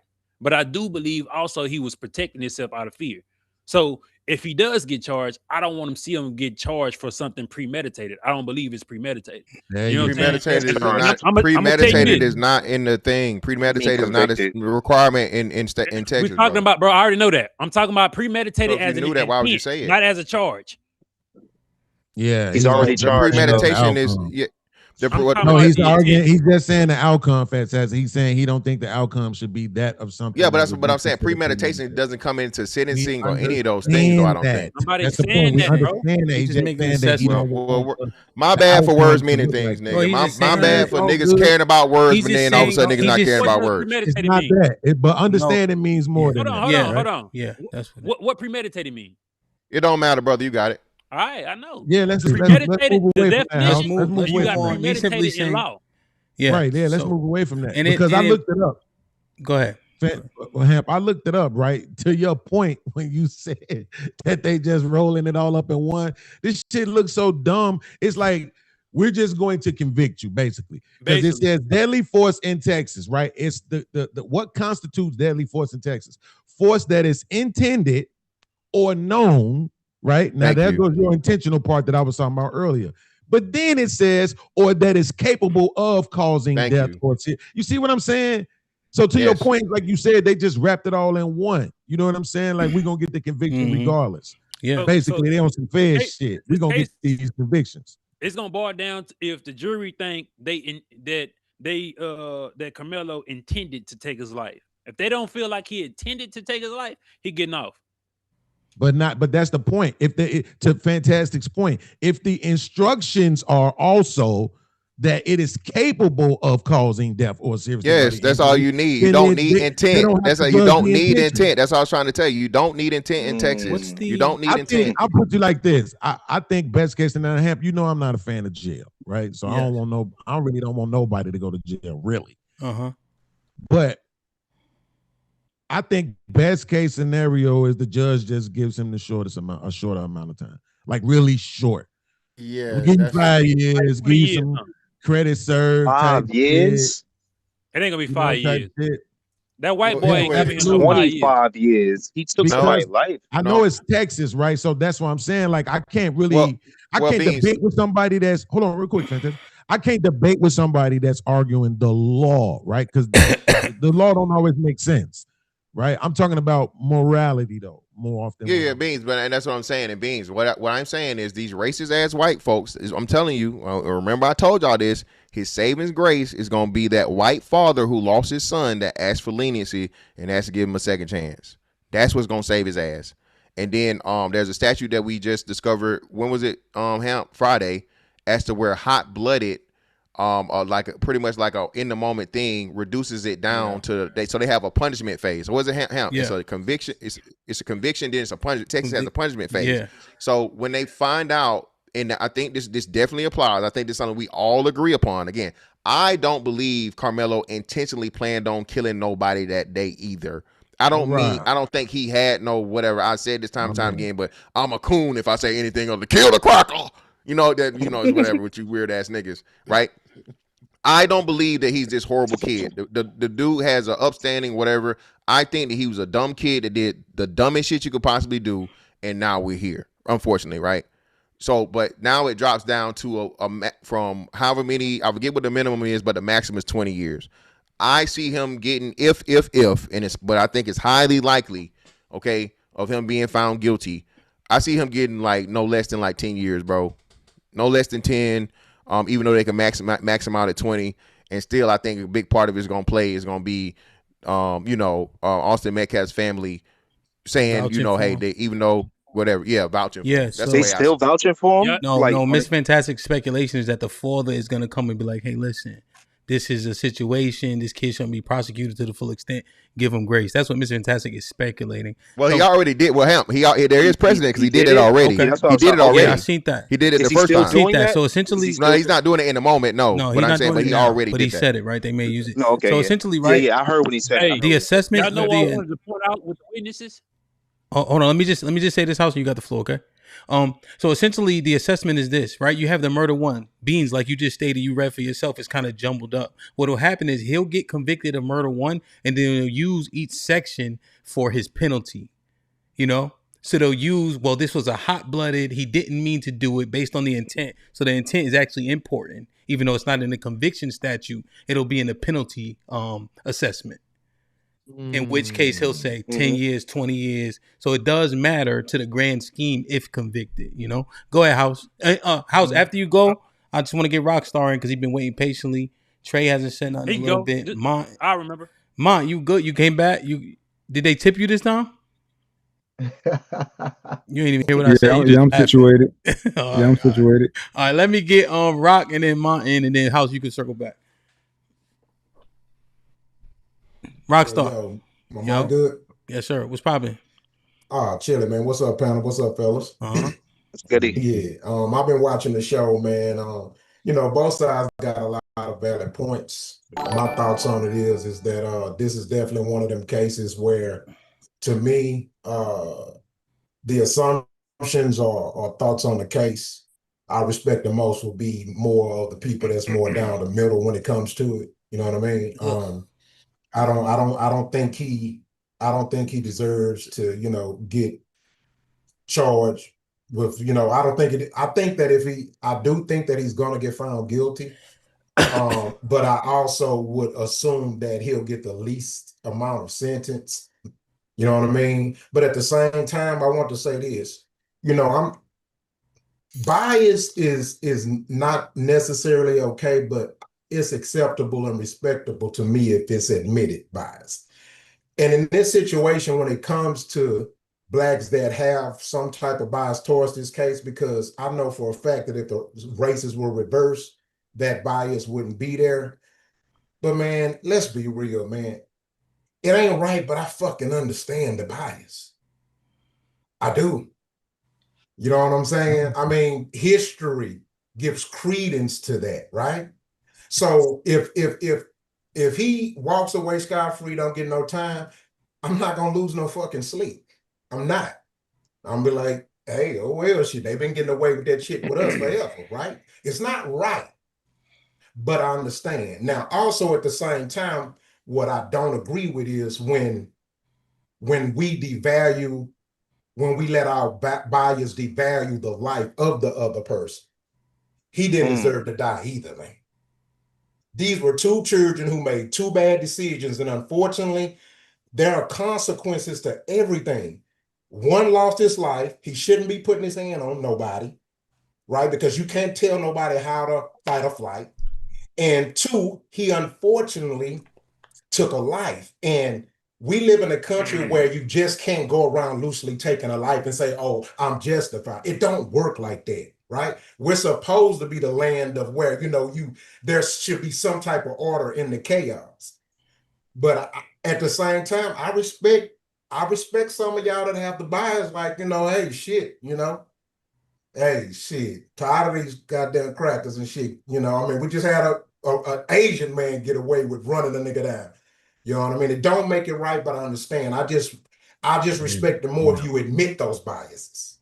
I mean, bias is obvious. You ain't biased, Rockstar?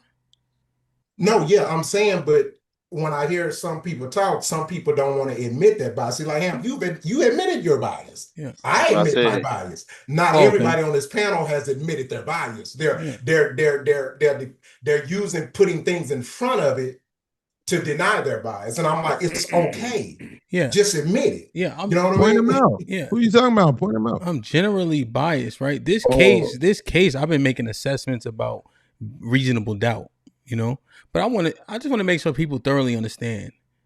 We run around talking about how successful people are. That's because they bias. That's because they invest in each other and people who look like them. We keep bragging about the Jewish because they dollar don't leave they community for 300 days. Well, motherfucker, because they bias. Exactly. Right. Like That's why I say we got to make sure we have it in proper it. context. You know what I'm saying? Yeah. People like Lee think it's biases. righteous to not be biased. Like nepotism ain't a thing. Like people don't have preferences. That it is ridiculous. You almost can't. You can't put a person who doesn't have an affinity for the people that are with him in position of power or management, because you don't know who he gonna go with. You don't know who he gonna err on. That is scary to me. Like it's unnatural. Exactly. You know, just admit it. I respect it if people admit they're biased. Yeah. You know what I mean? Because it's there. We can see it. Like there's a reasonable limit. Intelligent people on the panel. You're not fooling us. Yeah. But y'all talking about different biases. Like I think specifically we talking about bias based off of like color. Jewish people don't have a bias based off of color. Who? Overall, Jewish people don't have a bias based off of color. Who? And he's using color What? interchangeably right now. I hope y'all peep that.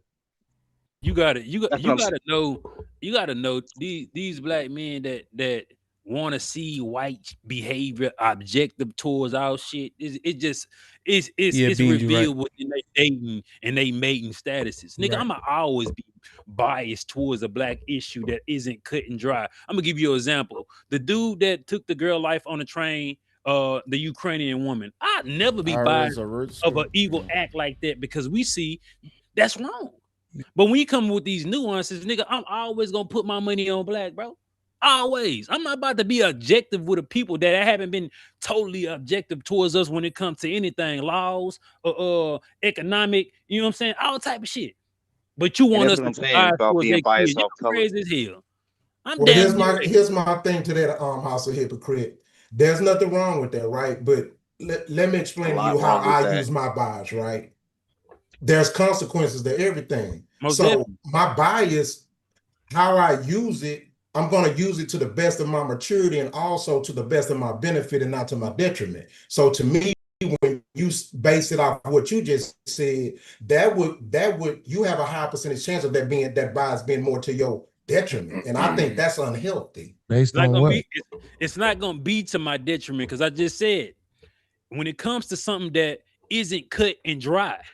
I gave you an example of the man taking the life of that woman on the train. I'm not about to be biased towards that nigga for him getting some lesser time. You're wrong. When you come to this particular instant, it's so many nuances. The Carmelo Anthony in Austin, it's so many nuances. So guess what I'm gonna do? I'm gonna bet on black. I'm gonna bet that he feared for his life. I'm gonna bet that he's protecting himself. I'm not gonna say the white boy didn't do nothing. Yeah. How do you know how they be saying he ain't do nothing? I'm not gonna bet on that. But do you think that Eric Medcalf deserved to die? No, I never said that. I'm saying I'm just asking. I'm asking. Yes, sir. Yeah, nah, I wouldn't say that. House. I just want to highlight something you said, and I want to get mine right. Here's the thing: there's benefit of the doubt here. House simply saying I give it to people who look like me. The benefit of the doubt. When it's cut and dry, God bless the dead, like that white girl who got stabbed on the train. There ain't no grace for none of that shit.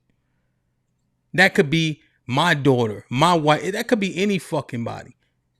It don't matter if he black or not. But what he's saying, yo, there's this shit. We juggling this shit. It's weird for niggas to be like, oh, the white boy might be right. The fuck is you talking about? If I gotta give somebody grace, that's not what we doing. Hold on. Man. If I gotta give somebody grace, who do I give it to? You don't give it to the motherfucker. Why do you give grace to anybody? I'm using the wrong word. He's saying the benefit of the doubt. He's saying that there's questions. But Ham, right? there's Ham. I'm saying Ham. I am saying that this is just as cut and dry as the weirdo nigga that stabbed the white girl. I'm saying that. All right. So what? So why is that not? I'm saying that House disagrees that it's cut and dry. He can disagree, but what I'm saying is, what reasonable person disagrees? We all 40 or damn near 40. Y'all not listening, right? Here's I'm listening completely. Well, but I don't understand your rebuttal if you were listening. Then what I'm saying, right? How can you argue non-reason on these arguments that we presented to you today? They're absolutely well. Let me try. I ain't said shit for a minute, but let me try. Y'all keep putting up bail for niggas. Let me just finish the statement, right? Because I don't want people to misconstrue. The cut and dryest part is that the boy shouldn't have lost his life. Niggas hate that happens, right? That could happen to any kid in these type of circumstances, right? That's clear. Why it escalated and transpired, we still haven't heard the defense's case in totality. But there's a whole lot of questions that we need answers to. We haven't seen the video. So it's still open. It ain't just cut and dry. Now, set that right there. When we have situations to where we don't know who's who, what's what, and there's people that look like us and others that don't, it doesn't make sense for you to err on the side of grace for the people that don't look like you. Because the cultures that we love so much, to tout about how good they're doing, don't do that. At all. And that's the whole sentence, Mr. Fantastic. Yeah, bro. And again, like I said, that's and in my eyes, the race shit should be eliminated here. That's what y'all can't see. And you're proving the point that my original point and statement, the kid aspect is far more important than the fucking racial aspect. And everybody's already said, if we flip the fucking reverse, if we flip this and fucking Carmelo dies and Austin lives, everybody's gonna see the wrong in it without question. There's not going to be no, oh, well, it was this, it was that. They're going to be like, damn, he pushed him and he killed him. That wasn't necessary. That's exactly what we saying, bro. No, it's not. Nigga, you talking about nuance. So if you saying what I'm saying, the shit is the little nigga fucked up and killed somebody. He got to catch his issue and do his time. Just like we do for, hold on, bro. And every time I'm talking, everybody start talking to me and I'm not saying shit. I'm shutting the fuck up while everybody talking. So again, man, if we have this understanding, when a black kid kills another black kid, and we don't, it's no this, it's no that, it's no what. Hey, man, he didn't have to kill him. Now, once the white kid gets involved, well, we got to look at the nuance, and we got to look at this, and we got to consider that. And then we were slaves, and Jim Crow, and the white man don't now like you being us. facetious, That's fucking But now you bullshit, being bro. facetious, Now he being facetious. I'm not being facetious. That's all this shit I said been said up here, Hamp. Do you know? Shit I said has been said up here today. No, what I'm saying is we having a conversation, right? Ain't nobody mimicking no voices or nothing like that. I said the kid shouldn't have died, right? What is being assessed is him defending himself being justified or not, right? That's the reasonable doubt aspect. And what I'm saying is there will be no reasonable doubt if it was your child, your nephew, your whatever. It was two black kids and a kid pushed a kid, and we know for a fact, okay? And as of now, even though there's defense has fucking people to call, the video evidence has already been shown to the courtroom, okay? The video evidence has already been shown to the courtroom. People from inside the courtroom have made reportings about what they have seen. There's never been this fucking magic bullet or thing that shows, oh my God, man, they jumped him. Oh my God, they stomped him out. So what I'm saying, Hamp, with everything we present, brother, you keep cutting me out, bro. Wait, hold on. So again, man, so Hamp, what I'm saying is that aha moment or that magic moment showing all of this nuance y'all talking about ain't here. And what I'm saying is we would not even be considering to give it if it was us versus us. But now we got all of this other shit that's fucking up a whole bunch of other shit because there's a white boy involved. And that's the fucked up part about it, bro. Why? I got. Well, hold on. Let me just finish this. I just want to ask. Let me finish it. You got it. Why do you? No. Let me ask you a question. Why do you get to just say that though? What did I get to say? What you did saying, I say right? wrong? So when we assessing, let's just go. You, Aaron, and I. When we assessing the case, right? And I'm making arguments for reasonable doubt, right? Because you making arguments against. Who inserted race? The whole topic was about race, Why? Hamp. That's what Yeah, so we're saying implicit bias and et cetera, right? Now, when we went to the case, we're looking at testimony. We're looking at witnesses. We're looking at circumstances. We're looking at the size of the people. We're looking at who was involved, who he's having interaction with. Are you saying that the only reason why we're making an honest assessment of the case is because he's black and white?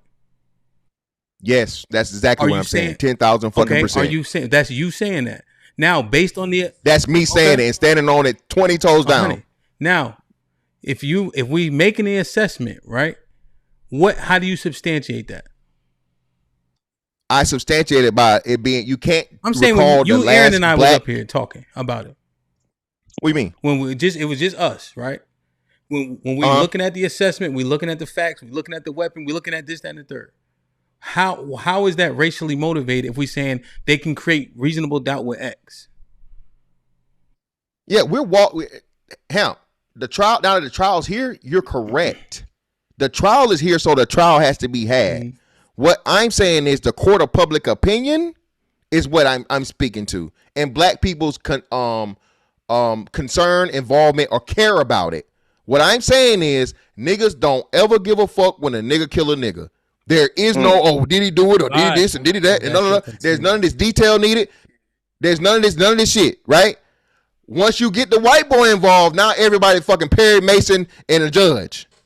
That's not true. Can I say something? That is true. So Cheeky, show me the last case to where a black kid killed a black kid and there was this black discussion about it. Tell me. Enlighten me. Give me the names. You know the issue with that statement. Hold on, brother. Before you jump in again, brother, Cheeky, answer my question. Oblige me, brother. Please, oblige me. I can't think of a high-profile case exactly that existed in America where it was black on black. Right? Well, give me. Why not? You haven't. Because that's not white on white either, though. I mean, those ain't big news either. A white man killing a white man ain't big news, right? Either. Well, let me finish my thoughts, please. All right. The United States highlights certain things intentionally. The reason why we cared about Johnny Depp and Amber Heard is because it was between a man and a woman. That is socially contentious.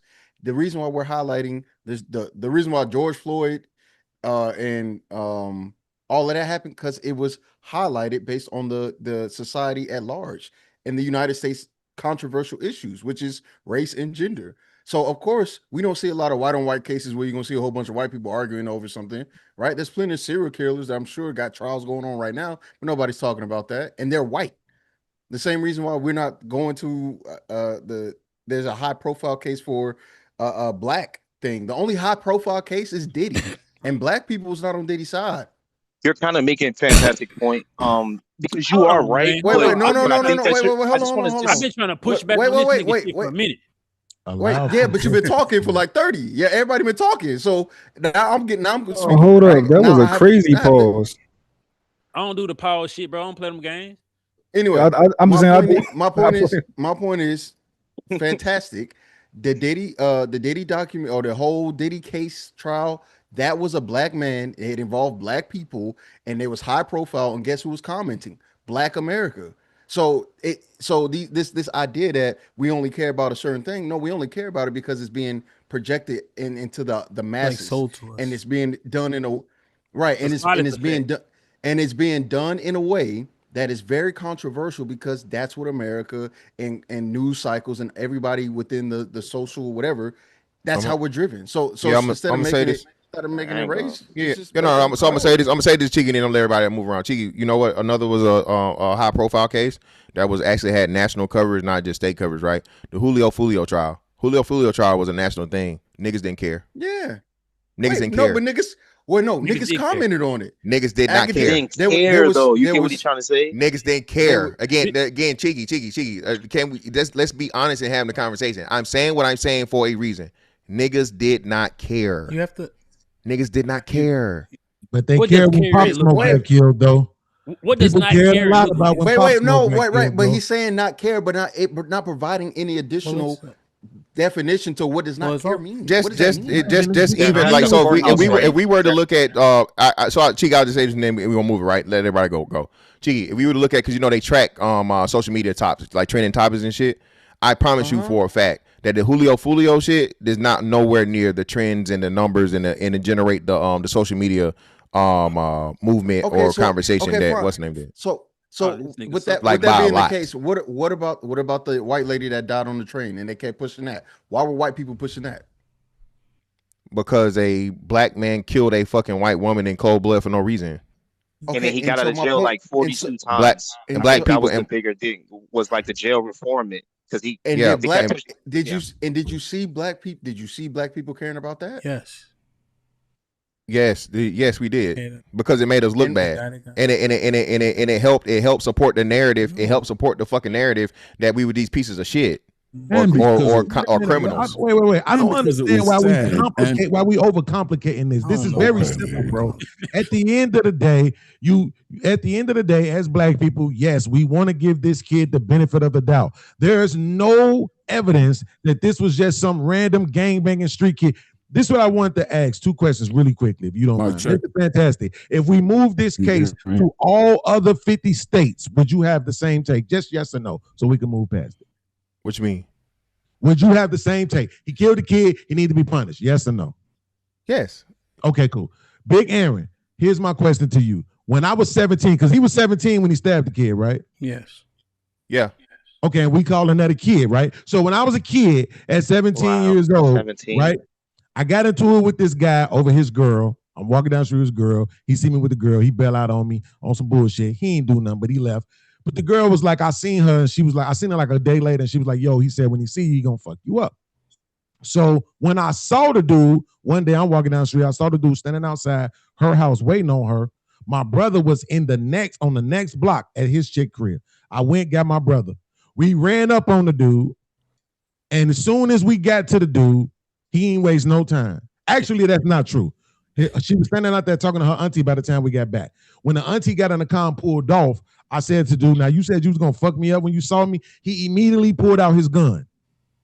My brother said, what you gonna do? You better use that motherfucker. So he started using it, and I got shot. Big Aaron, whose fault is it that I got shot? I mean, the person that squeezed the trigger, but you should fault. That's such a yes. Whose fault is it that I got shot? Am I responsible for being shot that day? Yes or no? Well, if you didn't go seek, if you didn't go seek, it's his fault. If Yes, you didn't go seek, keep on. Come on, unlikely, bro. Come on, fam. Bro, I'm just adding, bro. Like, relax. If I didn't go seek, go ahead, continue. No, I'm saying if you didn't go seek an issue, it wouldn't have happened. But at the end of the day, the finger that squeezed the trigger is responsible for the round getting discharged. That's a fact. So at the end of the day, do you think he should have been punished for shooting me? Yes or no? Based on all of that, yes. Yes. Yeah, you didn't touch him. You didn't touch him, right? We didn't get a chance to, but we were about to, and he could see. Yeah, it. exactly. But yeah, he shot your ass because you were. So yes, by law, he has to get at least an aggravated assault charge. It was what? Well, no, wait, hold on. Again, bro, I don't believe in just. Let me finish this conversation with this man. Jesus, man, I'm the only guy around here that doesn't bully his way in and out of the conversation. You long-winded niggas need to be quiet for a second, just one or two. Can you count them? Start now. Now, what were you saying, B? Yeah, I'm just wondering, do you think he should have been charged with anything? Yeah, because you didn't say anything about any presentation of a deadly threat to him or anything like that. Like, you can't just go shoot people, even if you can deduce that they're coming with some sort of intention, but if there's nothing, you opening fire with a firearm on someone, like that, no, he should be punished. Okay, so at least y'all are consistent. I'll be honest, I don't necessarily believe you, but at least y'all are consistent, right? But truth be told, to Fantastic's point, how the commentary would be if we didn't have this situation going on right now with Austin and Carmelo, people would be like, you deserve to get your ass shot. Why you run up on the nigga anyway? Why you go get your brother? It would have been everything except for the fact that he shouldn't have shot you because you didn't have a gun. And yes, we were about to put Timberlands to his forehead. Yeah. My brother is that kind. It wasn't gonna be nice. He wasn't gonna just get up and walk away from that shit. Trust me, if he didn't have a gun, he would have wished he had one by the time we got. Okay, but that still hurts your point, Beans, because you had Yes, y'all it does. Y'all made y'all point. It is what it is. I'm just disagreeing. I'm saying, fantastic. We don't need to belabor. We can move forward. Well, it's not belaboring it. You're giving a lot of nuance and context is very, very important. There's nothing that said fucking Austin Metcalf was gonna fucking beat and pummel the boy into a fucking pulp, and he had ill intentions for serious bodily harm. For serious bodily harm. You're saying it. You just said it. You said that you and your brother were going to inflict seriously bodily harm on a motherfucker. Despite that, though, being that you didn't get to do it and he upped on you and he shot you first, yeah, the nigga still need the motherfucking be punished for the shit because he shot your stupid ass. You stupid.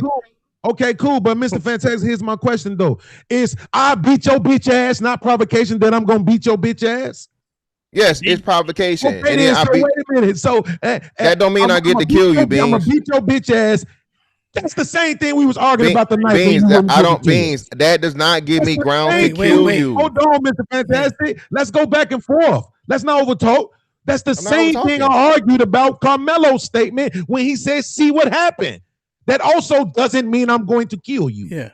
It does when you already have the weapon, Beans, and you have multiple accounts saying that you were actually touching the weapon. So, Beans, if the nigga tell you, "Hey, nigga," and he up the fire. Nigga up the fire, he got the fire in his hand, or he put his hands in his fucking drawers, and he's like, "Hey nigga, you come over here, I got something for you." He's warning you, and you know, since we want to do before we didn't want to do nuance, but we want to do nuance now. You know what that means. So we talking from the street aspect, right? A nigga reach in them motherfucking pants, and he grabs some shit, and he said, "All right, you bring your ass over here." You know what I'm saying? What is he doing? Watch this. That was in 1994. It's now 2026, and you still arguing with me. See what I mean? So exactly. Wait, but I lived. Yes. Right? Hold on. Don't just yell. Listen to my point. I lived. So we can't make what we gonna argue that it was intent to kill me, right? It's not about the intent. Fantastic. Right, we could go back and forth, right? Here's what I'm saying though. Again, you made the argument earlier because somebody brought it up, and I thought it was a brilliant argument, honestly, right? Because you made an argument earlier about what percentage of people die, right, in fights. Fantastic. What percentage of people do you think die when they get stabbed? Just off the top of your head. I know you're very intelligent, so I know you ain't gonna say nothing reckless like 50% of people. I know you're not gonna do that because I know you're very intelligent. 50% of people that get stabbed, I would say it would be much higher. Stabbings are extremely fucking dangerous, Beans. Come on, man. Fantastic. Don't do that. Well, again, we're speculating here. We know what you're saying. You don't got to do that though, because we could. Well, I'm not though. What we have to. Well, you know, what we could do. What we could do is we would look at. We could look at the. We would have the cross reference shit and get it whatever. We can have that conversation later date. What I'm telling you is this, bro. What we know for sure is whenever a weapon is introduced to the situation, right, that increases the chance of someone dying in an altercation. Be it two weapons, both parties have weapons, or one party got a fucking weapon. All right. So what I'm saying to you, Beans, is you're right. You didn't die. So therefore, Beans, what? I wouldn't hold him to the standard as if he killed you. But Beans, had you not been here, lock that nigga up for life for murder. He killed you. I keep telling y'all this. Y'all keep trying to run around, and not you, Beans, but for the stupid motherfuckers in the chat like he got me. He don't got me because I fucking told you dumbass niggas from the jump. This whole case is based upon the outcome. Fuck intent. I already said I do not believe he intended to kill the boy that day. Yes. But the outcome is what it is, Beans. Most of the niggas that end up Beans, well, man, I ain't playing the killer, man. But you did, though. And now that you did, how we gonna charge you? You don't charge a motherfucker for fucking assault when he murdered somebody. You charge him for murder. If you beat the charge, you beat the charge. Cool. But more likely than not, you're probably not gonna beat it if you can't motherfucking justify using that force to take a motherfucker's life. That's all I'm saying. Got you, but that shit is Beans and his brother run down on me. I gotta wait for them to start beating me up. That's the stupidest shit I ever heard. It don't make no sense when you say it any other way. Like it don't make no sense any other way. It don't make sense. Fantastic. Like that's why I was trying to shorten the story because I didn't want to be long-winded. But like I said, hey, when he first upped it, We had a chance to get out the way. I'm gonna ask this question. Your brother said use that shit. I'd rather be judged by 12. Oh, brother was like, Your dumb ass found out. By 6. Outside of Aaron, how many of you niggas got bodies up here? I rest my fucking case. Checkmate, nigga. Checkmate, nigga. Checkmate, nigga. Wait. Checkmate. Fuck y'all. Just to update. That's us on the panel, though. I got several friends who. I ain't asked about your friends, Rockstar. I asked about you. All right. My shit was intentional. I got lucky. Fantastic. I got lucky. My shit was Just intentional. to I update. was always intentionally missing. I missed on purpose because I didn't want to take a life. I like beating people up and being able to see that look in their face afterwards when they know they're not gonna never fuck with you again. But my point is this, because we keep. I agree with you. Fantastic. He deserves some sort of consequence. I just don't think it's jail. Right? I don't think it's jail. I would rather they send that nigga to the military. The jail is horrible. Right? And make him go serve his country and pay his penance that way than jail, bro. Yeah, honestly. I did, because that it's very likely that shit is gonna change him and derail his projection, bro. Very likely. You know what I hate though? Just update to the knife thing. Yeah, right? what's the update? Just stat on the knife thing. All right. So no, in most cases, people who are in most cases, it's 7.7%. Yeah, it's like 10%. Survive, especially if they receive prompt medical care. Right. It's very low. Research from the Trauma Center found overall mortality rate for stabbing victims is often in the single digits or low teen percentage. Yeah, real shit. Meaning the majority survive. So that's it. Told you that. Hey, did they say 90? I got fantastic. I would show you the wound right now. Bro, listen.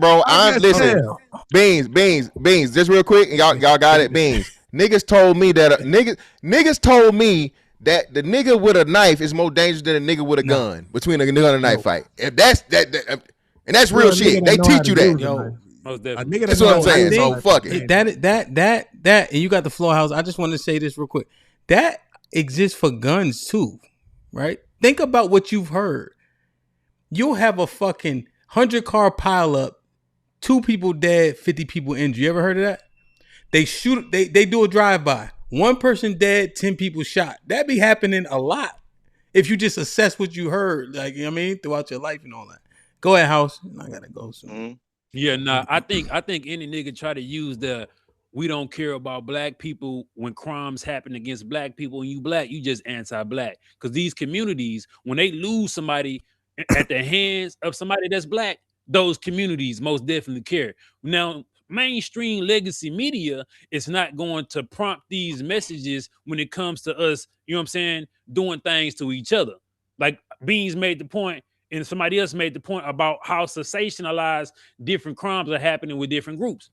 Mm-hmm. When somebody black takes somebody else's life and they go to court, guess what the court do?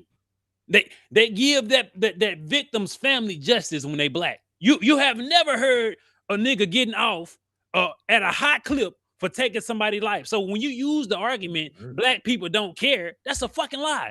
See, we suffer with a silence effect when we see things that happen that's out of the abnorm, and we think it's happening all the time. Just because we don't see these stories in the media of black people not supporting black people does not mean it don't happen. So it's House, can I ask you a question? Can I ask you a question, House, real quick? I don't want to take the mic. I just want to ask you a question. What's up? Did you know about this case? Because I was watching the show the other day, and when Fantastic said this, I ain't gonna lie, I was surprised because Fantastic knows a lot about what's going on in the country news-wise. Yeah. He said, if I'm wrong, Fantastic, you could correct, but I could have sworn you said, because I didn't even know about this case with the Asian guy shooting the black teen until the dude was acquitted. House, did you know about it? Because I know you report on a lot of stories. Did you know about that case before the dude was acquitted? I knew about this case probably 3 or 4 days into the trial, bro. Wow. It wasn't so for us. It's like we only get certain things, bro. We only get that's the question. I'm sorry, House. Hold on. Why is that? To the point that you're making right now about how the media work, why did the rest of us, on a volume level, on a macro level, didn't know about that case? It was 2 years ago. Because it didn't happen inside our communities. It's a lot of stuff in Houston that I know about that's not as big into these spaces, and then I'm involved with. You know what I'm saying? Yeah. So it's It's community based. Oh, bro. it's so that was 2 years ago too. That case, right? I think he shot the boy. Yeah. No, 2023. He shot That shit the happened boy in 3 2023. years ago. Just because we don't know about it, or you don't. You didn't know about it because it wasn't the right dynamic, bro. Asian black is not the same as white black. That's the reason why no one knew about it. Though. Yeah, The of black course. people I'm not in South doubting Carolina that. in that community knew about it. Yeah. I'm not, and again, I'm not doubting that. What I'm telling you can't say black people don't care about these things. They don't care. They do. Most definitely. They don't. Niggas wait, didn't hold care. on. Might not I care. think y'all missed. Wait, I think y'all missing something. This is what I'm saying. But we know about the Austin Metcalf Carmelo shit. Yeah, Thank you. That happened after the fact. Hold on. Thank you, Beans. Beans, that happened way after. But I'm saying that also wasn't in Chicago. That also wasn't in DC. That also wasn't in New York. But somehow we know about that one, but we didn't know about the Asian. Further in Cheeky's point. Beans, because it wasn't black white. The media does not push. If it is minority and minority, the media is not gonna fucking push it like they push black versus fucking white. No, we just had this. So that goes back to what I was saying. So tell me about a crime that's black on black that should be inside the media. Fantastic. Huh? Tell me a crime that is considered black on black that should be inside the media right now. Anything where a child murdered a child. Just give me a name. I can't give you a name because it'll be nigga. It's not that I don't care. So you don't care. So you give me a name. I don't. You give me a name. I can't give you a name. Is that well? I don't claim that I don't care. I'm claiming that again. Niggas understand. It's not about not caring. It's that niggas don't make a big deal out of it, and then the public does not the media does not push it. I live in Jacksonville, nigga. Don't tell me, motherfucker. Niggas kill niggas every other day around here. Fuck is you talking about? Don't play with me like that. My community post. You know, I got a question. That's a good point. It's starting to sound like and I just fucking told you fucking Julio Folio, nigga. At least I gave you a fucking name. Like that went on for I don't know how long. You ain't say shit. To say black people didn't care about that, but that's hip hop. They didn't care. They didn't care. The fact, yes, they did. Describe what cares mean to you, bro. Because I'm confused. Go ahead, Aaron. This is the part where being phlegmatic works against you, right? Because they know that you are phlegmatic, and so they just gonna, and it's fantastic, especially Aaron. We're gonna have a talk. I'm shutting the fuck up. I hear Aaron. I ain't saying nothing when Aaron started talking. Yeah, we're gonna have a talking to him for sure. I don't want no trouble. He the one, Aaron. It really ain't nobody else. It's really him. You know. Go ahead, Mick. Anytime Aaron, if anybody shut the fuck up when Aaron started talking, I'll shut the fuck up. Trying to be nice to you, Aaron. Don't fall for that shit. I ain't trying to be nice. You go run the tape back. Hey, man, you might have a hard time with Big Aaron, Mr. Fantastic. Listen. Go ahead, Aaron. The question that's starting to come to my mind with all of this is like, which came first, the chicken or the egg? Is it because the media isn't showing people what's really happening and that is driving their bias because they're not exposed to it? Or is the media simply showing what sells, and what sells is based on people's implicit biases? They're not going to sell something people aren't buying. You know what I mean? Like, which is it? Are people not seeing it? Or is it not being sold because it doesn't sell? I think that Asian one would have been a good sell. No, yeah, not what for would real, have I been. agree. Are you in the media company? Because would they agree? They just would have been wrong. Have you heard about this story about the black man? Where Are you asking? Hold on, real quick, House. Are you asking if we would have pulled up for it? Like, really would have been paying attention and shit? No, it's food for thought. There was a back and forth, and what I'm saying is food for thought to really kind of pin down. You see where I'm going, Cheeky? It's a logic experiment. It is, yeah. I don't know, man. Especially after the chick in California, they started comparing that immediately as soon as we found out about it. People was comparing it to Latasha Harlins in 1991. But the thing that Aaron is getting at is most media companies know that the racial divide mainly is between white and black, right? So that's the reason why. Damn, that's what I said. Bro, you said the same thing I said. But I think that's easy though. But Cheeky, I actually think that's too easy though. You don't. It's not. You don't think it's more likely that they were protecting the Asian community's identity? Beans, if I feel like if we had more of a contentious and openly known right now, we're just not getting to the point where we speak about it openly, and and that was in 2021. Niggas been having issues with Asian people, but the reason why I don't get highlighted is because that's not the one to highlight, right? Just like niggas got problems with them Arabs too. But again, we're not gonna see and that Patels, Arabs, and fucking and the Chinamen. Yeah, but you got to tell me why though. You can't. You keep saying that ain't the one to highlight. Okay, well, see, tell me a reason why that's not the one to highlight without blaming black people. It's a fake argument though, dog. Why does it have to be national news for y'all to think the shit is being highlighted? Because that's literally what highlighting means. The nigga gotta quit it. That's literally what highlighting means. Too many people say that. How? Yeah, because they didn't. Because again, it's factual, Beans. It's factual, Beans. I just want to make sure House understands. House, what I'm saying is this: I've heard too many people say they never even heard of the case. South Carolina heard of the case, though, homie. That's one place. That black people live in South Carolina. National. Yeah, because it's national, don't mean the communities that it's happening in don't give a fuck about it. No, I'm not arguing that. I'm not arguing that. That's an argument that you have with Fantastic. We're talking about black people in mass, bro. We're talking about the majority of black people. I'm trying to understand. I'm trying to get how are you going to care? Hold on. You making our point. I'm trying to get Cheeky or Aaron to make me understand without demonizing black people why the Chinese dude hawking down a running away teenager and shooting him in the fucking back wasn't national news without demonizing black people. I don't think about demonize white people. Yeah, we didn't demonize black people. Shit. We didn't demonize I'm not black saying people. that you are. I'm just asking that you do it without. Don't say because black people wouldn't care. Don't say because they already answered it. They already told you. We listen. The Asian community is a very, very small percentage.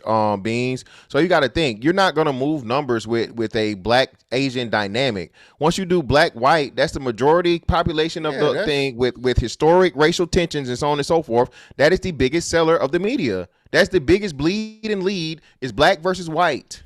Has always been. There will never be any other fucking wasn't. Niggas got beef. Niggas got beef with all other niggas got beef like Cheeky said. Niggas got beef with Asians, niggas got beef with Mexicans, niggas got beef with Patels, niggas got beef with Arabs. We got beef with all these people internally, but again, that's not the Ali versus Frazier. That's simply what it is. And that's not villainizing black people, Beans. If the media don't pick it up and tell us and put it in front of our face, to House's point, none of us know. It's a whole niggas get killed every day, locally. I didn't say that though, Fantastic. That's literally what you said, brother. I said, why does it take national news for y'all to care? I said those communities care, bro. Those black people in those communities care, bro. House, that's what I'm saying. But that's not the masses. Your locality is not the masses. That's exactly what we're saying. Everybody's talking about this case. Don't none of us live in fucking Texas. The whole fucking how many black people talking about this shit? The vast majority, every content creator since the trial has started, when the shit happened, everybody was talking about it. Everybody, right. Okay. So what I'm saying to you is, of course, the people that are local and know about it and you know about it, you care. What I'm saying, black as a collective, the vast majority of us never fucking care until there's a white aspect involved to it. Even black. Listen, just real quick, you got it right, and we gotta get money here because money ain't said shit. Even to the point of the police shit. Remember what the fucking black police did to the boy in Memphis? 4 police officers beat a nigga to death, bro. We talked about that shit for a week and got the fuck on. We talked about that shit for the little minute that it was, and niggas left it alone. Why? Because it's all niggas. We only care when the white person is involved, bro. I'm telling you, that's a fact. You gotta change your position on that. That don't even make sense because you just said y'all talked about it for at least a week. Hold on, wait, just real quick. I know good and hell well the fucking defense didn't rest. That's why they had this extended lunch. Are you kidding? Oh, whoa, listen, no fucking way. I know the defense didn't rest. That's crazy. That's crazy. The defense rest, bro. Hold on. Let's see. Defense rest. Oh my fucking God, man, this shit over with, bro. The motherfucking defense cost. This is what you niggas wasted $600,000 on. Well, I ain't gonna say they wasted it, but at the end of the day, Fantastic, I just disagree with the last point that you made, though. I think it's really to me, in my opinion, right? I'm looking at it real time, bro. That's fine. The reason why they didn't push that story, in my opinion, Cheeky, because I'm smarter than you, is because of the fact that Asians are a protected class in this country. And they wasn't gonna spend their time demonizing an Asian person on the news. So let me try one of Fantastic's questions. Please name the Asian that they have demonized in the news that you've seen. Make sure we get Mont too. Right, but that yeah, we'll get Mont. We'll come back to it because I know. You better go to Mont because you're not gonna be able to do it. Right? That's why. It ain't got nothing to do with it not leaning. Black people ain't gonna care and in bliss, black and white. No. The Asians are a protected class in this country, and they was not gonna demonize the Asian man on TV for you. Okay, well, that's an opinion, and I'm glad you have that. That's why opinion. Mont, hey, drop your Mont, location, Kiki, in the back. What's up, y'all? Hey, nigga, you got shot the last time. Hey, Mr. Fantastic, I was just thinking that too. I was be quiet. That right Fantastic. That was the state list that I just checked. That was the state list across the defense listed. Nah, the defense rest, Rockstar. The defense, bro. I'm looking at it. Defense rest. Oh, okay. No, I did say defense rest. Funny as fuck. Dismissed until closing arguments. Say you got shot. Fuck out of here, Mr. Fantastic. Go ahead, Mom. Oh, Beans, quick question. How old was your brother at that time when you were 17? Here go Mom. 21. 21. How old was the guy I was pressing? Somewhere in there, somewhere in between 17 and 21, I think. Okay, I was just curious. But no, y'all said a lot, man. I had some points that I heard when y'all was pretty much saying that y'all was just going to lean towards giving a black person the benefit of the doubt. And as somebody who considers myself to be objective and kind of like in the middle, I think that's fair, to lean that direction. But at the same time, not like when he brought up the case where a white man stabbed the Ukrainian woman. I mean, with a black guy stabbed the Ukrainian woman, that was just like overtly, like hell no type. So now I think that was a fair point. I guess my question is, is everybody really concerned about justice for whatever is the right decision? Is that the decision that y'all prefer be made? Right? Because I know for me, I don't think that he purposely wanted to kill him. Right? I think he just ended up dying. But I know my concern is once all the evidence is out and everything, I want the right decision to be made, and I want the right level of justice and all that type of stuff. That's my main concern. Like I don't want him to necessarily get off if it's not reasonable for him to get all the way off. Like definitely get some type of trouble. I don't know what I want to know what y'all think. Mont, we've been talking for 6 hours. So what do you think? You said, well, if his aunt had a dick, she'd be his uncle, and then if was a fifth, like what you think? What you think? You want him to get off, or what? Or what you think? You think he should be convicted? What you think? No, I got details that I just need to. Who got a little dog? Mr. Fantastic. You got a little dog? That's a fucking lie. Fuck them dogs. Michael Vick fan over here, baby. Y'all niggas is crazy. I think everybody on this panel too big to have a little dog, but I'm not. I'm you got a little dog? No. Yeah, I'll take the charge. You know what I'm saying? Take the charge for my nigga. It's my gun. Cool. I did it. Hey, Fantastic. My bad, real quick, my Fantastic. Man, fuck you. Hey, I can't never say drop your low again. It's gonna be motherfuckers in the chat. Remember what happened to your ass the last time? That's fucked up, bro. This nigga ain't shit. Yo, that shit was so funny, Michael. Yo, the comedic timing was brilliant. Didn't he just say he a Michael Vick fan? Yeah. This nigga on a roll. Go ahead, Mont. Nigga, tell us something good. Nigga, you talking about what we think. Right. We've been talking for 5 hours. I can't really tell you because I just got more information I need before I make a determination. But I'm leaning towards it's OD what he did. Absolutely, you killed he told you to get out. He might have pushed you. I think it's a little bit OD right now, but of course I'm waiting for more evidence, more information for me to if I really make a determination. But I'm leaning towards like he probably shouldn't be dead right now. Yeah, 100%. Does it change for you because it's a weapon? Like if he would have punched him and killed him, would you feel differently? Yeah, I'd feel differently. Yeah, if you punch him and kill him, it is what it is. You put your hands on somebody. He gave you a reasonable response, which is to punch you in your mouth. So I feel differently. Versus, I don't think stabbing somebody that fast is a reasonable response at a high school sporting event. I think it's fair to point this out that Mont and Fantastic for that matter, both shouldn't be talking about this because they're obviously biased for Austin because he was over 6 feet. All you niggas over 6 feet tall want to pretend like everything is all equal. It's not, fam. It's not. When was the last time you checked your reach, Mont? Never have. But you 6'4", right? Mm-hmm. So I'm gonna just assume that your arms probably is the same length as your legs. That's some unfair shit, bro.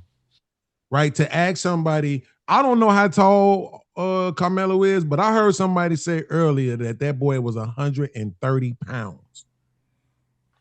Man, we got to stop the bullshit, bro. Listen, as somebody who ran from every fight for the first 15 years of his life, which is why I'm so aggressive now, I ain't want no trouble. But the day I started saying, okay, I'm cool with the trouble, wasn't nothing going to be fair about it. I made a decision at that point. If you over 6 feet tall, bat, knife, brass knuckles, gun, or me and my brothers or my nephews. It's not fair. Why? I don't understand why we even have to pretend like it is. For you to have 100 pounds over me, they don't let people fight like that. Sanctioned with gloves and protective shit. They don't let people fight like that. Yeah, but I don't buy that though. I mean, yeah, it's some guys who they soft, but for the most part, just because I'm bigger than you don't mean I'm gonna whoop you. I think I'm gonna whoop you because I think I'm gonna whoop you. But outside of that, you should be thinking you're gonna whoop me. Like, I don't know how many guys on this panel shorter than me, but I don't know. I would guess that they all don't think I'm a whoop them, right? Because I'm taller than them. Nah, everybody will beat me on this panel. Bro, I accept that. Okay. Hamp built like a bulldog. Aaron built like a tall ass bulldog. Fantastic, just big. Okay. Me and Cheeky are Arnold and Webster. Okay. We don't have to fight y'all fairly. Y'all, this is what I'm saying. You right now, you pretending as if it's just should be an ordinary fight. No. Especially, and we're not even talking about trained. We just saying both of us willing to throw hands. We both equally have enough dog in us to fight. I just ain't seen too many little dudes. I ain't saying I ain't never saw it. So nobody don't say that dumb shit. I shouldn't have to make not ever or not all argument. But I just ain't seen too many 5'6" guys beat too many. How tall was Austin? 6'2"? 6'1"? That's even worse. At least at 6'2", he might be a little bit dizzier from the light air. It's not because they small. It's because they just can't fight though. That's why they lost. Like I know a lot of small niggas who get busy. Right. So, I find a lot of short people are quick to go too. I mean, bigger guys typically aren't. Yeah. That don't mean bro, they we don't want no smoke, bro. That does not mean they won. No, that's not what I'm saying. Too, but that don't mean that's not what I'm saying. Yeah, we're not saying they won, Beans. What we saying is, I know Beans. I know a motherfucker not trying to fight me, bro. Nigga got 5 for me, bro. Niggas got nothing but fucking hot lead. I don't want no problems. I don't want no issues, no whatever, because I already met big scary nigga. I shot him. Right. My if the smaller, they not really they know me, so like I said, I ain't out here looking for confrontation, especially people that know me, because they gonna be like, oh no, I ain't fighting him. No. So yeah. I mean, the smaller cats can perceive being at such a disadvantage. Why are they typically the first to go? Like, you would think, let me chill. I ain't got it. They the first. Who the fuck you talking to, nigga? You know what I mean? No, but I'm saying, well, we know the Napoleon complex exists, right? I don't want to be seen as a punk, and I ain't gonna let you think you're gonna punk me just because you're bigger. But again, I already acknowledged that in my example, I said they both have equal heart. They both willing to throw hands, but that don't mean they won. I seen a lot of short niggas run up and this what they got. Man, you got a lot of heart. Yeah, and a lot of knots, right? And a lot of skin removed too. Yeah, they had a lot of heart, but they still got their ass kicked. So deploying a weapon is a viable alternative. Deploying a deadly weapon, excuse me. Have you never heard of brass knuckles? What is happening here? Like, what are we doing in 2026? That's why I made the correction. I said deploying a deadly weapon is a viable alternative. Hell yeah. I mean, particularly if and particularly here's the thing. Let's use this scenario, because by all accounts, he ain't want no smoke for real. Right? Just like when the dude upped on us, we could have been like, you got it, and got the fuck up out of there, but we didn't. How Napoleonic of you. Right? I'm agreeing that it exists, and I still got shot. Do you see my point? I didn't beat the nigga up and take the gun from him. And that nigga was 6 feet tall. That was my point. That's what I'm saying. Is that we pretending like, oh, it's all fair. No, it's not. No, I'm not pretending that at all. And we need to start pretending like it is, because it's not. Yeah, I don't think anybody's saying it's. Go ahead, Aaron. My bad. Go ahead. No, I'm not pretending that it's fair at all. I'm saying, in the interest of making it fair, if there's a 5-point advantage, you don't go and make a 500-point advantage. In the interest of making it fair. No. If fairness is in fact the goal. No. It's I'm not trying to make it fair anymore. You have an advantage. Why the fuck would I be trying to make it fair? Well, because because fairness is your priority if you're not happy with my advantage as it sits. If you're trying to erase my advantage because you feel it's not fair to you.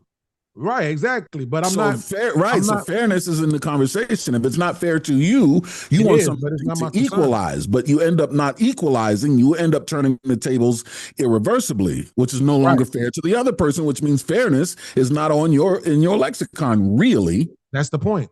That's what I just said. You already have an advantage. So why would I be looking to make it fair? I don't want to make it fair. You had an advantage, and you weren't willing to forego your advantage. You weren't going to get on your knees and put one arm behind your back and close one eye. You weren't going to do none of that shit. You weren't going to do none of that shit. Easy, killer. Yeah. Yeah, damn. Ain't no. No, I'm not doing it. I'm too old for that shit. But that's what I'm saying. You weren't going to make it easier for me, so why the fuck I got it? Listen, the first time, and one thing about it I said is I won't use brass knuckles. They hurt. I don't know how the fuck people use them up for. Maybe you talking about brass knuckles? Okay. Yes, the brass fucking knuckles, which is what smaller men used to use to fight bigger men. Yeah. That's better. I'm talking about firearms and large knives. No, brass knuckles. Yeah, because you still, niggas still get their motherfucking face caved in with them brass knuckles. Now, if you listen, I'll tell you that. I can tell you that, nigga. You hit me with a pair of brass knuckles, bro, and you don't knock me out, I'm keeping that hand, and I swear to God, I'm taking that hand off, nigga. Taking a trophy and not giving it to the ambulance when they get there. Brass knuckles is a good force multiplier to make it even. Hand. Nah, no. And again, I'm not a fan of none of that shit, bro. I am a fan of niggas taking their lumps. No, if you bigger than me and you try to whoop me and my brothers jump in, we stomp you out. Go home, man. Live another day. You and your brother. Yeah. Back to the brass knuckles. See what I mean? You know what I'm saying? Look, the reason being because you're involving other people that don't even have. It's not like about them or between them. You know what I mean? Like to make it fair, I'm their brother. You can wield. No, but I'm their brother. What's about my brother is about me. Like, and my point is that we when I say that, me and my brothers, everybody automatically perceives the advantage. So you're not but then you want to pretend like 6'2" and 5'6". No real advantage there. Oh no, that shit not. Is well, it's called force multiplying. Beans. Like you said, beans. That. You just don't want a fair fight. You just want a guaranteed win. That's all I'm saying. Yeah, that's what I'm saying. You want a guaranteed win. Fight a motherfucker my size. Well, beans. Like I said, beans. 6 foot ass niggas, no hell no. Well, beans. If you know who Demetrius Johnson is, you know who Demetrius Johnson is? Yes. Mighty Mouse. Bro, Demetrius Johnson is whooping everybody up here on this fucking panel, bro, and he's like 120 pounds. It's 5 foot nothing, 5 foot nothing, 100 some pounds, bro. Fighter, you had to fight him. You calling me and telling me bring the gun. Wait, is this person a fighter, Demetrius Johnson? Yes. Arguably all the time. best UFC fighter of all time, arguably.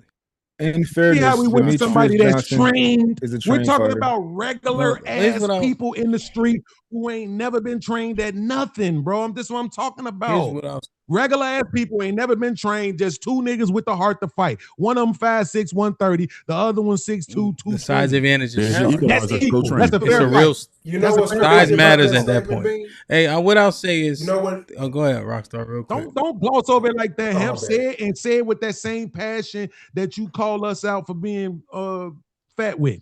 Say, no, listen. You know what I'm saying? Hamp is monotone as hell. Hey, listen, here's what I say, man. 130, 6'2" and 220. It's too much. So I talk like Prince and them niggas. Hey, man, this conversation has fell into what I would like to refer to as bondinage, man.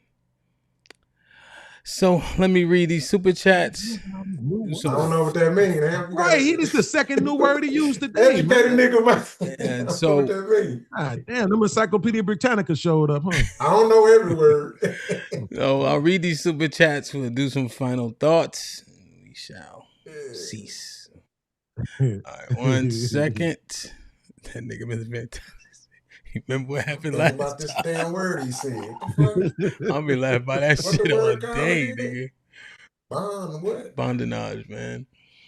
Okay, I go. Willie with the $5 says, Mr. Beans looked like Aaron Hall after he quit singing. Nigga ain't shit. Fuck Well, Willie. but still, Ratchet with the $10 says, if Mello had the knife at this meet, then it's safe to assume he carried it to the meet and it was never used until someone came bothering him. Just saying. As A with the $5 says, Trey, what if he's an MMA fighter? Would a 17-year-old train have an advantage if he trained since a kid like Austin who hurt his 300-pound father before? Sapase with the $5 says, some of y'all give white folks too much credit. Shit sad. Salute Hamp. Salute Sapase. Salute my G. Scorch Earth with the $2 says, if role was reversed, Austin, no, not even charged. Sapase with the $5 says, I'm still waiting to see a group of white men on the panel who defend black people as hard as some of y'all is riding for whites. Shay with the $2 says, if Rosa got up when told, where would we be? Well, luckily, she was the second. Rosa was a fucking, yeah, exactly. That was a psyop. They didn't give a damn when the pregnant black dark skinned girl did the She shit. was the second one to do it. She wasn't cute though. Willie with the $5 says, if the victim's father gives anything like a supportive victim impact statement in the event Carmelo is found guilty, Carmelo is going home. He's going to a house arrest or something. Deborah with the $5 says, court was delayed for 3 hours after lunch. Defense just rested after only 3 hours of testimony. Closing arguments tomorrow. Looking very bleak for Carmelo. I cannot believe they rested. Yeah. Oh my God, bro. I thought they would recall some witnesses. Oh my goodness. Sean Brewer with the $5 says, y'all saying he shouldn't get this much time. Okay. But what if that was your son getting murked? Yeah, that looks different. I don't know. Can I answer this? I say the same thing though. I would say the same thing, bro. I really honestly, as hurt as I would be, and as long as I know he wasn't bragging about it and he wasn't, smoking on a pack, no stupid shit like that, bro. I would give the kid the benefit of the doubt and be like, yeah, man, don't give him life. You know what I'm saying? You punish him, of course. I need justice for my kid. But at the same time, bro, don't sit him down and take all his life away, bro. 10, 15 years or whatever is more than reasonable. He'll be 30 years old or some shit, you know what I'm saying? A damn near 30, and he get a chance to turn his life around and be an asset to society. But yeah, nah, man, I strongly believe as long as I know it's just like a heat of the moment, stupid fucking decision, I would stand and do the same thing, bro. If I had to answer the question, it reminded me of this movie named Vince Vaughn. It's called Cell Block 66. In which case, I would get myself arrested so I can get my hands on him. You ain't killing my kid, bro. I couldn't take it. Oh, in this same situation, you saying? I couldn't. The exact same situation? I don't know how I would relax. if somebody stabbed my son to death, I don't see myself relaxing.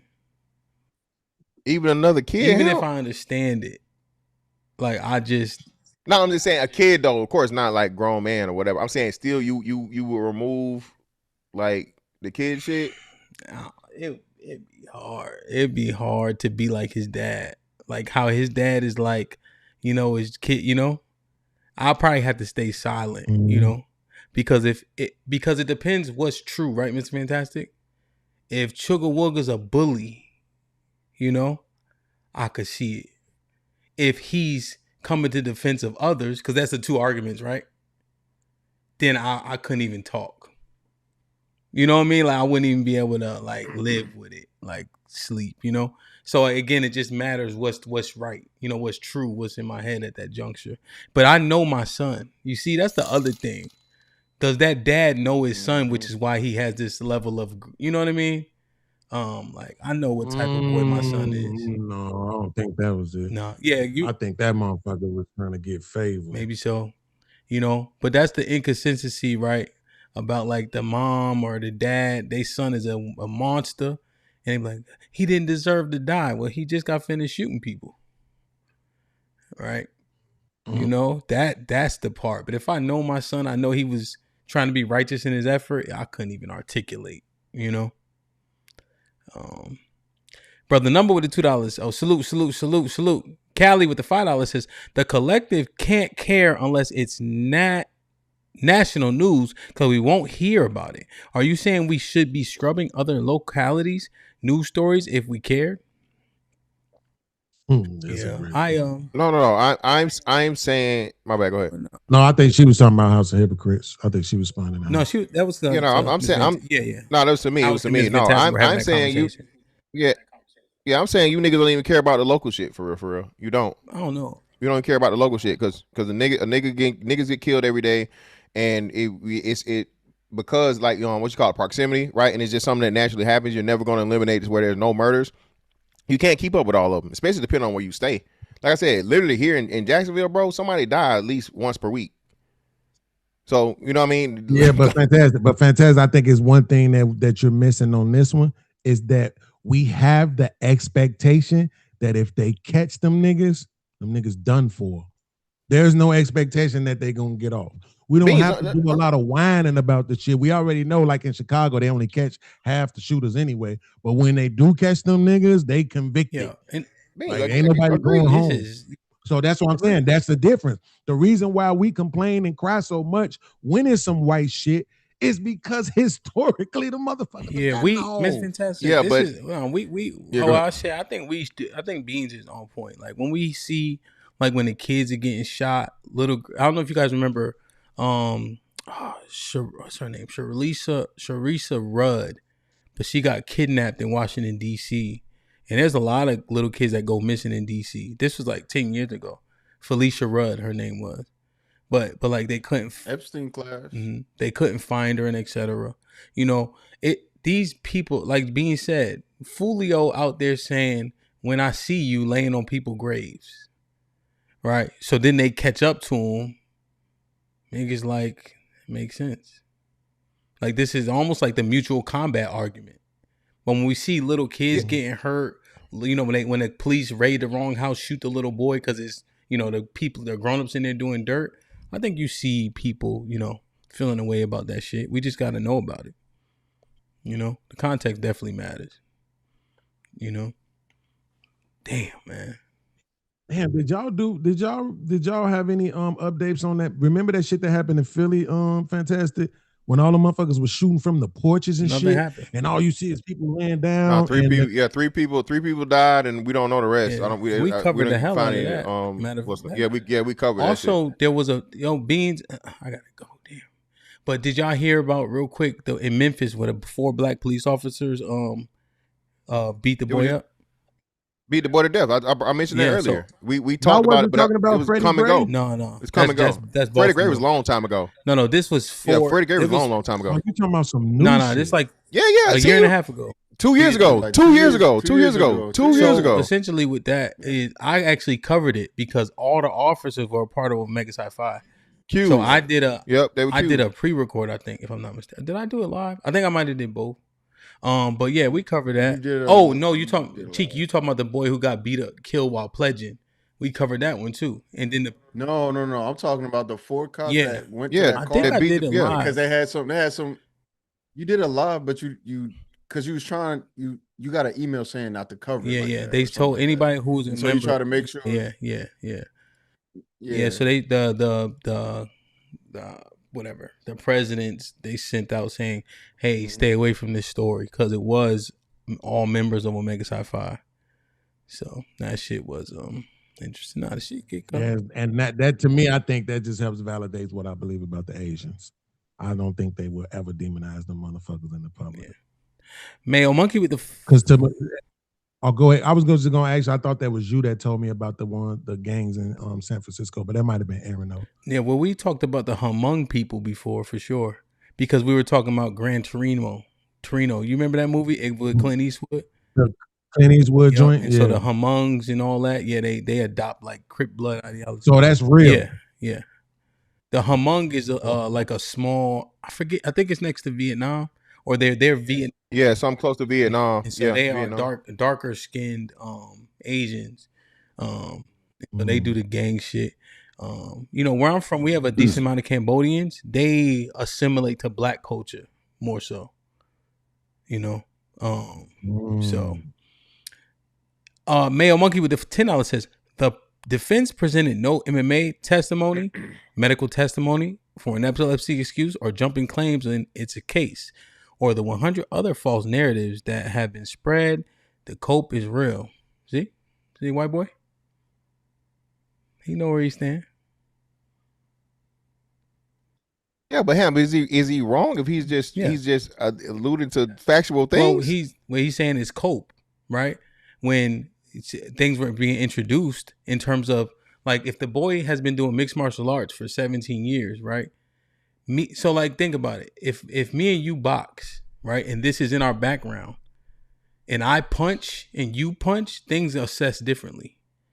If I grab, if I've been doing mixed martial arts, which includes throws like judo, Brazilian jiu-jitsu, and if I grab, as opposed to if you grab, if Big Aaron grabs you, and he's a practitioner of Brazilian jiu-jitsu, that's the outcomes can be starkly different. That's death. Yeah, I got you, but Hamp, that's what we saying, and again, now I gotta be the coon. I put the coon hat on because I'm agreeing with the white boy. Fuck it, it is what it is, right? So Hamp, what I'm saying is this, and he even worded the super chat in saying this. These were all theories and all things that black people just threw out into the ether, just threw out and said, "Oh, this happened. He got jumped. He knew MMA." And so you see what I'm saying? So all these things turned out to be MMA. Well, no, I'm not saying we don't know if he did MMA or not. I think that's been proven. But MMA never had anything to do with the situation. He didn't grab the boy and put him in a rear naked choke. He didn't stomp him out. What he's saying is all the shit that black people threw out there, all right, as excuses for him getting killed never played a part. And the defense not using it as a defense is proof of it. No. Hold on, please. Poor is the no. I think they are. That poor. Hold on. Wait. Hold on, Fantastic. Hold on. But that's not the point. Y'all don't watch law shows, bro. Quite often there are some things that they say you shouldn't say because of the effect that they believe it will have on the judge or on the jurors. So if you come in too hard with all this other stuff, to your point, when what's the name brought up epilepsy earlier, what did you say immediately? What the fuck that got to do with this? Exactly. Right? Yeah. But then he made a case to show, well, it could actually be on his mind. If this dude is suffering from something and he thinks that it may absolutely have an effect on that thing getting involved with this man in a tussle, it could be on his mind. But you see how you didn't accept it? Most likely a jury wouldn't either. So that could be the reason why they didn't bring it up. Not that he doesn't have epilepsy. Yeah, but that's what I'm saying, Beans. And what I'm saying is not that he doesn't have epilepsy. It does that it doesn't weigh on the case. Thank you. That's what I'm saying. All those things that you're being said exist. Austin Metcalf having an MMA background, the boy having epilepsy. If the defense sides, listen, Beans, they didn't have a full day of fucking defense. Beans, they did. They had one person. Beans, they had one person on Saturday. One more time. Mr. Fantastic. Because I want to make sure Fantastic is getting the full context. Can you see it, Fantastic? If he pull it up, yeah. Well, no, I can. You talking, so it is what it is. No, I mean, I can't see it either. I'm gonna have to go to the Yeah, YouTube. Can you read it one more time if you Yes. don't mind? It says, Male Monkey with the $10 says, the defense presented no MMA testimony, medical testimony for epilepsy, excuse or jumping claims in its case, or the 100 other false narratives that have been spread. The cope is real. See? Right. So you see, he named two things that were true and one that wasn't, and then said the other 100 false narratives. What was the thing he said that wasn't true? The jumping, because you said didn't no jumping happen. No jump. That's what he said. That's what he's saying. He's saying that people claim they were jumping. I just acknowledged that. I just said he named two things that did happen, one that didn't, and then said the other 100 false claims as if they all. Okay. I understand what you're saying now. You're saying two things that were factual, but all of those things were in the context. It don't matter, bro. Either way it goes. Yeah. It is what it is. Yeah, I think you can have a poor defense. Not to be dismissive, by the way. Yeah. I know. I got you. You can. I'm telling you, there's so many things that people assess, forget to say. I mean, appreciate that. It's a lot in this shit, man. You know, but they rested. But they just killed the nigga on the ship, bro. Not to me, Hamp. When you said earlier, when you and Fantastic agreed earlier that y'all were discussing the law, to me that changes the conversation because now you got to deal with what's going on in Texas. Yeah. But I think for us, the bigger conversation should be about moral, right? And then examining what we think the law should be, right? In this case, we saying, dude, you touched me. I swung at you and I swung at you with a knife. I don't think, to Fantastic's point, I don't think he was trying to kill him. So therefore, in my opinion, there should be some sort of statute for that. Yeah. Not this shit usually, where you got all this shit that's encompassed. You know what I'm saying? That's it's crazy, poorly bro. written how they have it divided up.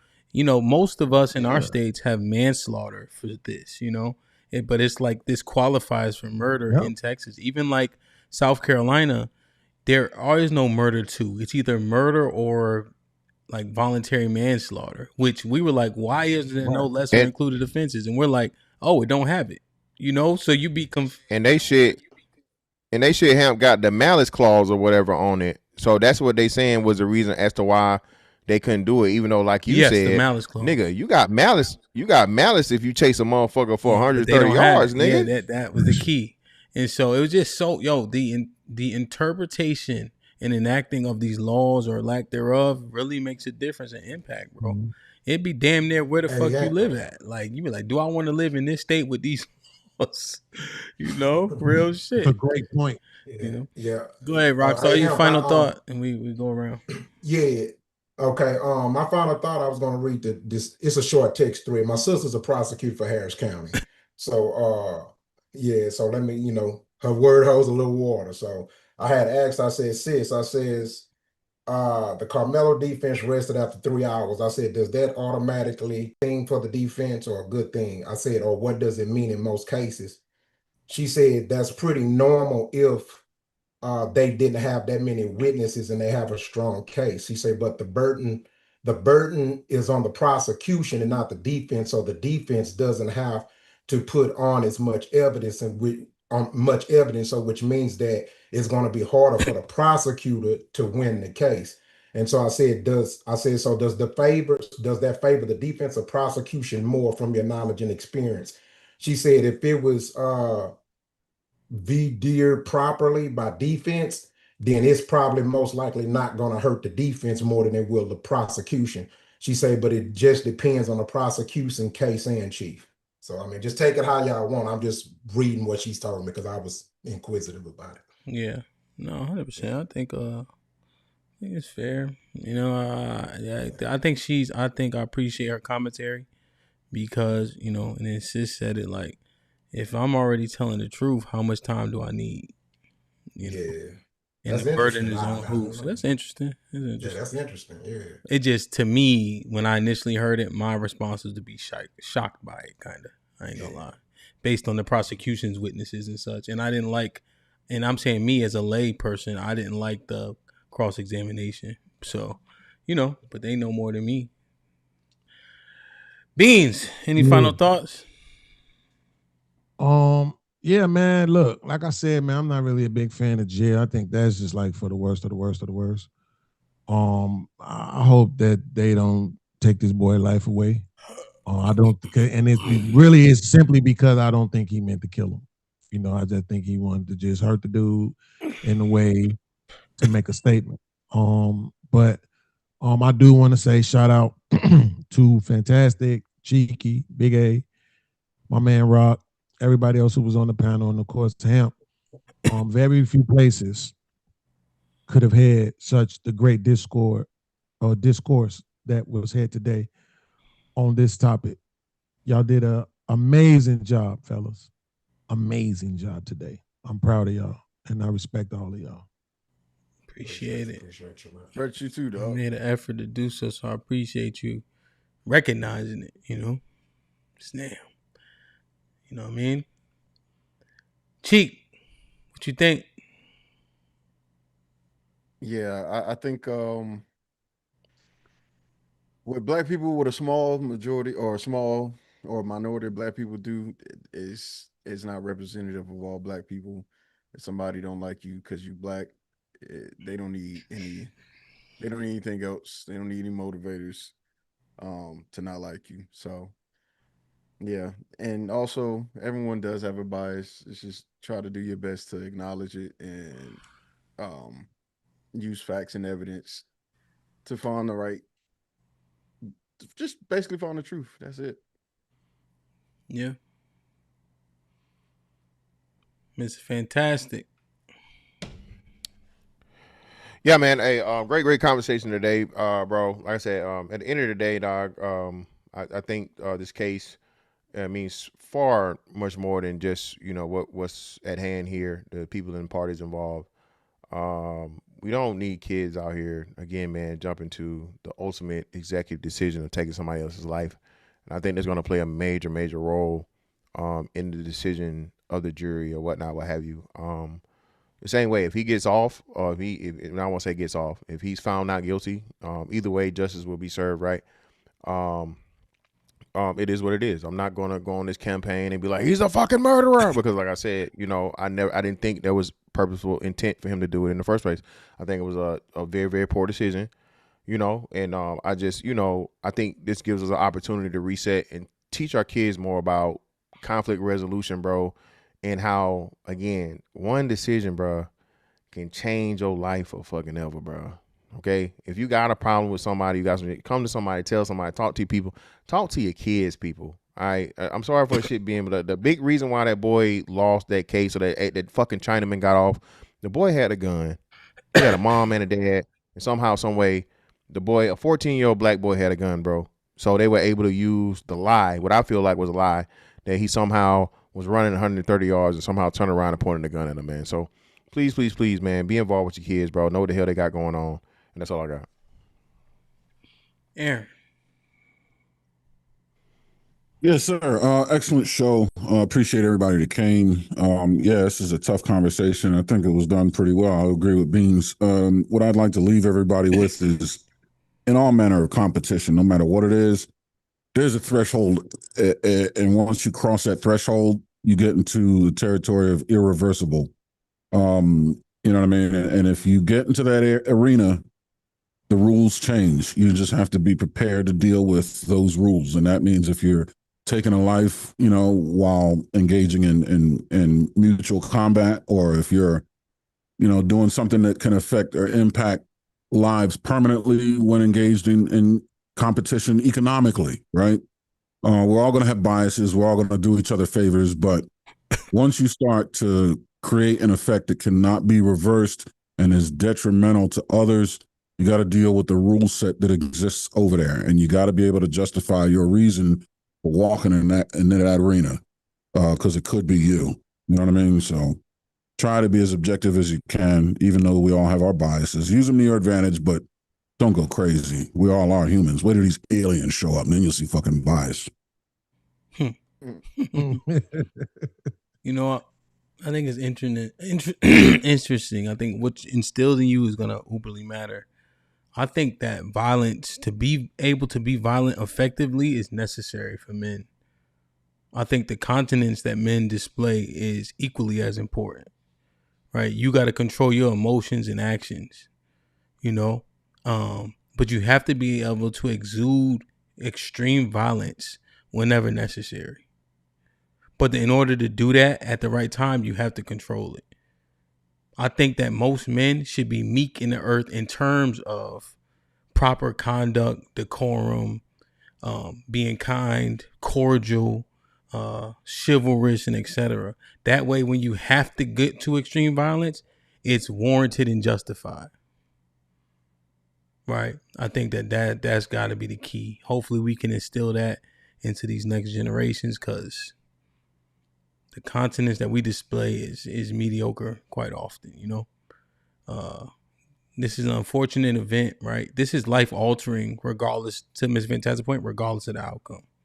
To be subject to imprisonment, going through this, I mean, this will change a person regardless of the outcome. So we just want to be cognizant, man. And I have to, Beans, are you there? There was something Beans said a while ago. Him and I had a back and forth. And is he there? Beans. He probably going to get some. He probably go get some noodles. Yeah. Come on, man. Don't tell everybody what I'm eating. And I had to make this concession. This is like a year ago, Beans, maybe more. Mm-hmm. You were right. Precedent can be set off one action. You and I were arguing precedent, and I was like, no, you need to have several, or at least more than one instance of a thing. But you were like, no, you can set a precedent off one thing. Mm-hmm. And I've been thinking of this for like a month or two. I'm like, yo, I gotta tell Beans he was right. I was wrong. That was like 2 years ago. You probably don't remember, you old. But I'm like, damn, precedent literally set off of one thing, you know? And I was experiencing, even like my wife, she's like, well, last time you said, I said, see? Now I don't concede nothing. I eat the last piece of pizza, everything. Fuck that. You know? But I wanted to tell you that for like 2 months because I was thinking about it. Dead ass, you could set a precedent for one fucking instance. So you was 100% right. It was like 2 years ago we was going back and forth. So, you know, and when Men's Fantastic is saying precedent potentially set on this, I could see how people can make extreme conclusions off an extreme situation, off a one-time thing, you know? Like people will see the guy who got hit by the Buffalo Bills and his heart stopped 2 years ago and think, I ain't letting my kids play no football. But that's like a 1 in a million occurrence. You know, this stabbing when less than 10% of people die is an extreme example, you know. But foolish people who ain't thinking and have no guidance will be like, well, shit, nigga. You know what I mean? So it is a very slippery slope, man. It's just, you know, unfortunate. So I just wanted to say that, though, that you was 100% right. That was like 2 years ago. So I concede the point for sure. I appreciate you acknowledging that people don't think, right? Because when I say that, people think I'm just trying to be insulting. And I'm like, no, I mean this. Like, they don't believe me, right? But they'll come around just like Cheeky did. Cheeky, one last thing before we get at it. Cheeky, can you just acknowledge, I said this on my show the other day. I said, y'all can ask Cheeky this. Aaron O and Cheeky specifically used to tell me to stop calling people stupid, didn't you? For sure. For sure. Have you started calling people stupid, Cheeky? Yes. No. Who I call stupid? Yo, they was in my chat like, yo, that's crazy because Cheeky be calling people stupid all the time. Who do I call? I like, stupid, yo, bro? I could tell y'all now. Cheeky I don't call people. I don't call people. But you remember that one episode on Big Berry Channel? I say what they say is stupid, not them. I don't insult. Right, people. that part. Yeah. But you remember Beans that will one call episode? people stupid. Beans will be Absolutely. like, "You're stupid." I don't do Absolutely. that. I'll go, "What you're saying is dumb," or it don't make. I've never called nobody stupid. I don't. But you do remember that one? All right, Beans, hush. I gotta go. God damn it. When you hold on real quick, you came up and said, "Nah, Beans, I understand now because sometimes people are stupid." I'm never gonna forget that. Don't make me go. Don't make me. In Texas, that's an insult and a compliment. You can interchange it. in Texas. All right, y'all. I'm about to go put these steaks on the grill with my pops. He's got the bottle of scotch. I'll catch y'all later. Have a good one. Easy. Hey, man. Y'all be safe. Join the Discord. Get your tickets to Houston. We're going to have a bunch of fun. We got some dope boxing matches. Yeah, man. Salute to everybody. I appreciate everybody hitting the panel. I think this was a hell of a conversation. Hopefully this one get 100,000 views because it deserved it. So I love y'all. I appreciate y'all. I can't wait to see what's next on this case. Y'all be safe and do the right thing, man. Like, share, subscribe. Tell a friend to tell a friend. And we out. Oh, we can kill all this. We can kill all this. Say like, do you want to be next? Anytime you ready, baby. I was supposed to be there. Ooh, I'm with it. I'm with it. We can do it. Knocks out everybody and no one can whoop him. That's when that little Cassius Clay from Louisville, Kentucky came up and stopped Sonny Liston, the man who annihilated Floyd Patterson twice. He was going to kill me. He hit harder than George. His reach was longer than George. He's a better boxer than George. And I'm better now than I was when you saw that 22-year-old undeveloped kid running from Sonny Liston. I'm experienced now, professional. Jaws been broke, been knocked down a couple times. Bad. Been chopping trees. I done something new for this fight. I done wrestled with an alligator. That's right. I have wrestled with an alligator. I done tussled with a whale. I done handcuffed lightning, throw thunder in jail. That's bad.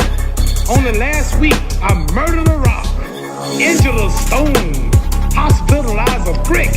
I'm so mean, I make medicine sick. Man, dude. Fast. Last night I cut the light off in my bedroom, hit the switch, was in the bed before the room was dark. Incredible. Fast. And you, George Foreman, all of you chumps are gonna bow when I whoop him. All of you. I know you got him. I know you got him picked. But the man's in trouble. I'm gonna show you how great I am.